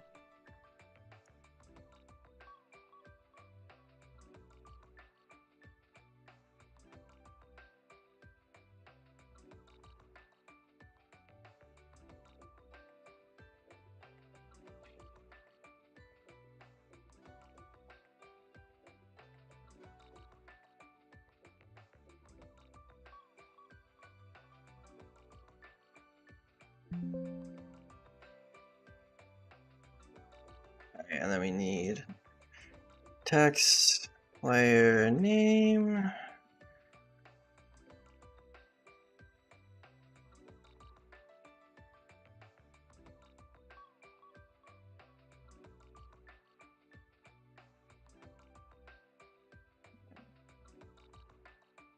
Iris is over world number 15. I'm really looking forward to showing you guys what I've been doing this whole time. Scripting is always time consuming.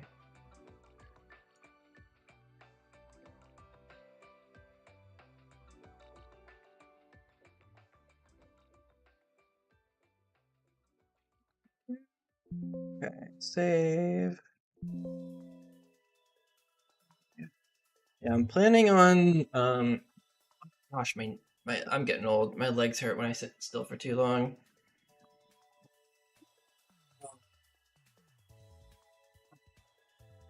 I also pulled my hamstring yesterday doing sports. Well, a little bit of pain.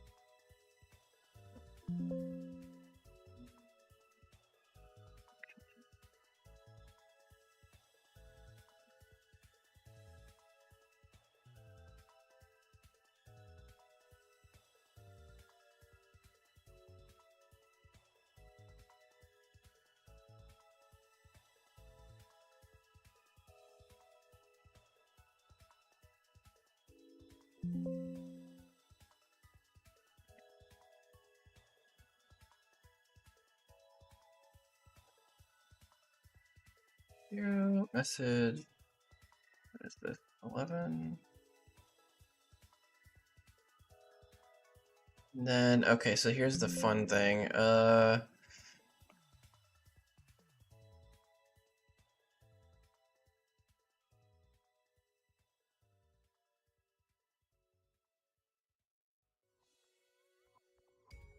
This is gonna be conditional based on where I'm standing. Oh gosh.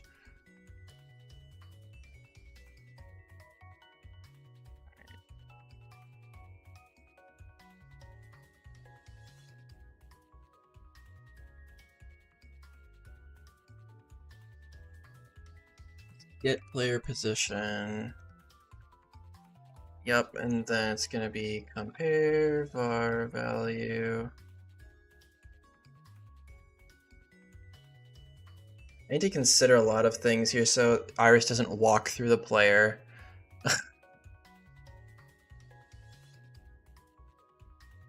So if we want to look at X, yeah, it's gonna be 80.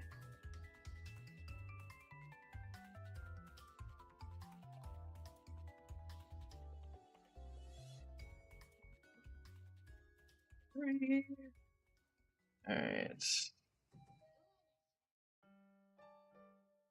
And then if it is equal function 3.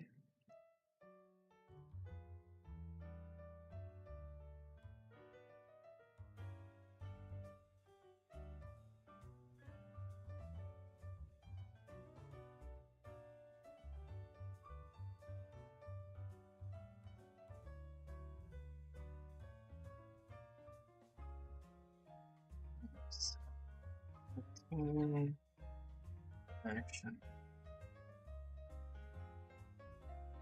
6. 8. Fast.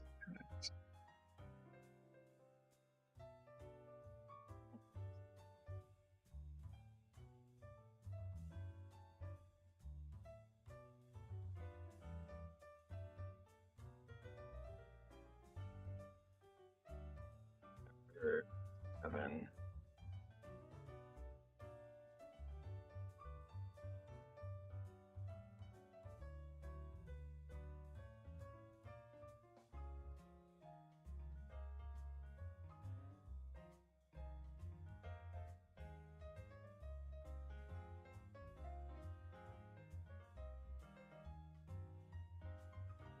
Need the specific thing.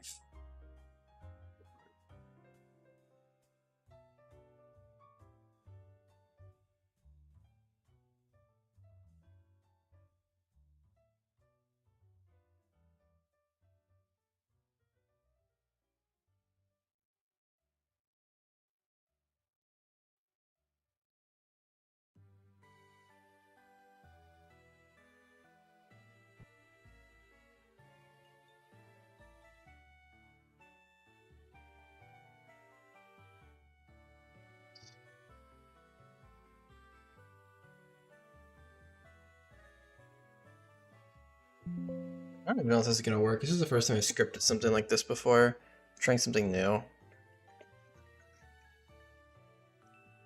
Okay. Alternatively,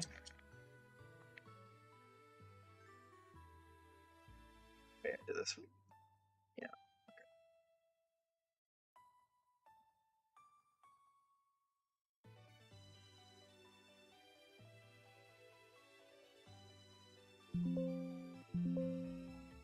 So instead of that, check where we are on the field. So from here, left, up.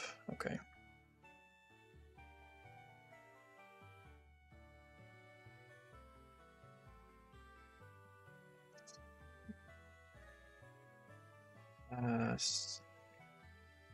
And walk up fast.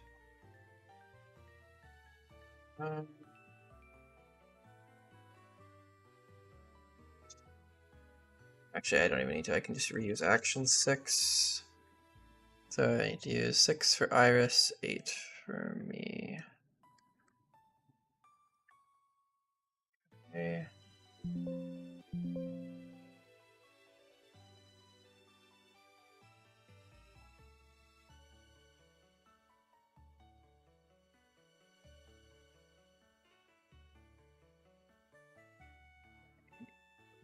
Or cool.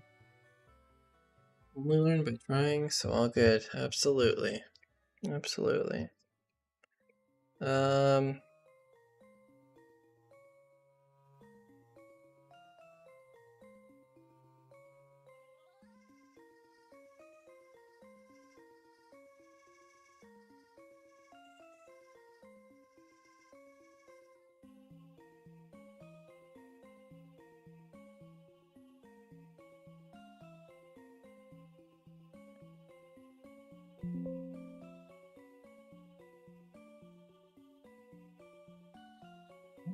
Okay, so if we go there, no, I just wait. This is wrong. This is walk up. There we go. Best case.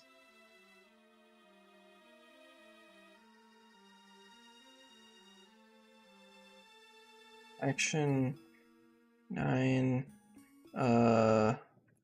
Walk up 1. Walk left.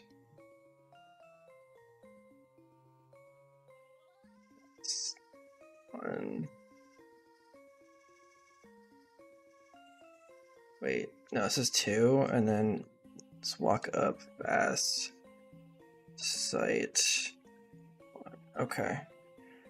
So then the last case scenario here, this is like so much extra scripting for like negligible return.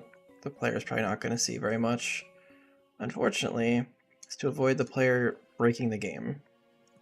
I love spending my time on edge cases, it's exciting. Alright, it's all worth it in the end to make it good. Okay. Alright, then we need to jump. Jump function number 6.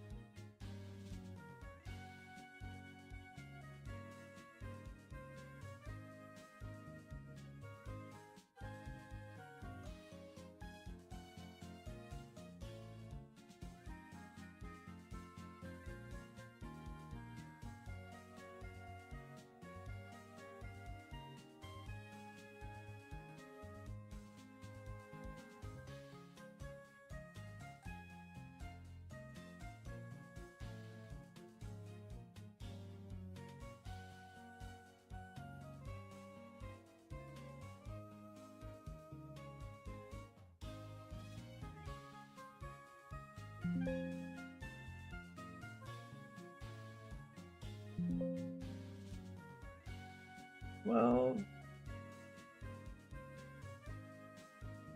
And battle 2 versus 2. And now I need to find where the heck the makers are.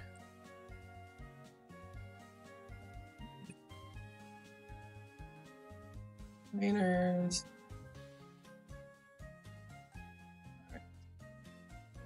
What are these guys' names?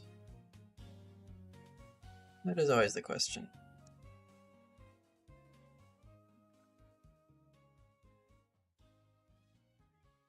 Jeremy and Hayden.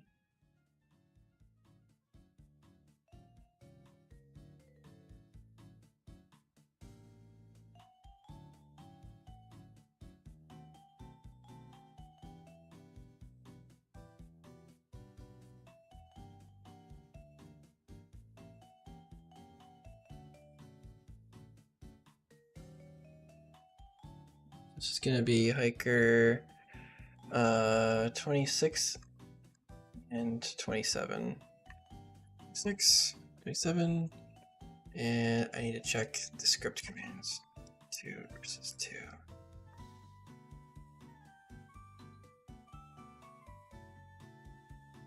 We need to do the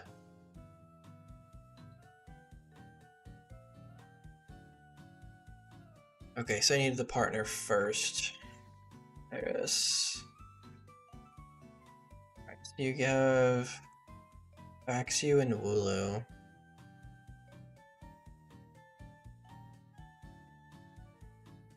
Okay. 20.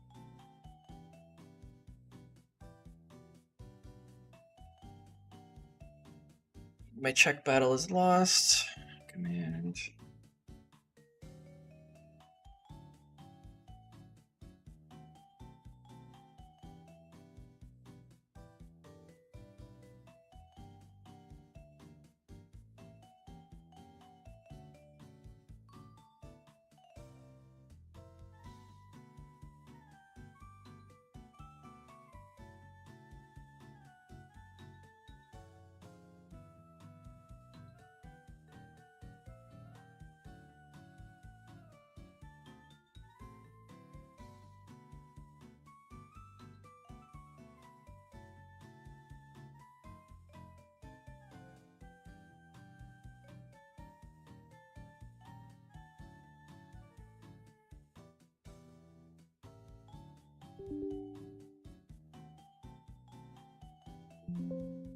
Wait, why do I need a fourth parameter here?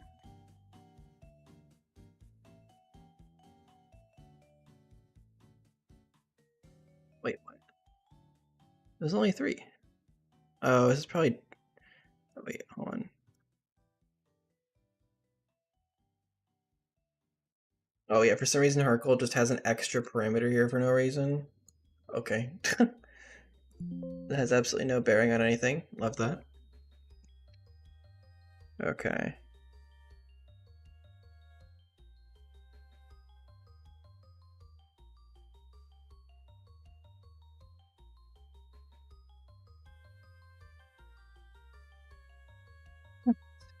Let's say we win.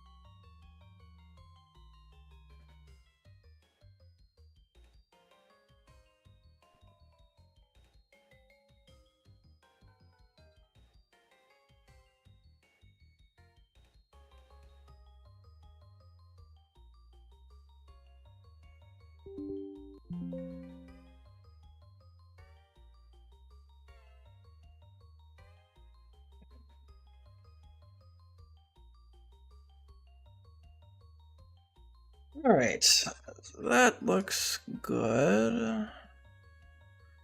13.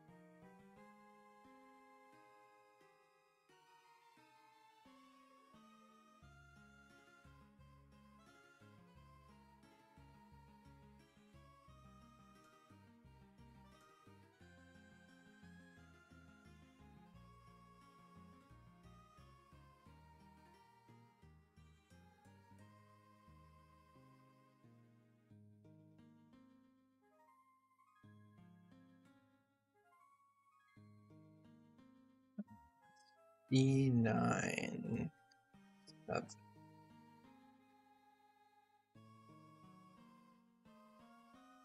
I just have to define these movements.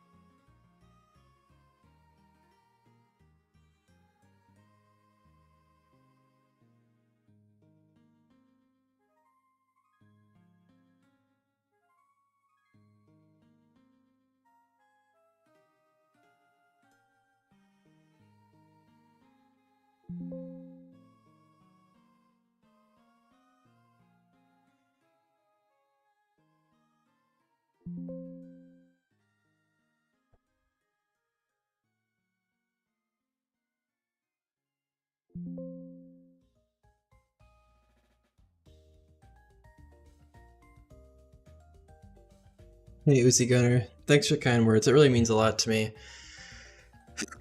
Seriously, that means a lot, man. This is like a really long and grueling process, and it means a lot when someone says that kind of stuff because, like, put a ton of effort into this. I'm glad someone's like appreciating it and excited for it because I'm also excited for it. I appreciate that, man. I really do. This demo is going to be coming out soon, so we'll all get to enjoy a little bit of it together.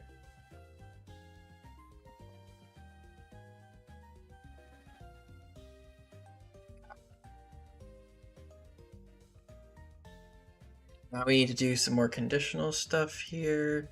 Oh, I need to also add a chancey to here. I'm gonna do a bunch of bug fixes now because I think I just don't want to forget.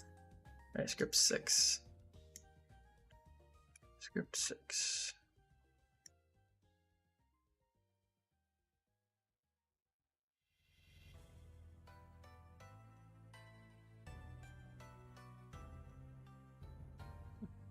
Let's do 6 jump if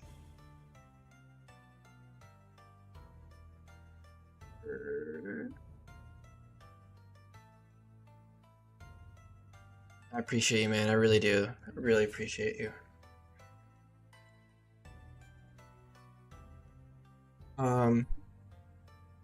So these guys need to say something different if I've already beaten them.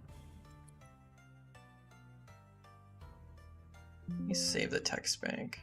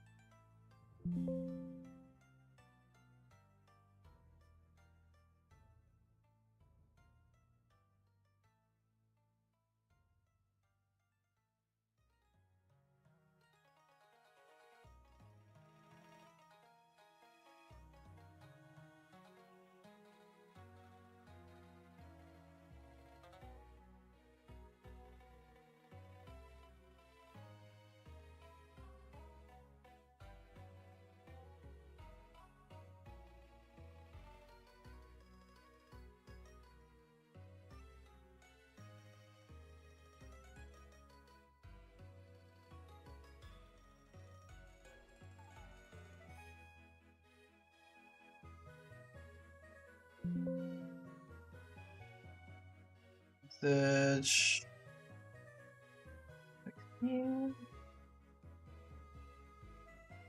Close message. Oh. It's gonna be the same thing. The other guy. It's gonna be function 9. 17. Function number 16.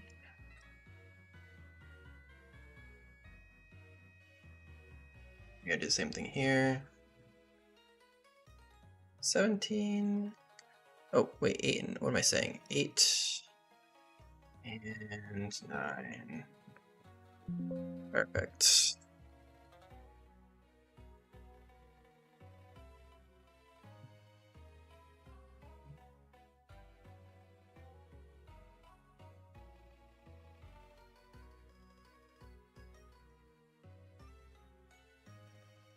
Alright, so I think these guys are good. Now I want to...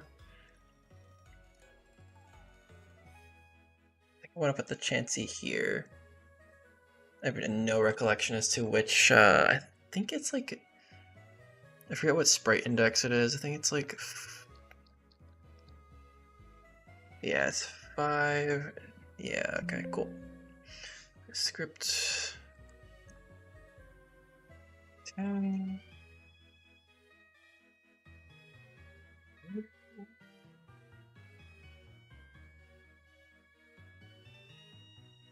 Luis, what's up? Greetings from Honduras. How you doing, man? Welcome to the stream.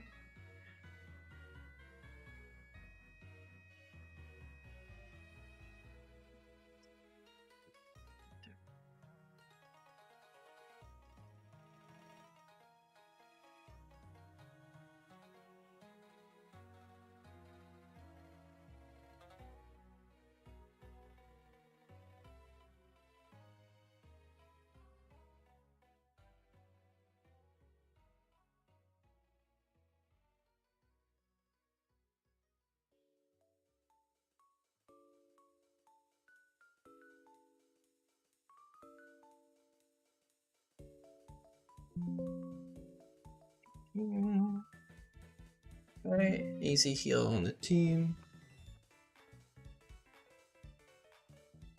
Yeah, so good question. So Iridium tells an original story about a protagonist who's named either Jasper or Amethyst, which are the two protagonist sprites that we have. And also you're basically in like a town that is pretty removed. It's kind of a rural area, so it's removed from a lot of stuff. And both of you have pretty bad home life situations, which you learn about as time goes on. Um, and you basically leave town. You get your first Pokemon like way later than you should. Like I think it's the main character's 15th birthday instead of like their 10th birthday. They're getting their first Pokemon. So their parents are pretty controlling, but it's basically about them growing up and like becoming like I don't know, like they're not kids, but they're not like full adults yet. So it's them like coming out into the real world in a sense and exploring and basically taking on Team Galactic and Team Plasma. And there's a lot of other interesting stuff in there. Like in part of the game, you have to actually choose which evil team you join. So you have to, so because you don't have very good like parental figures, you turn to like joining one of the Team Plasma or Team Galactic because they're like a family in a way. And you actually do like change costume in the game, and you can actually see like, oh, like you literally look like one of the grunts and stuff. So there's more to the main story than that, but I don't want to spoil the plot twist or anything. So that's all I can say for now. But there's a lot of returning characters because I just think they're cool characters, and I think they can play well into the story.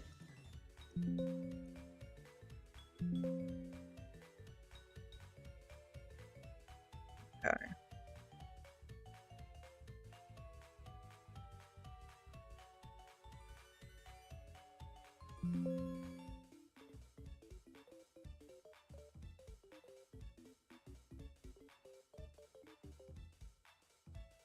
Yeah, I feel like coming of age stories always have a little bit of, I don't know, they feel personal in a way, you know?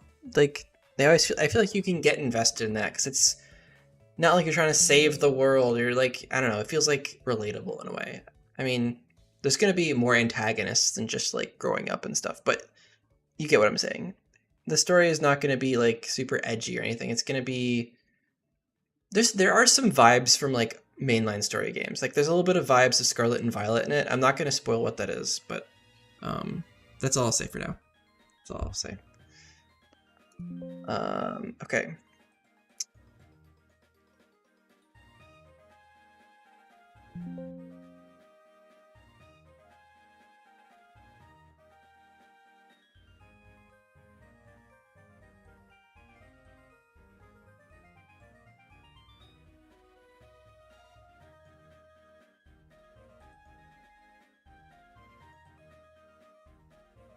All right, I'm gonna do some copy and pasting um, for the static encounters. Static encounters have like a lot of scripting required for them. So I am going to do some copy and pasting so I don't have to keep rewriting it.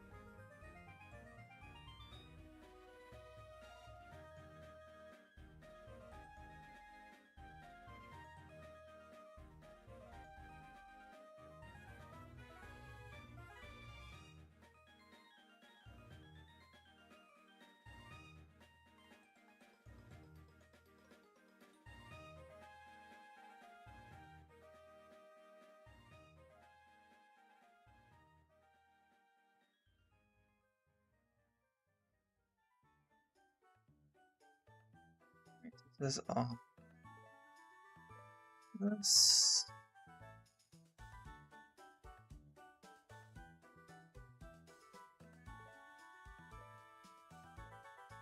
Okay, so this is all that stuff, and then I need.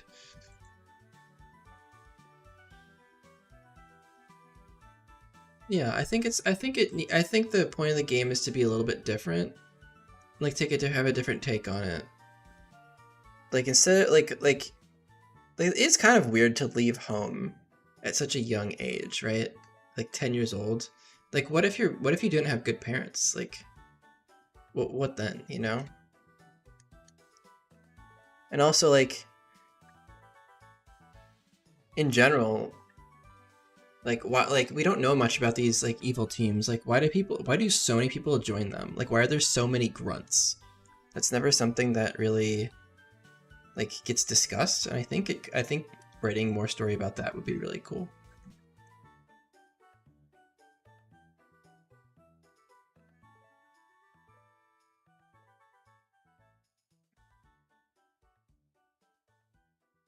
Okay, so I'm gonna probably need to. I made a silly mistake here. It's not a mistake, but I made some more work for myself than I needed to. Uh, so it's better if I just move all these scripts up a couple indices. I can just paste my current implementation of wild encounters or static encounters because I'm gonna do that in each area. Um, so yeah.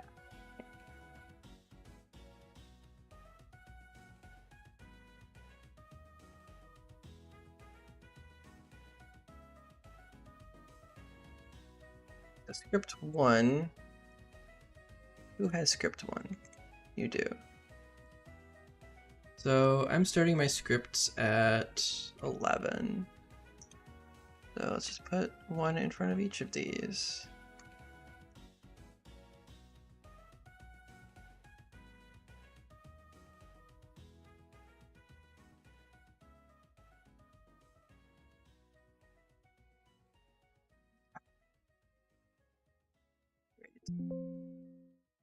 Do that. This is 11. This is 12. This is 13. This will be 20. So the reason I'm doing this is like I have hard coded all of my overworlds encounters scripts to be like scripts 1 through 10. And basically let's just say that it's going to be easier to just move everything I have currently written down to script 10 and below rather than change all the numbers in the current stuff I have. So unfortunately, everything is just off by 10, so I just literally put a 1 in front of everything and it'll reference the correct stuff. Be like that. Great. Okay, so that wasn't too terrible. Now I need to move the functions down. How many functions do I have? 9. Okay. How many functions do I have in here? So I have 18 in here. Does that make sense? Yeah, that makes perfect sense. So we need to start at 19. This needs to be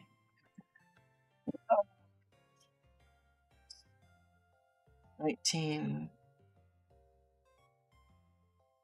20, 19.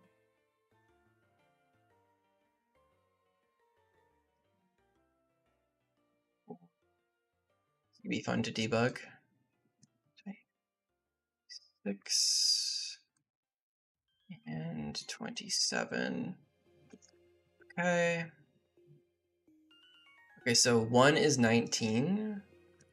That's function number 1 needs to become 19. Function 2 is 20. 3 is gonna be 1.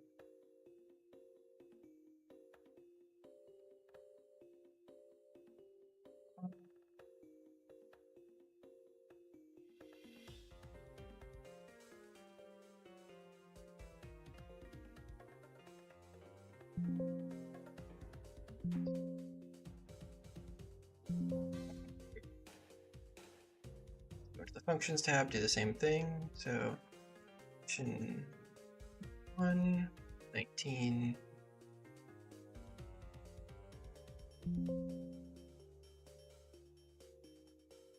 So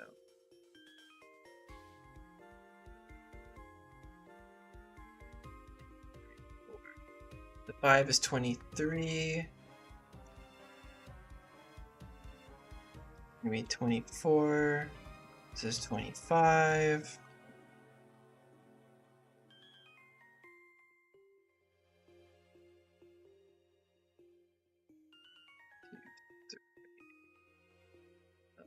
The 6 is gonna be 1, 2, 3, 4, 5, 6. Yeah. Wait. Yeah, these are actions.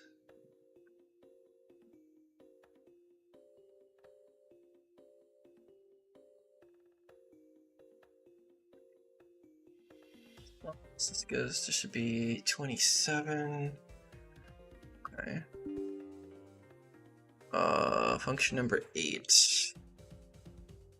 That would be, yeah, it's function 26 is gonna be the replacement for 8.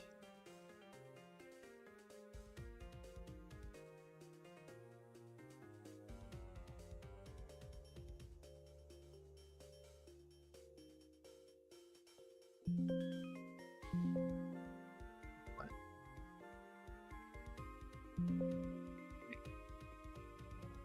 22 through 27, huh?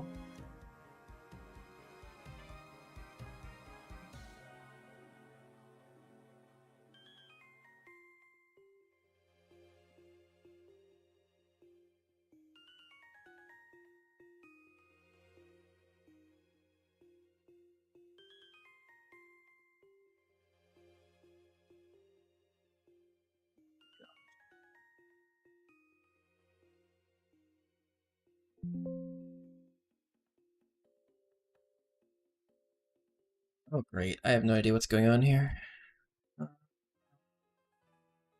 Going.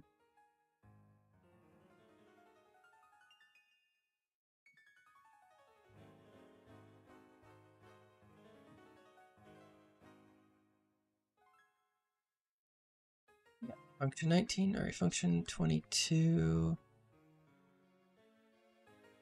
would be called from script number 19.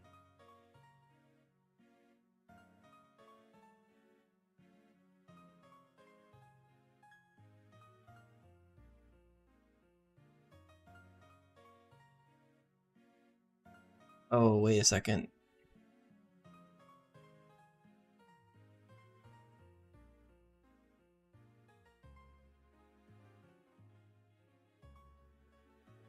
Be jump equal 25. Wait, 25. Wait. Oops, 19 should send us to function 22, not 25. There we go. Silly me. Yeah, so that sends us to 22. Then we make the decision. Depending on where you are, it sends you to 23, 24, 25, which I'll send you to 26. If you lose battle, it goes 27. Otherwise, it ends. Okay, good.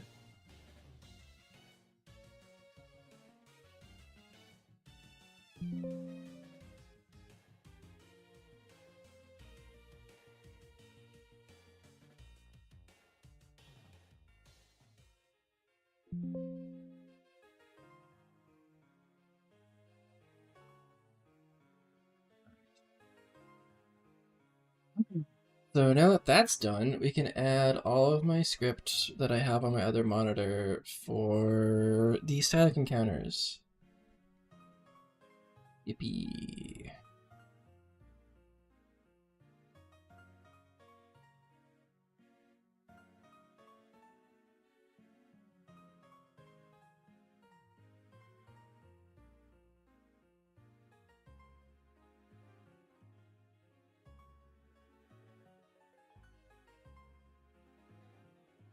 Okay.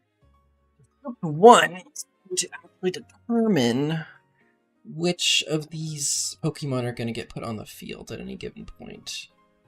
So function 1 will make sure all these things are cleared. To grab up to function 18.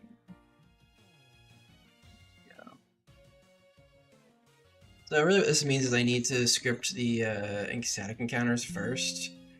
Otherwise, it's gonna not be fun. Okay. Give me 1 second, guys. I need to grab a little sip of a drink. My throat is parched. So give me just 1 second. I am nearly done with this area.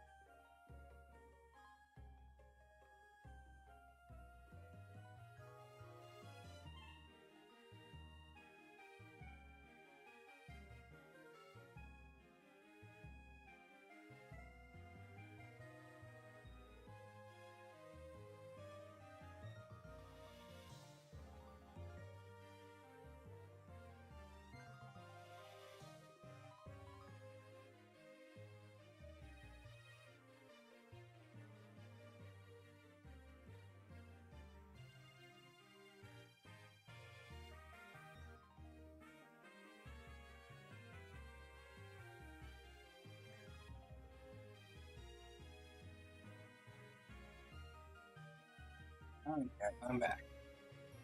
Alright. Got me a little bit of sparkling water and some vegetables. Staying healthy here.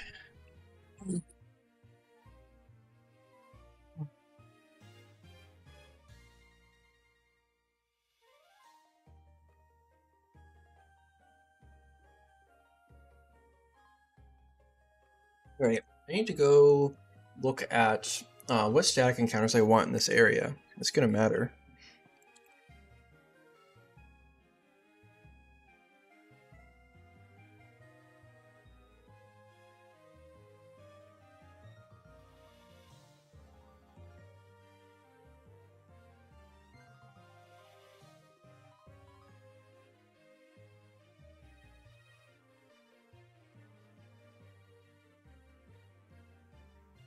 So this is gonna be a cave, slash overworld area.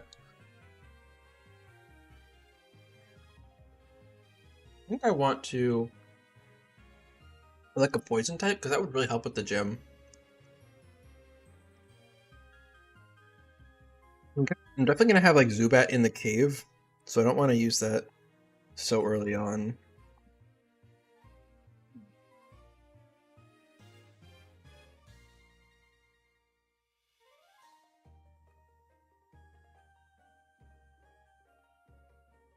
I think still end it would make sense here.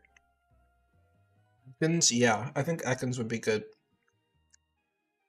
Ekans, Solandit.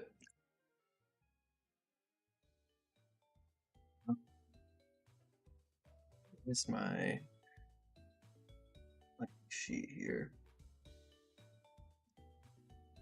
Yeah, I really want to do. Obviously, gotta plan this out first.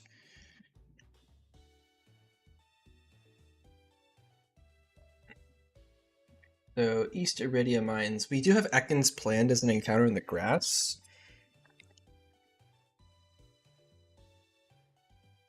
But I think it would make sense for sure to have that as an overworld encounter because a snake in the snake just roaming around seems, I don't know, it seems neat. Oh my gosh, what the hell?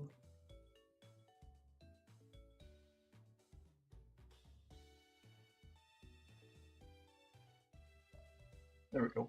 Alright. So for the first slot, Ekans, Salandit.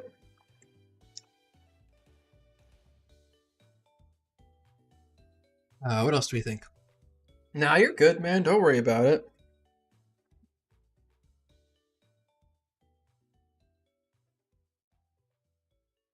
I think the idea is like poison ground, maybe like a rock type or something. I think Stunky could be also cool. I think I want to save Trubbish for the sewers. I also need to check and see if some of these Pokemon have sprites. So let's check Glimmet. Glimmet does. Let me check Salandit. Salandit also does. Great.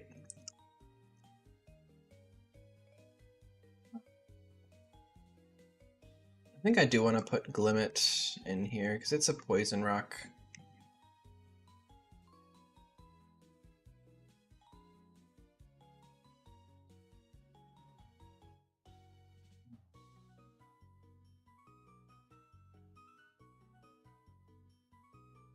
I'm thinking about having like the poisons on like the first floor, and then further down I should have some ground types, and at the very bottom I'm gonna have some rock types.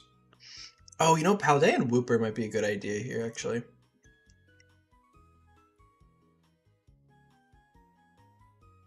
I think I might do that.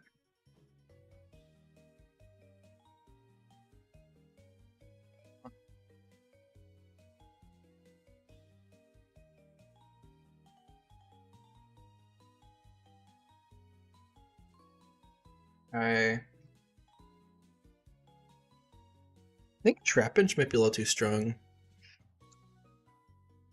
You think it sounds more swampy? Okay.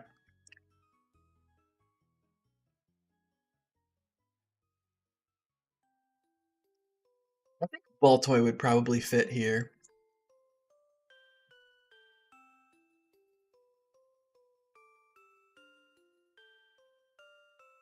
But I already have like Dwebble, Sandshrew. I think Dwebble would be kind of a neat overworld encounter. You get Pokemon icons in Sheet. Um, I source them right from Cerebi directly. So in this top column right here, this took me a quite long time to figure out. But if you want, you can like copy my docs and like make your own if you want. Um, but it just gets it straight from Cerebi. Rhyhorn could be good. Rhyhorn is a little bit strong for first split. Um, I mean, I guess it's not that strong. It's also a quad weak to grass, so maybe it's not the best for the first gym either. I don't know. I mean, Fanby could be good.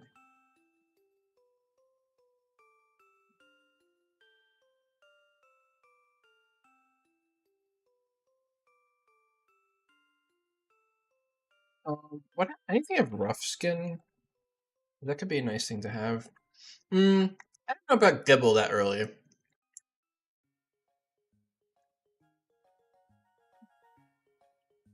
I'm just thinking, because the first gym is grass.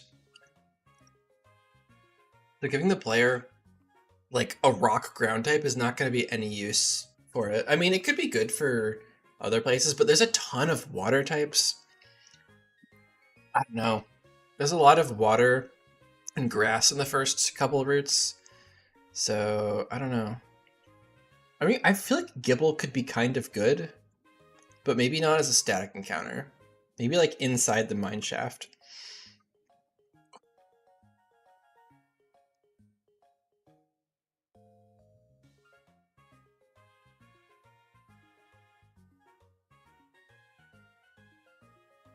How do you handle fossil Pokemon? It's gonna be pretty similar to vanilla. Like, Steven's gonna hand you a random fossil, and you're gonna be able to revive it, basically, at some point. Probably pretty early on.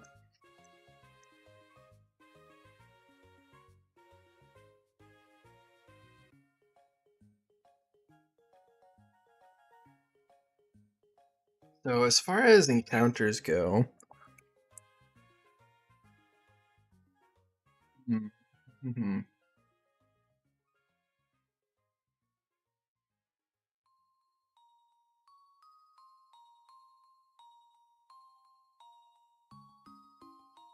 So unfortunately, the only things that like get Iron Barbs or Rough Skin are Ferris Seed and Togedemaru.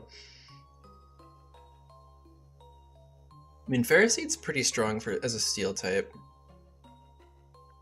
Might be good as a tool for the first gym. I don't know. Like, I feel like I don't know. I feel like with the difficulty of this game, um, oh, Dracovish is not gonna be okay. It's gonna be in the game, but it's not like planned yet because one, its signature move isn't in, and I think it still needs a sprite. I'm not sure though. I'm probably gonna limit the fossils just to like the normal, like the Gen 1 through 7, and then have Dracovish and all those ones be handled separately later on.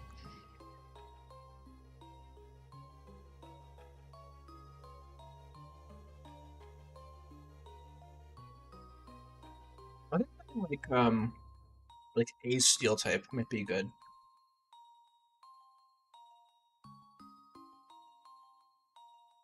Like Tinkatink, like it's strong, typing wise. Stats are terrible, so there's a little bit of balance in there. Tink, yeah, oh yeah, it finally got its full sprite line implemented. That's good.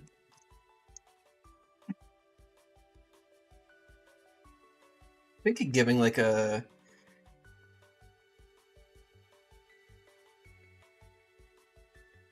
I don't know. I think giving a steel type would probably be necessary for this first gym.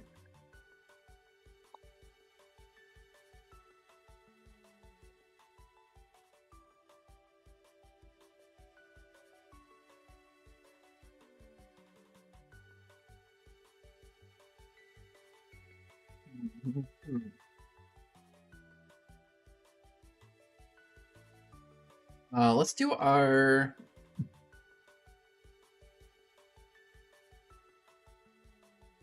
rock type encounter here. I think Dwebble makes sense. What do you think about Aaron? Like the one that evolves into yeah, I don't know. I think Geodude. And I think Roggenrola are all decent picks here.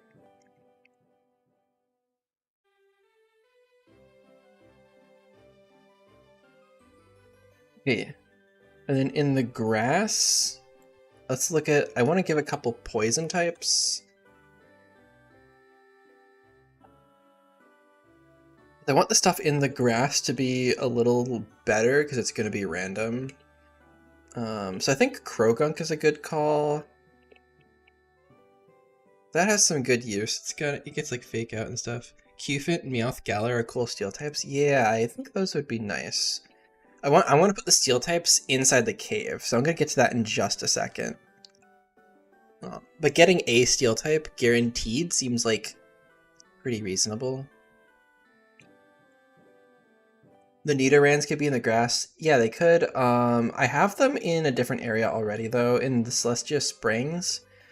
So I might not do that because that area is like bug and poison. We could have put Venonat in there too. I think I do want to put Venonat up here.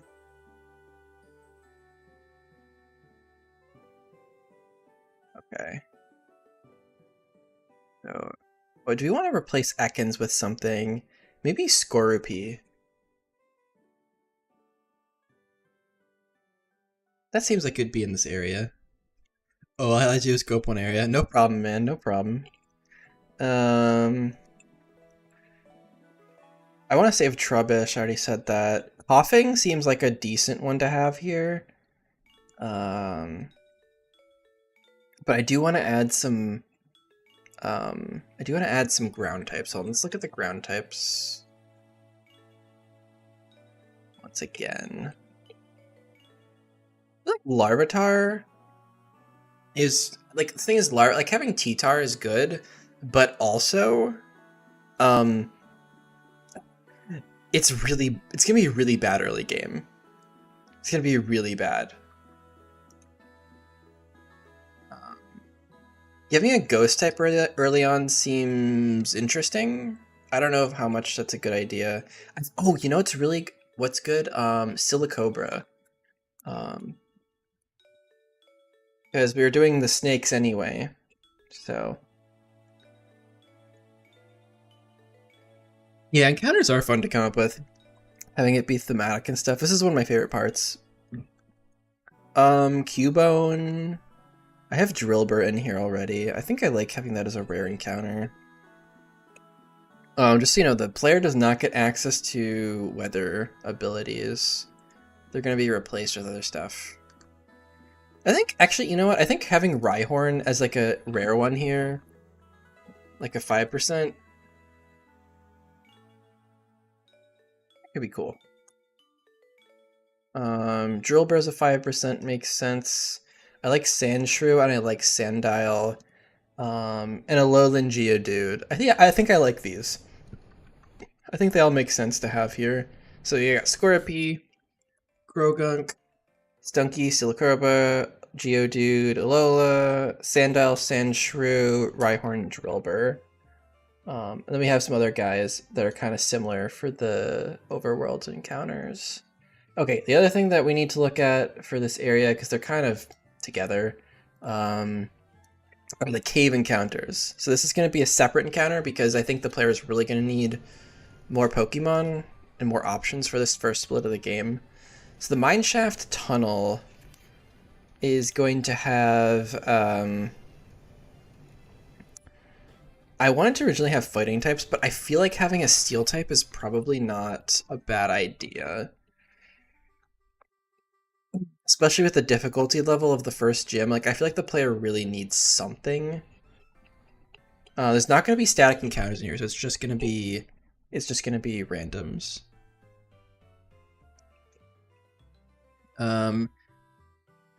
Alien Robinson, how many gyms will the demo have? It's just the first gym. It's just the first gym, so it's just a little teaser sample of the game. Zetra, what's up? You're back after a long time of lurking. Well, the enemy trainer teams are done. We're just coming up with encounters now, because now that I have the teams built, I want to give the player tools to deal with those things. I think fighting types make sense to have here.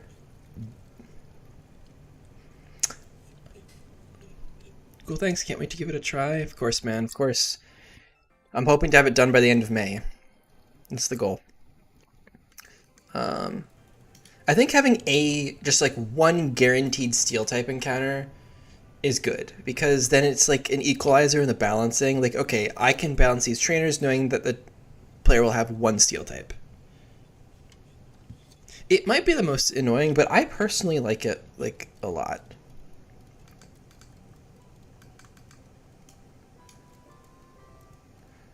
I don't know. I think building teams is probably my favorite part of Pokemon, period.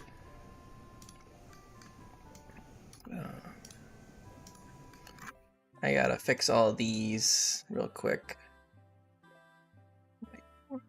Also, cities, we're gonna have encounters. Number Grove, Number Grotto. Oh yeah, I have to do the static encounters for the Grotto. That'll be fun.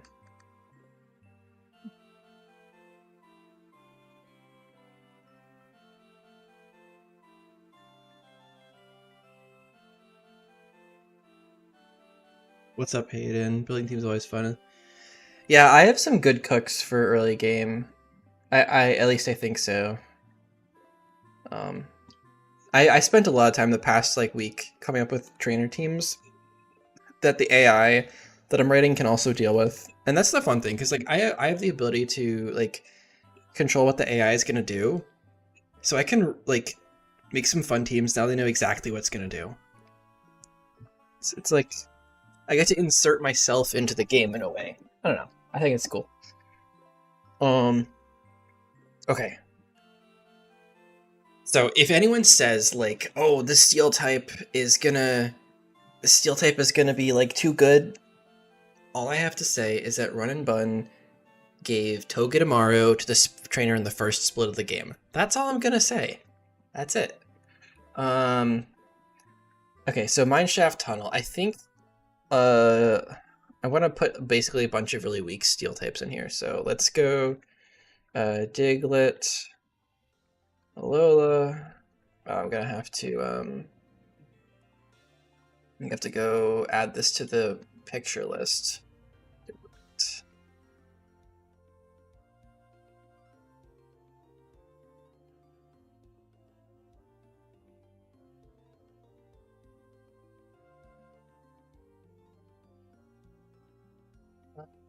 E.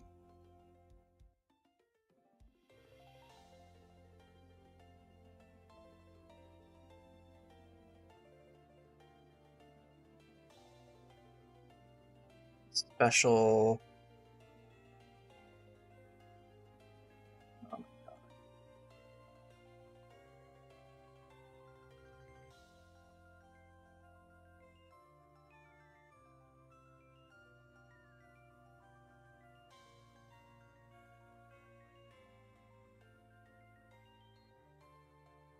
You know. Right, now the picture should be visible.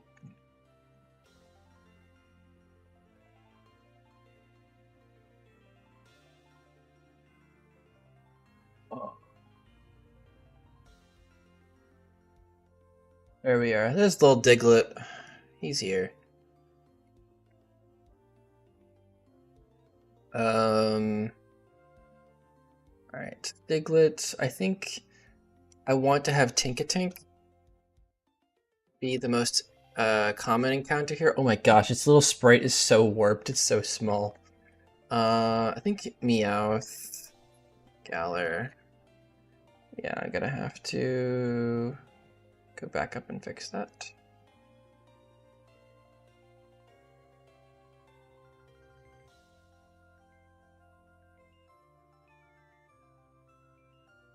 Yep. Okay, 052.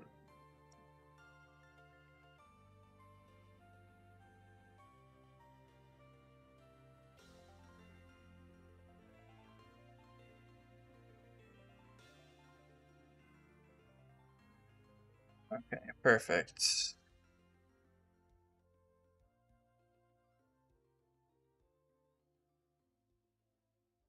I also want to do like a lot of change around the early game encounters because it took me about 15 hours over the past week to fine tune Whitney, and it's finally come together. And then you change level up moves, gonna break again. Yeah, dude, game balance is tough. It's tough. It's no joke.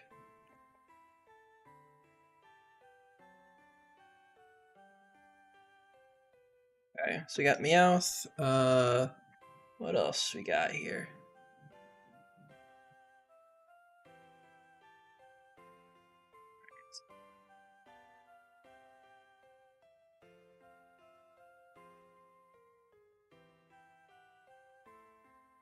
I think putting like an Aaron or a Q-Fant in here would make sense.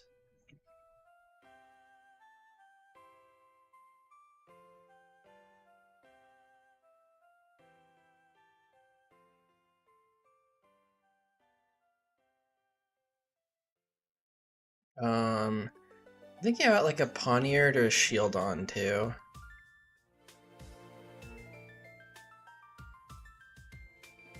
Also, but giving the player something with Defiant seems like a bad idea.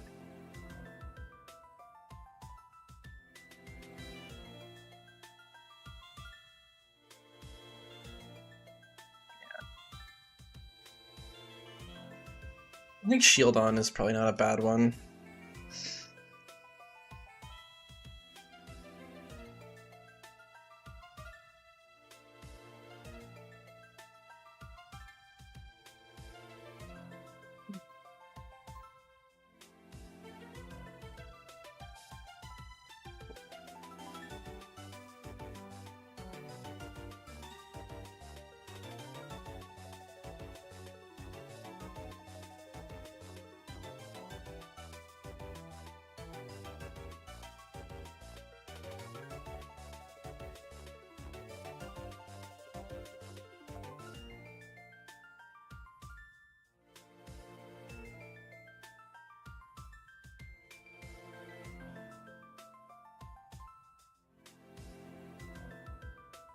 Cannot believe I've been streaming for 5 hours. That's crazy.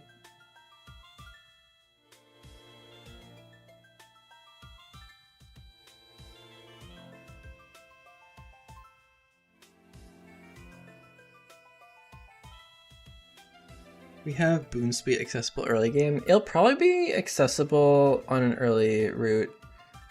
I'm thinking like probably in Stardust Hills, because I'm also redoing the encounters here. There's a lot of stuff that needs to be changed. Okay. I have so many tabs open. Alright, so first things first, let's put the static encounters in.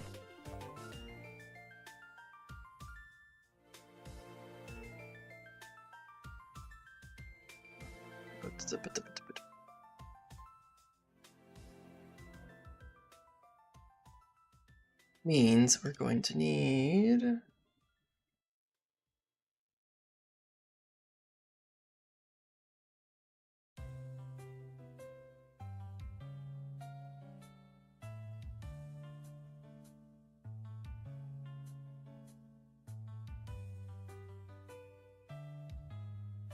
species.actions. So I need to get the dex number for these things. You might think, well, why not use Cerebi? Any of the new Pokemon added to HD Engine need to have they're like indexed a little bit differently to account for forms and stuff in the game. So yeah. So like anything above like Gen 5 or beyond, I think it's like off by 50 or something. So I just control F it in HD Engine to make sure I'm actually like getting the right index.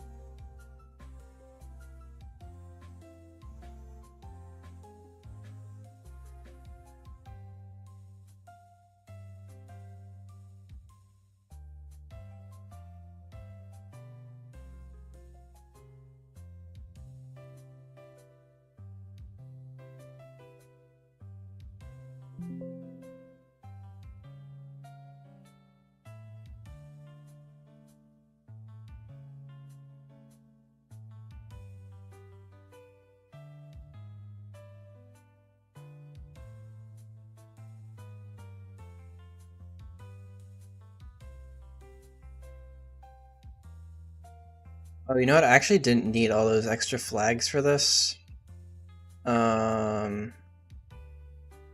Yeah.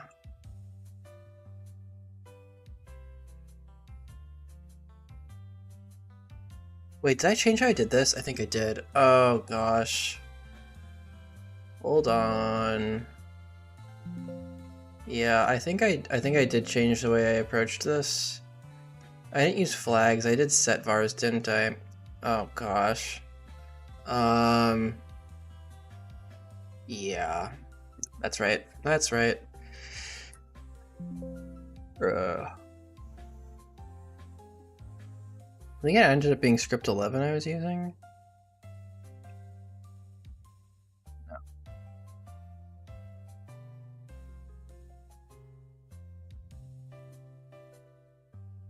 What the hell? Oh no, it was setting flags. It was. Wait,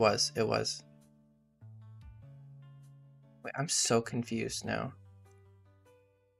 Yeah, it clears the flags, they're visible. Right? Wait, I need to check now. Now I'm questioning my sanity. Yeah, because they're just there with the flag on them, yeah. Yeah. Yeah. Okay, that's what I thought. You know, I'm thought I was losing my mind for a second. Wait, what the hell is that script for? What coding language am I using? It's basically just assembly macros. It's built into DS Pokemon ROM editor. So it's like a pseudocode language essentially. Okay. Oh, that's exciting.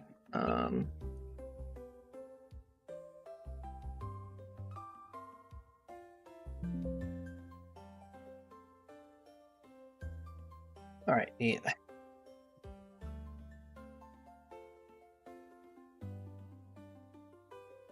Wait, did I actually end up using that script for that variable for something else? Please tell me I didn't. No, I didn't. Okay, good. I have, sorry, I'm keeping track of a ton of variables, and I thought I was doubling up on something I shouldn't have been, but it's fine. Wait, I don't need this set flag anymore. I don't need this in any of them.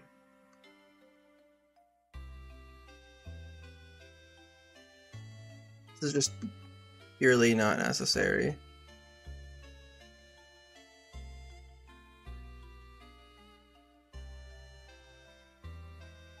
I should also update that on my macros sheet.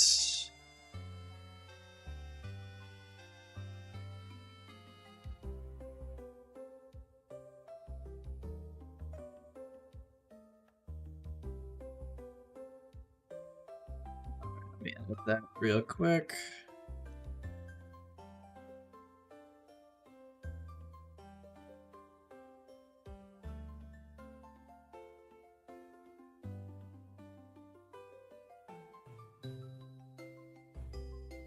Great. I was gonna say, like, I know I don't need to be setting this flag, so why was I doing that? Didn't need to. Okay. So that's the first one. Let me open up the event editor too. So the question is, where do we want to have these guys hanging out? I think like up in the grass up here. I think I want you like right here.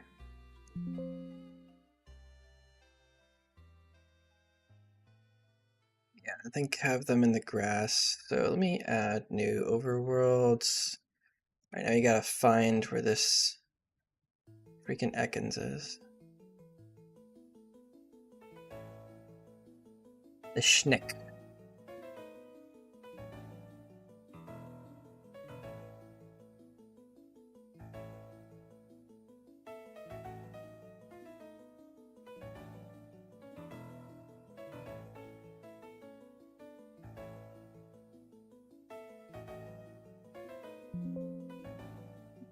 This Ekans is going to be script 2. And your flag 2550. Oh, and then I have to update in function 10. What overworld are you? 18.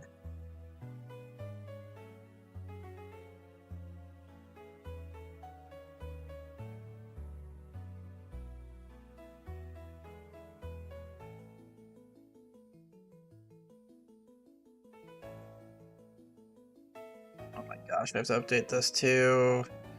This needs to be 27.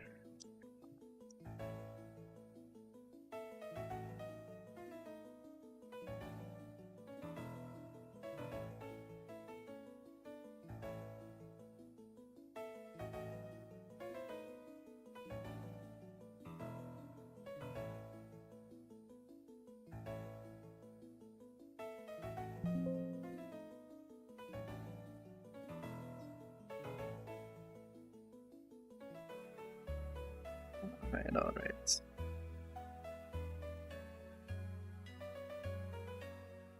That's you.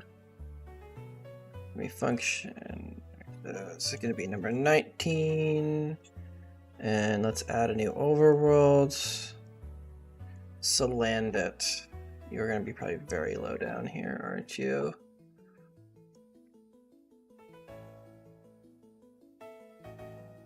Yeah, 807.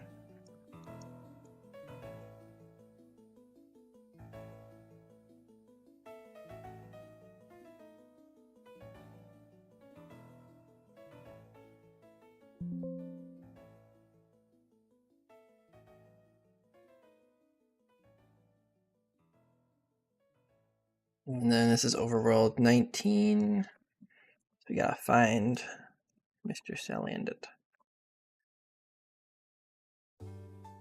This is like end of Gen 7, right?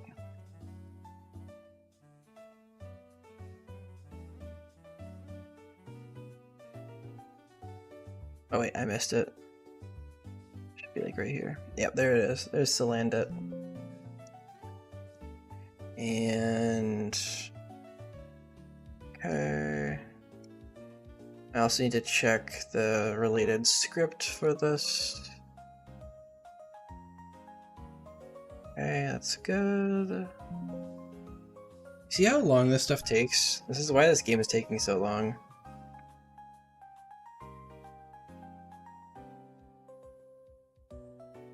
Alright. Next, Glimmet. And Glimmet is significantly further down.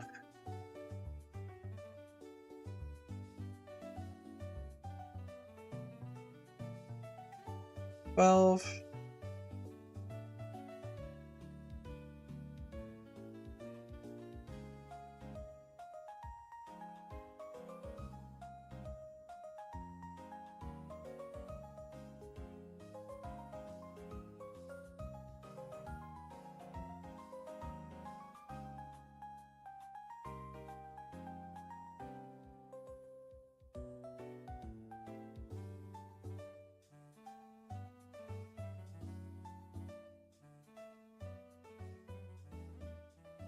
what are these scripts for? Static encounters? Yes, they are for static encounters.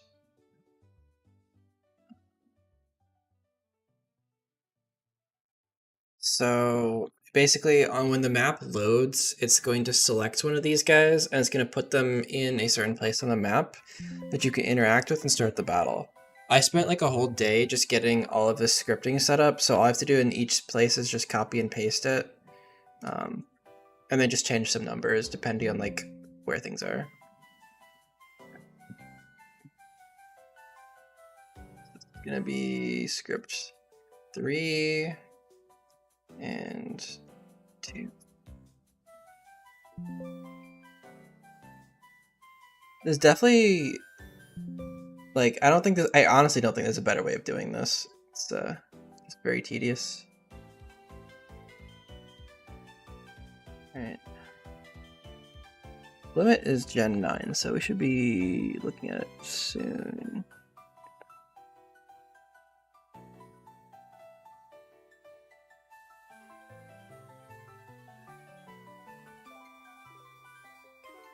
Where are you, Glimmet? Where are you?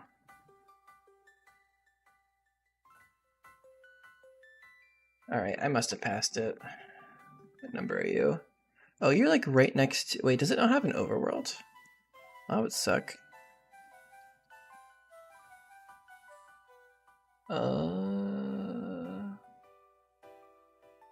Might not.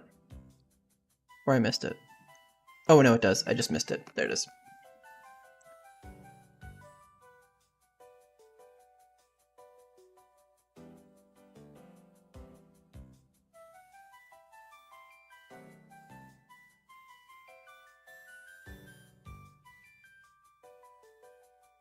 Script 4? 552.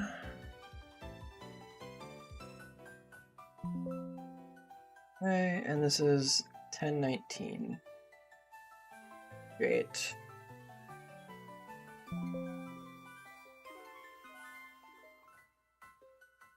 Or 1019. 12, 1019. Overworld number 20. Okay, looks good. So the first batch of statics are done.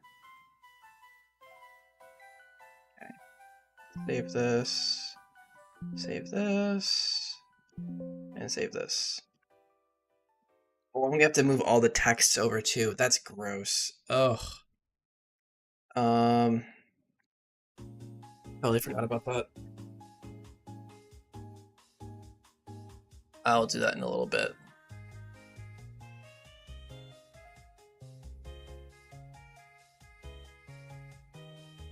If I'm doing a Haldean Wooper, is that going to cause a problem? I hope not.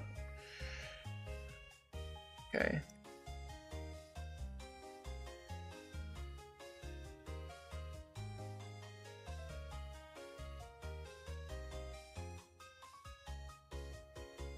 So I'm gonna need to do this calculation real quick.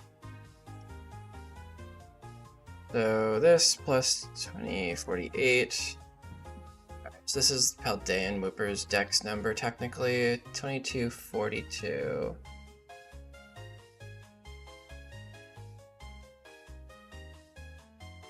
Don't put a comma in it. What are you doing? Weirdo. Who puts commas in numbers?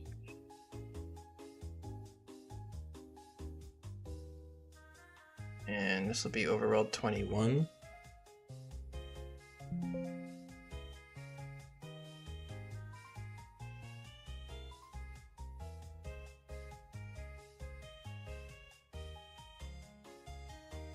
I don't think it makes sense to put this guy right here.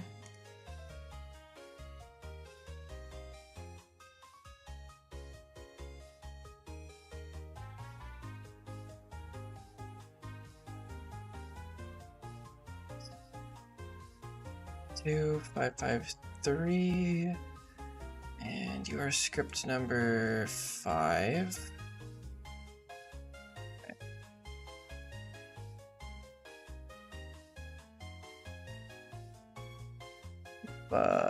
Whoopa!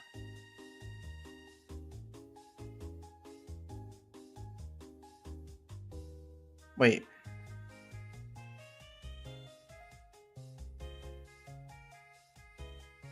Whoopa. I don't know why I thought Whooper was Kanto. Am I stupid? It's definitely not.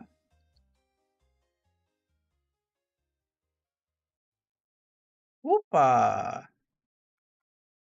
Paldean Whooper, more like Whoopa! There he is. So cute.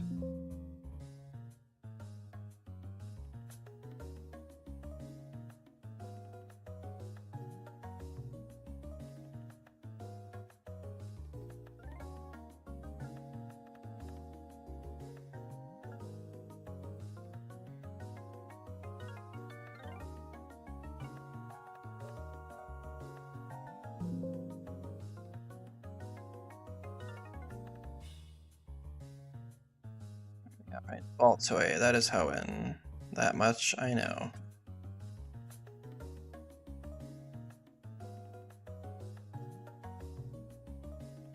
Baltoy.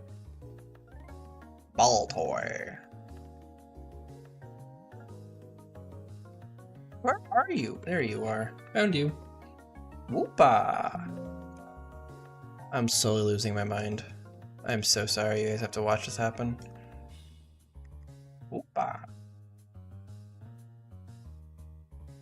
What 6 hours of ROM hacking will do to you? Baltoy. Baltoy. Play doll. 6.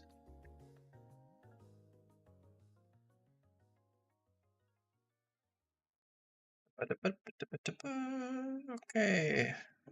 You're overworld 22.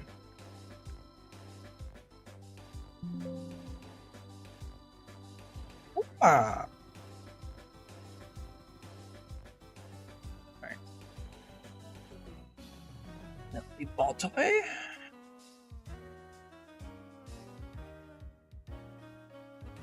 Fimpy.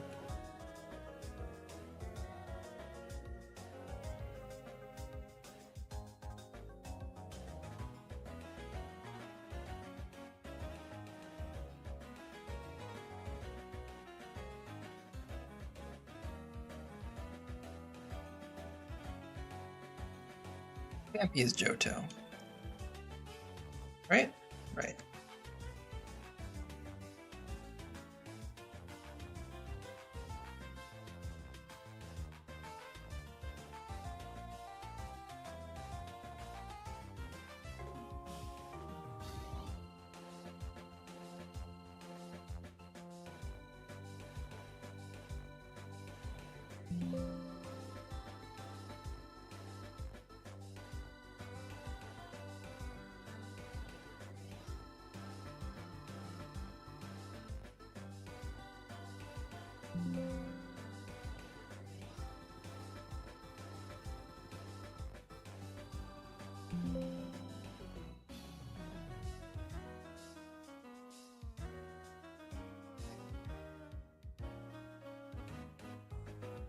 Yo, gameplay when?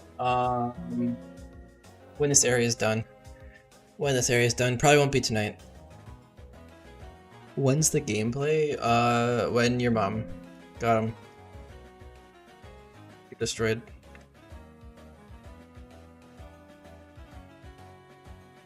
Script 7.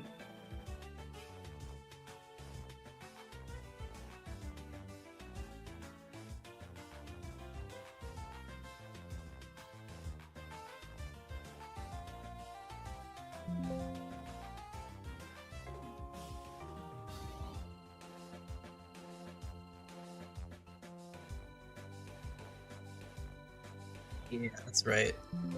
Now you see. Now you see your error. Okay. Oh wait. This actually shouldn't be too bad to check out.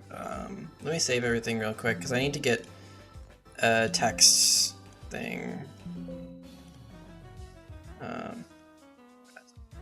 Tomatoes.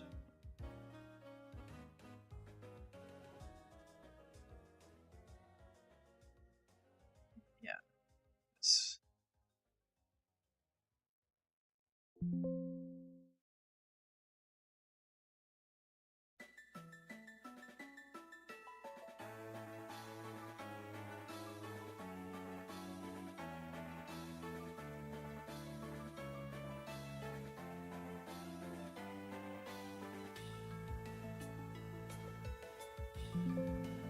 And then this needs to be changed from 0 to 20.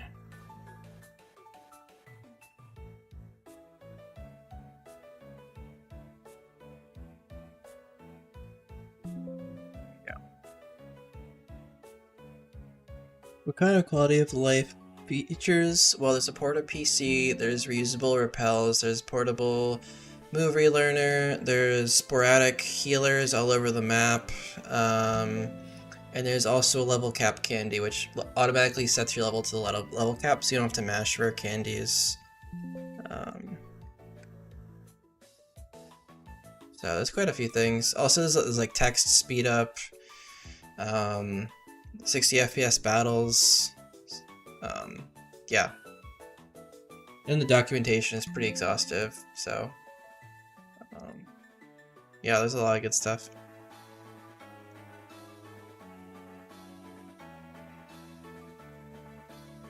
Down here.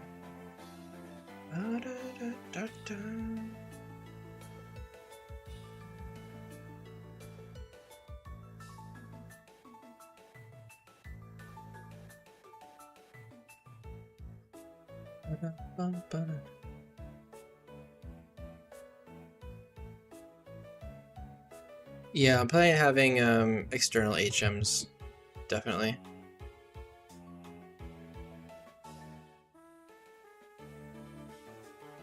Hey, everyone's project doesn't have to be silly, it can always be something cool.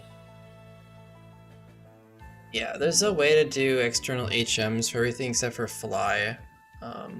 But Fly's, well, I'll get to the map in a little bit, but there's probably going to be a global warp zone similar to Mythic Silver.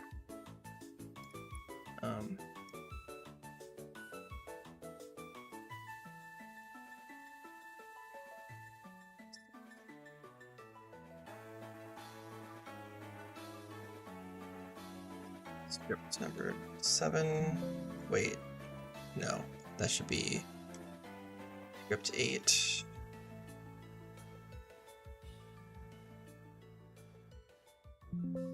Okay, so this is gonna be Dwebble. Dwebble!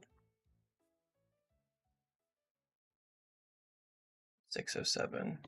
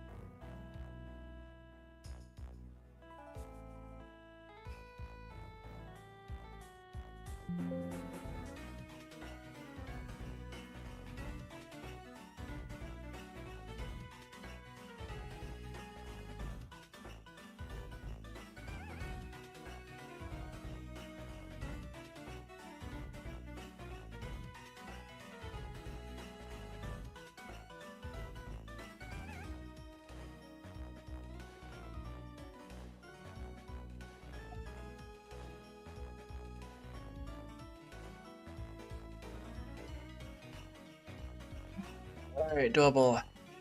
Find you.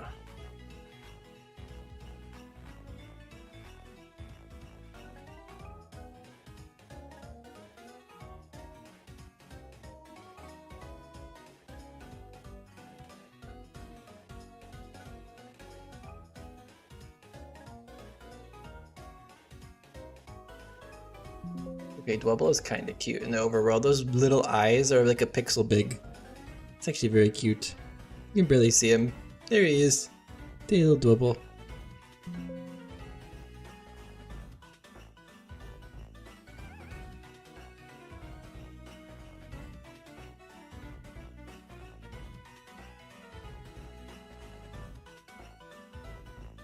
He is little guy energy. He is.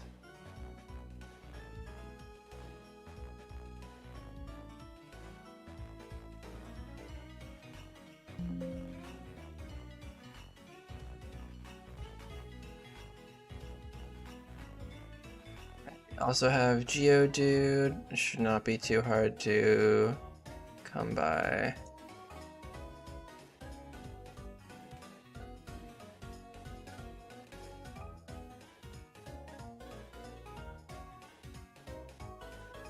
Oh, I went too far.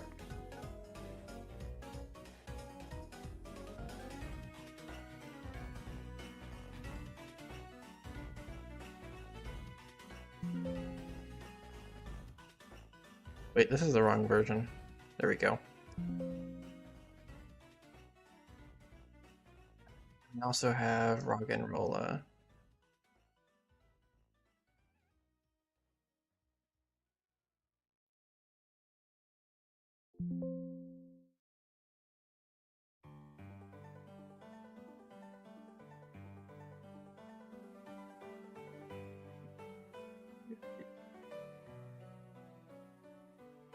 $74.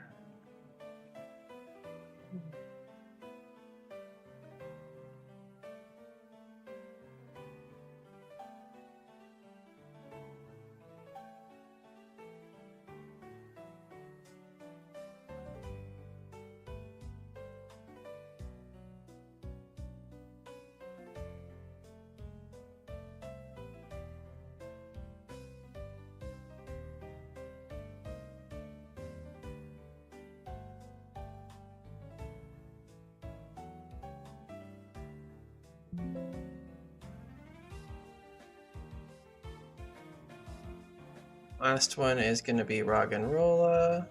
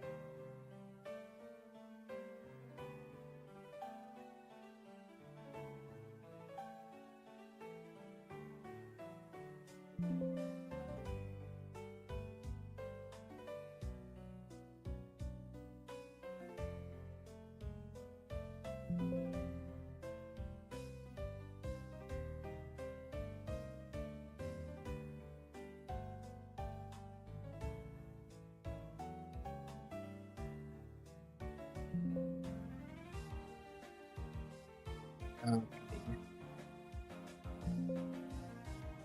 Now we just need to copy over the level script. We should be good to go, I think. Then we just need to finish up the actual story in this area. Alright.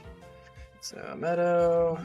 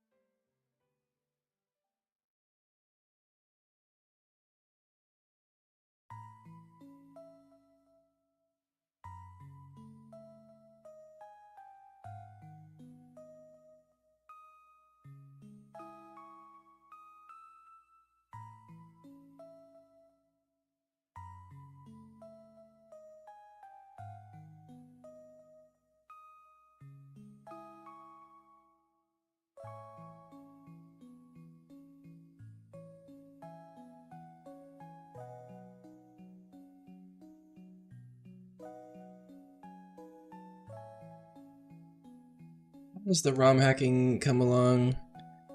Uh, it's going. It's going. This is like the last area I really need to script before the demo is ready. Obviously there's gonna be like I'm gonna like need to test some more stuff, but it's like it's a slog right now. It's just a slog.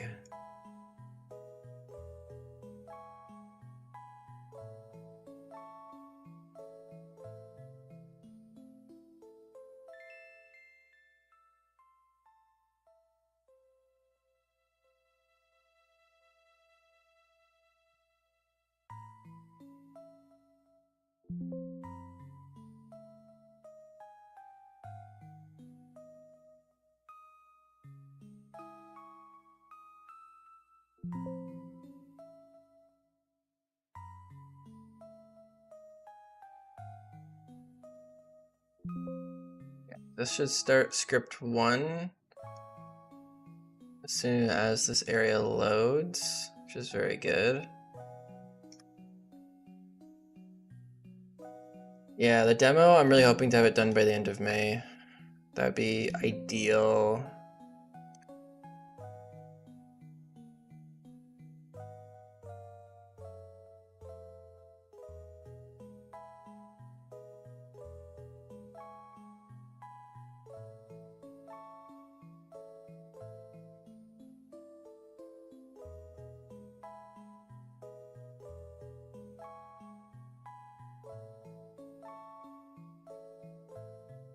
Yeah, so that's a good question. You leave the encounter and Pokemon changes till after you've done everything else. So I usually don't do a ton of Pokemon changes, but I would do that first if I were to. I usually do all my mapping, all my assets, all my planning, all my UI changes first, and like features and getting those all ready first. So like port a PC and all that. And then like the last thing I will do is trainers and encounters, because those are really just changing some numbers around and just putting in whatever data you want. But like building a world definitely takes precedence because you want things to make sense. Like you want like you want the Pokemon to like fit the area. So that's why I do that part, all that trainer stuff and like encounter stuff last.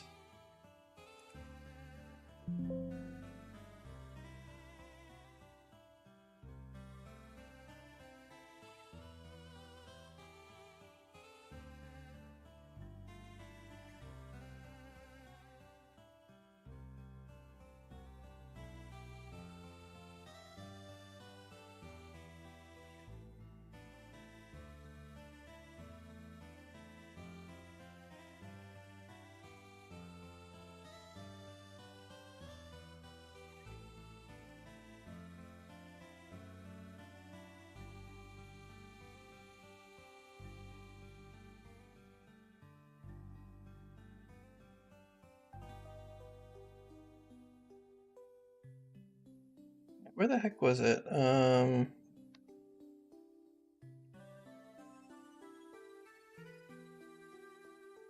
Yeah, I mean it's different for everybody, but that's just what works best for me, to be honest with you.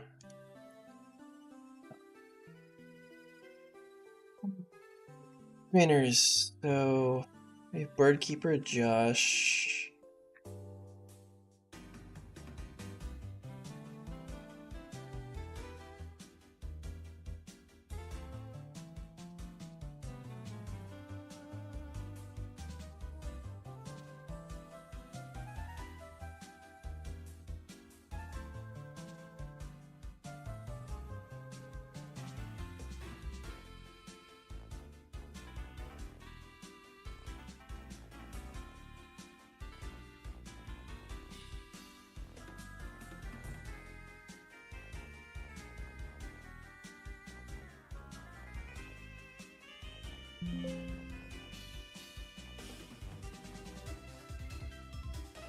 Yeah, that's a good point, Darian. For Iridium, which is it follows vanilla, it doesn't really matter that much.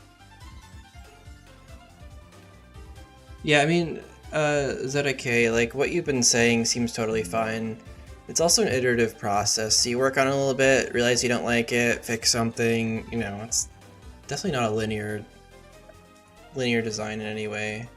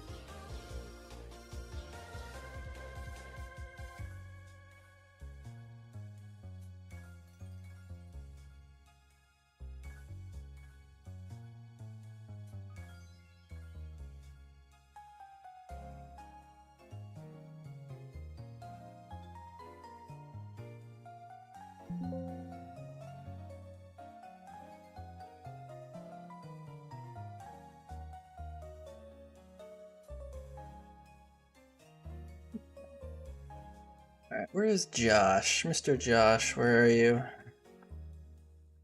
Uh, Josh! You're trainer number 29.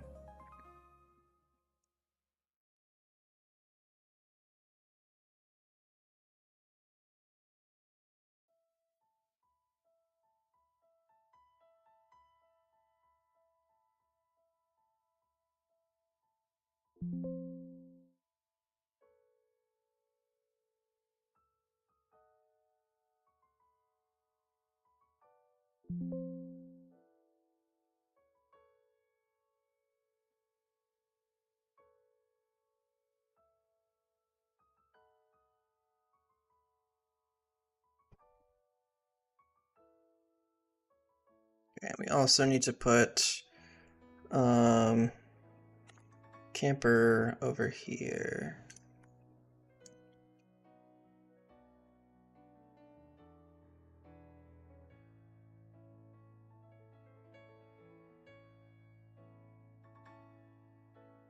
Yeah, add Bone Sweet into Cherry Grove City Grass, found out a Bulbasaur Sprite, and immediately remove the Pokemon from the game for something else. Yeah, that makes sense.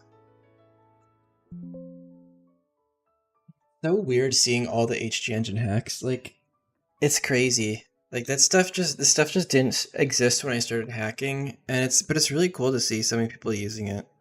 Like, I really do think we're gonna see, like, give it 1 year, mark my words, and we're gonna see a ton of Heart Gold hacks because of like HG Engine, basically. We're gonna see a lot of people's takes on modernizing that game. And you know what? That could be a pretty exciting thing.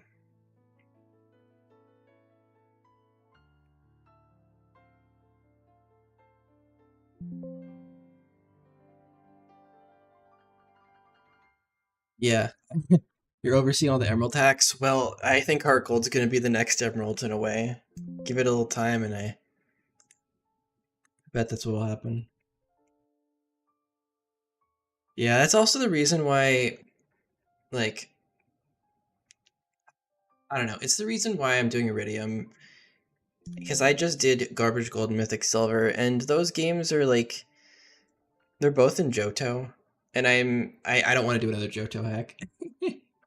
I've seen a bunch of people in the Kingdom of DS Hacking Discord talking about their Johto hacks, and like, it just seems like the default thing. Like, there's only a couple people doing platinum hacks who want to use the decomp.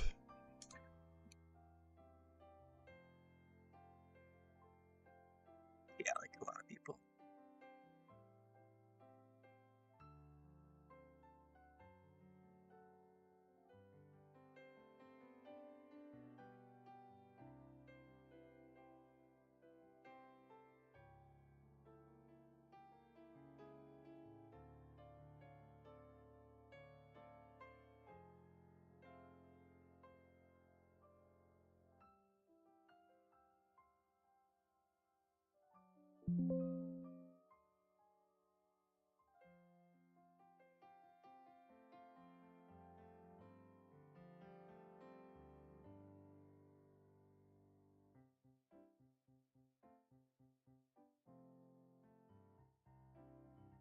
Yeah, making an original map hack is a lot of effort. I was basing Mythic Silver, like Mythic Silver is completely original maps, but it's based on the structure of Johto. So there's a lot of stuff that I didn't have to do, but for Iridium, doing everything from scratch, dude, it will take you multiple years. But you know what? If you enjoy it, make something neat.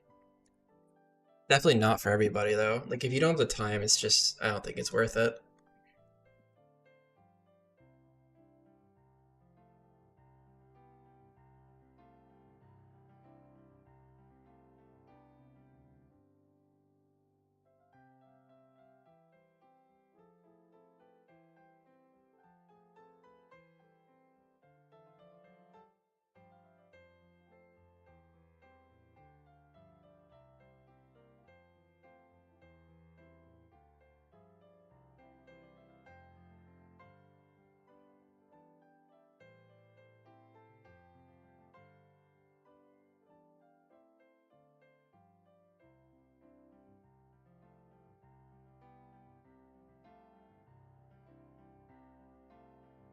Greetings from Argentina. Welcome to the stream, man. Welcome.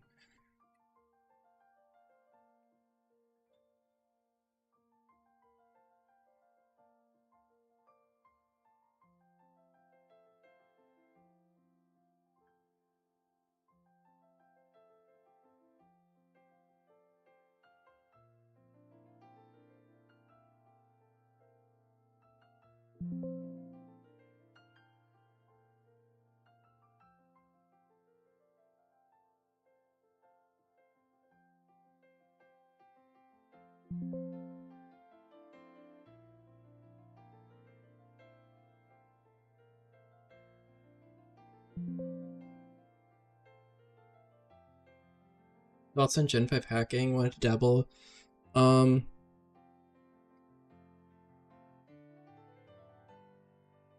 Honestly, there are tools for Gen 5, but the documentation for them just isn't as good. And like the people just don't have enough experience with like the data structures and stuff. Like you can do really cool stuff in Gen 5, and I've seen people do really cool stuff in Gen 5. It just takes a lot more effort. And I don't see why you would do it besides like having triple battles and rotation battles. Because most of the stuff you can do in Gen 5, you can do in Gen 4. It's like I don't know. It's still NDS hacking.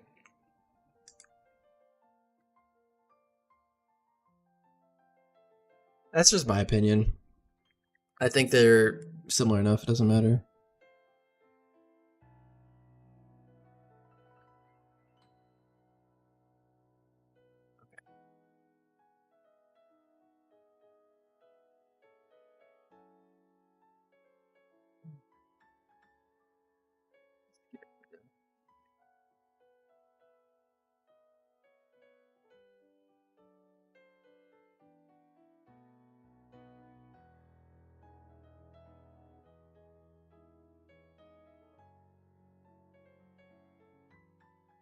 Yeah. I just hit the 6 hour mark for streaming. I don't think I've ever streamed this long in a row. Thoughts on Gen 6 hacking? Basically non-existent. There's just not the tooling for it yet.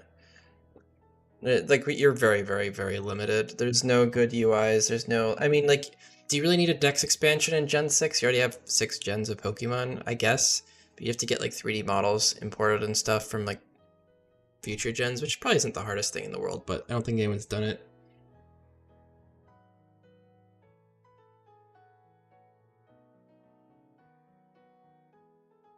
There is a bunch of stuff for Gen 5 happening right now. The White 2 upgrade and the White 2 expansion.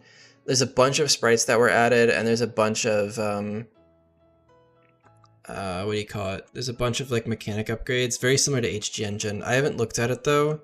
Unfortunately, all the sprites they added are static. They're not moving, which looks really weird, I think. But yeah, that's just what's going on. Yeah, you can check in Kingdom of DS hacking. I'm pretty sure there's a channel in the tools somewhere for it.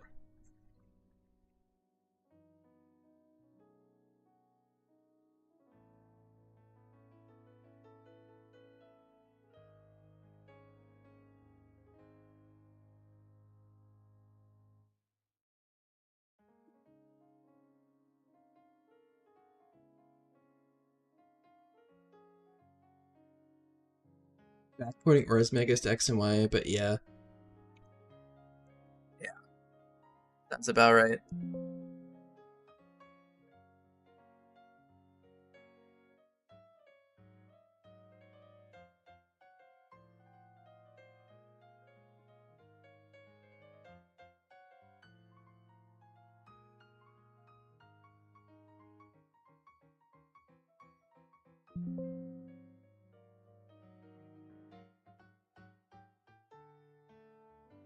Need to add.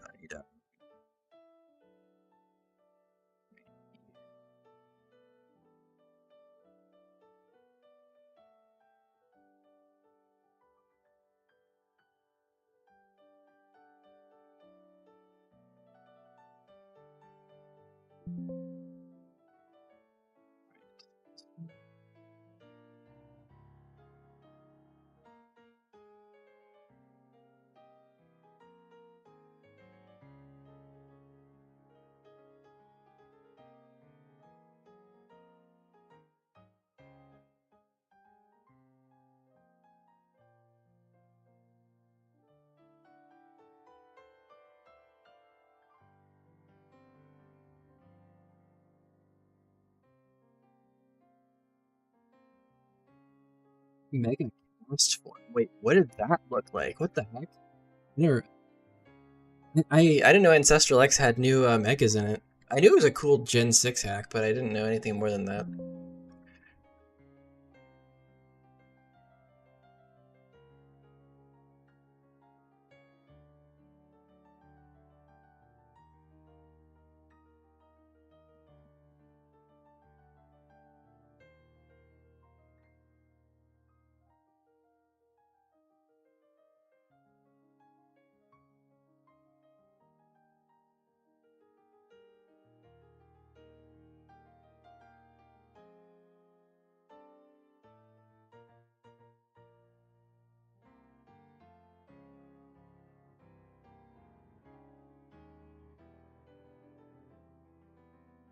Oh, interesting. Gain the weather abilities with boosted stats. That seems broken. I love it.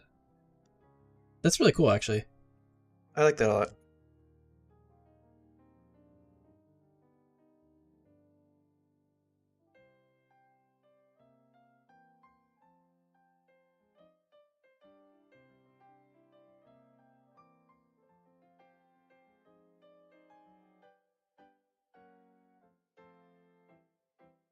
The only thing I don't like about Gen 5 is CTR map just nuking random script sometimes. I can't deal with that.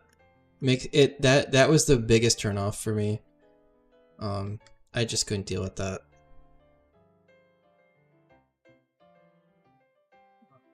Like, it would just break scripts I hadn't even touched.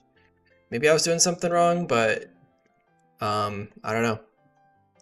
Not great when it seems like it's just a stochastic problem. Yeah.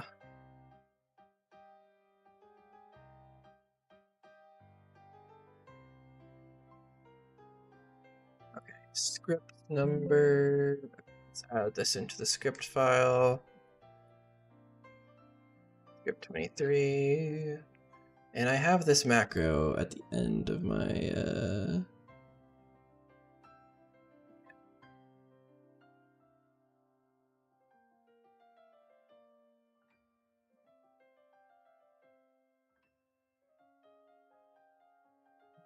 This is Oranberry, I think.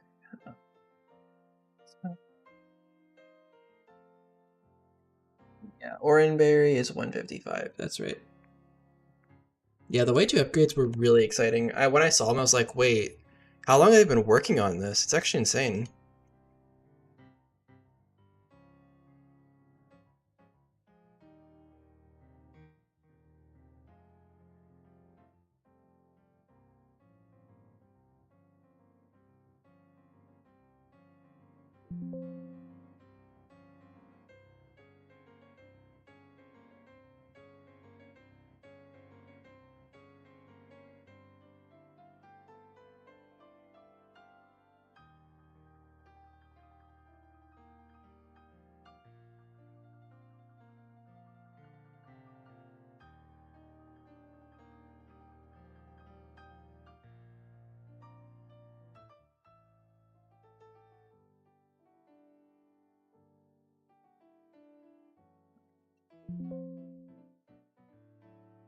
Alright, so this will be a random amount of Oranberries, which will be perfect. Hopefully the player will actually go find those.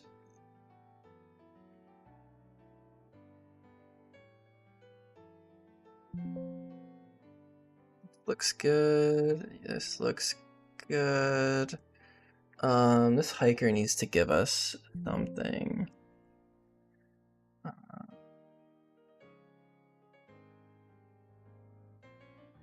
What item do we want to give the player right now? I was thinking we need to give like Rost berries or something. Because there's a lot of burn Pokemon. There's a couple. I think we need Rost berries. Um, so same as basically script 13.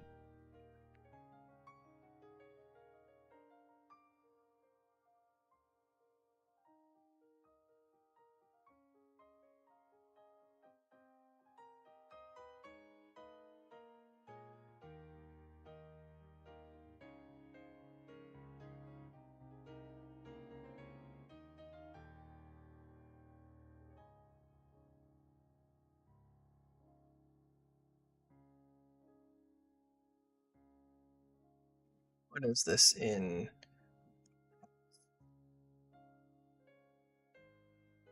Decimal, it's 16544, and that is 40A0. Okay.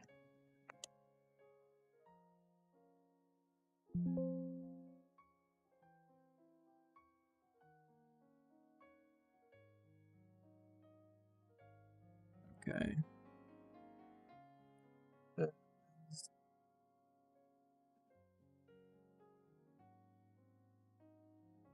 0x4 0A0. Okay, hiker gives Ross. I think I can give up to 10 here, I think. I'll give 8 for now.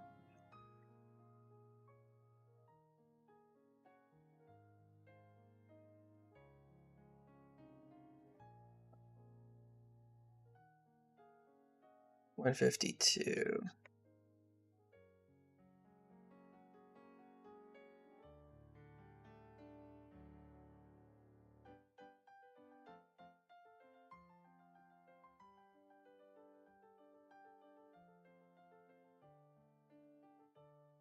Needs to be message 23, message 24.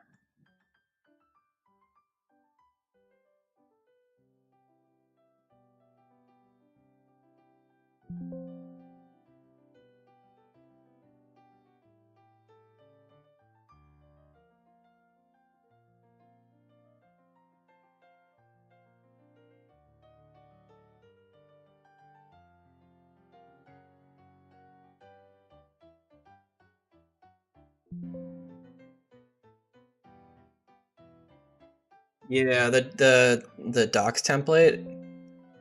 That's pretty awesome. I saw that. There's a lot of really cool stuff people are doing for the community. It's just awesome. Like if everyone contributes something, it's just awesome, you know.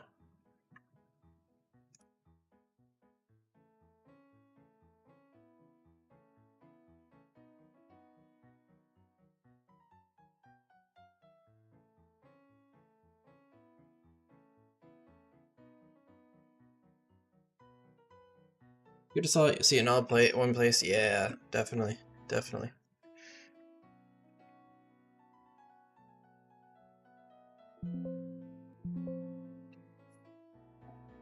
Needs to be jumped to 28. I can't wait to see all the bugs I wrote. I don't write bugs. I write features. Get it right. All right, this script is going to be 24.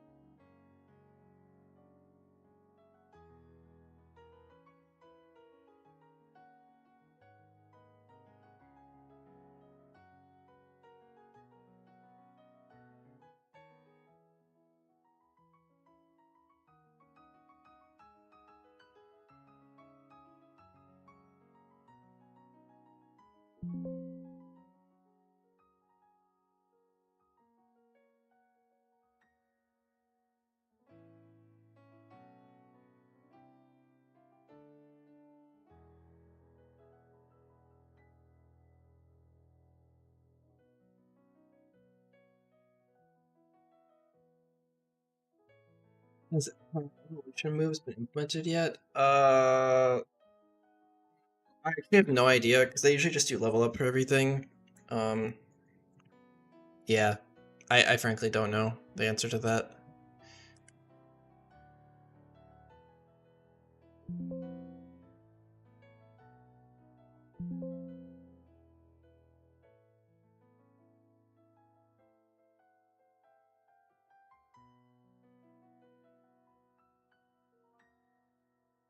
Yeah, I always prefer to just do things with level up.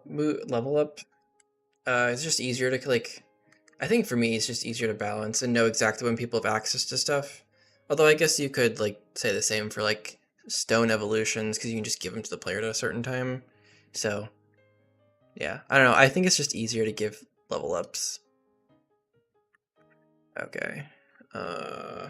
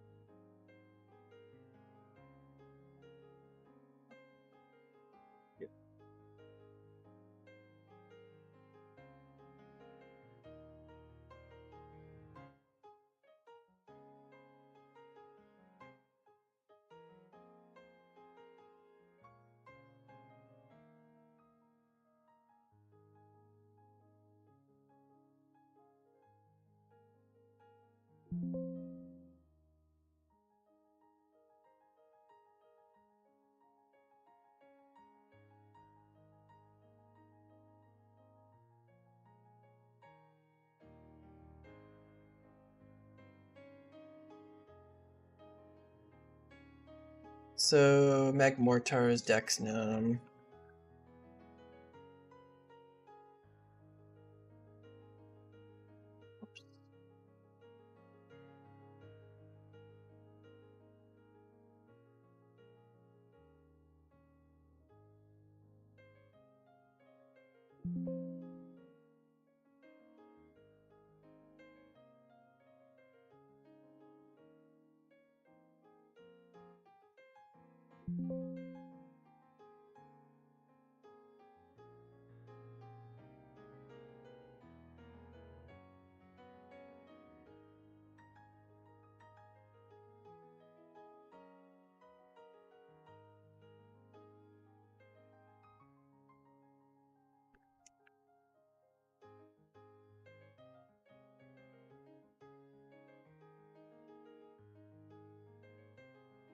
I'm also learning not to cut corners on anything I do. Like, if it requires like an extra action to make it feel more alive, like this Magmortar, after you talk to him, he's gonna look back towards the machine that he was tending to. And I think that's really just what makes I think that just makes it very small, but ends up making a big difference. When I make changes in HG Engine, do you just comment? Yeah, I mean you can do, yeah. I usually do like all of those comments and stuff in like my docs, for instance.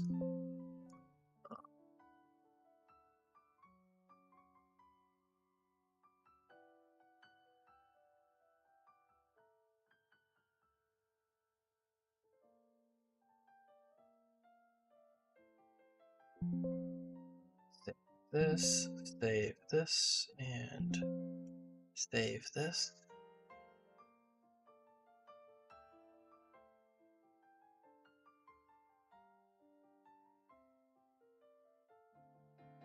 Or 21. That's what Steven is ID'd as.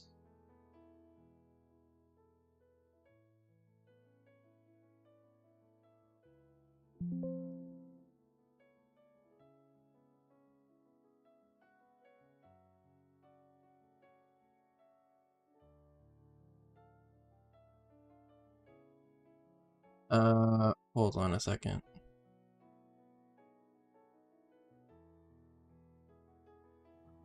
Nope, I cannot use that flag. This needs to be 60.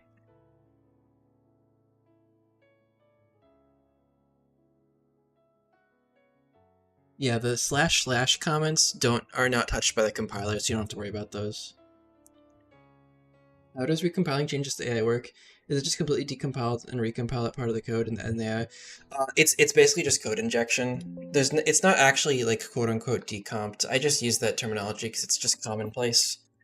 Um, Basically, there we take the functions and we reroute them into our functions instead of the vanilla functions. Um, So basically, when you compile it with the new functions we wrote, it will just reroute any time the AI in the game is calling like the AI functions. It'll just do what we tell it to do instead. So that's how that works. That is how that works.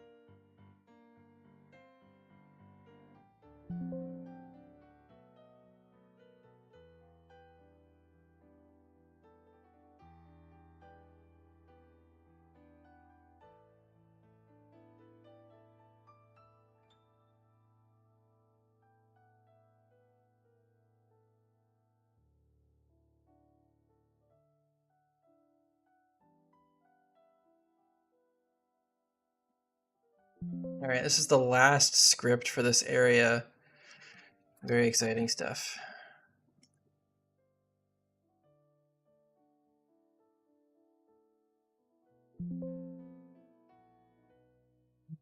I hopefully I can finish it tonight. I'll be right back, you guys. I gotta use the bathroom.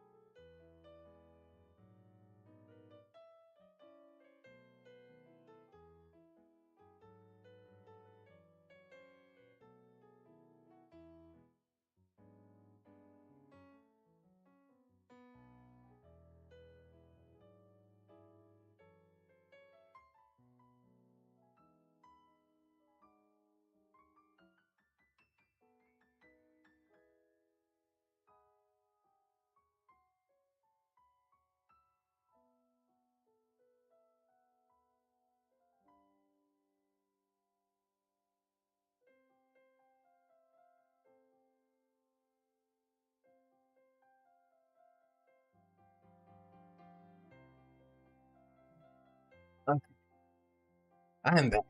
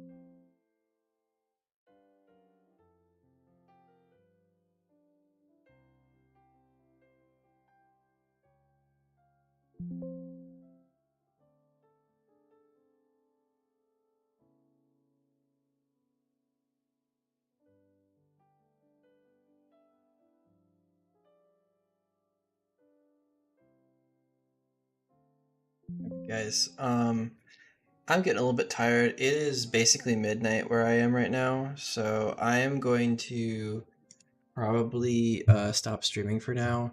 I really wanted to finish this in the stream, but it doesn't look like it's gonna happen just because yeah, I'm just running out of time. So yeah, I've been streaming for 6.5 hours. This is the longest stream I've done in my life. It is past midnight, and yeah. Thank you guys for being here for such a long time. Seriously, appreciate that. Soon, demo soon.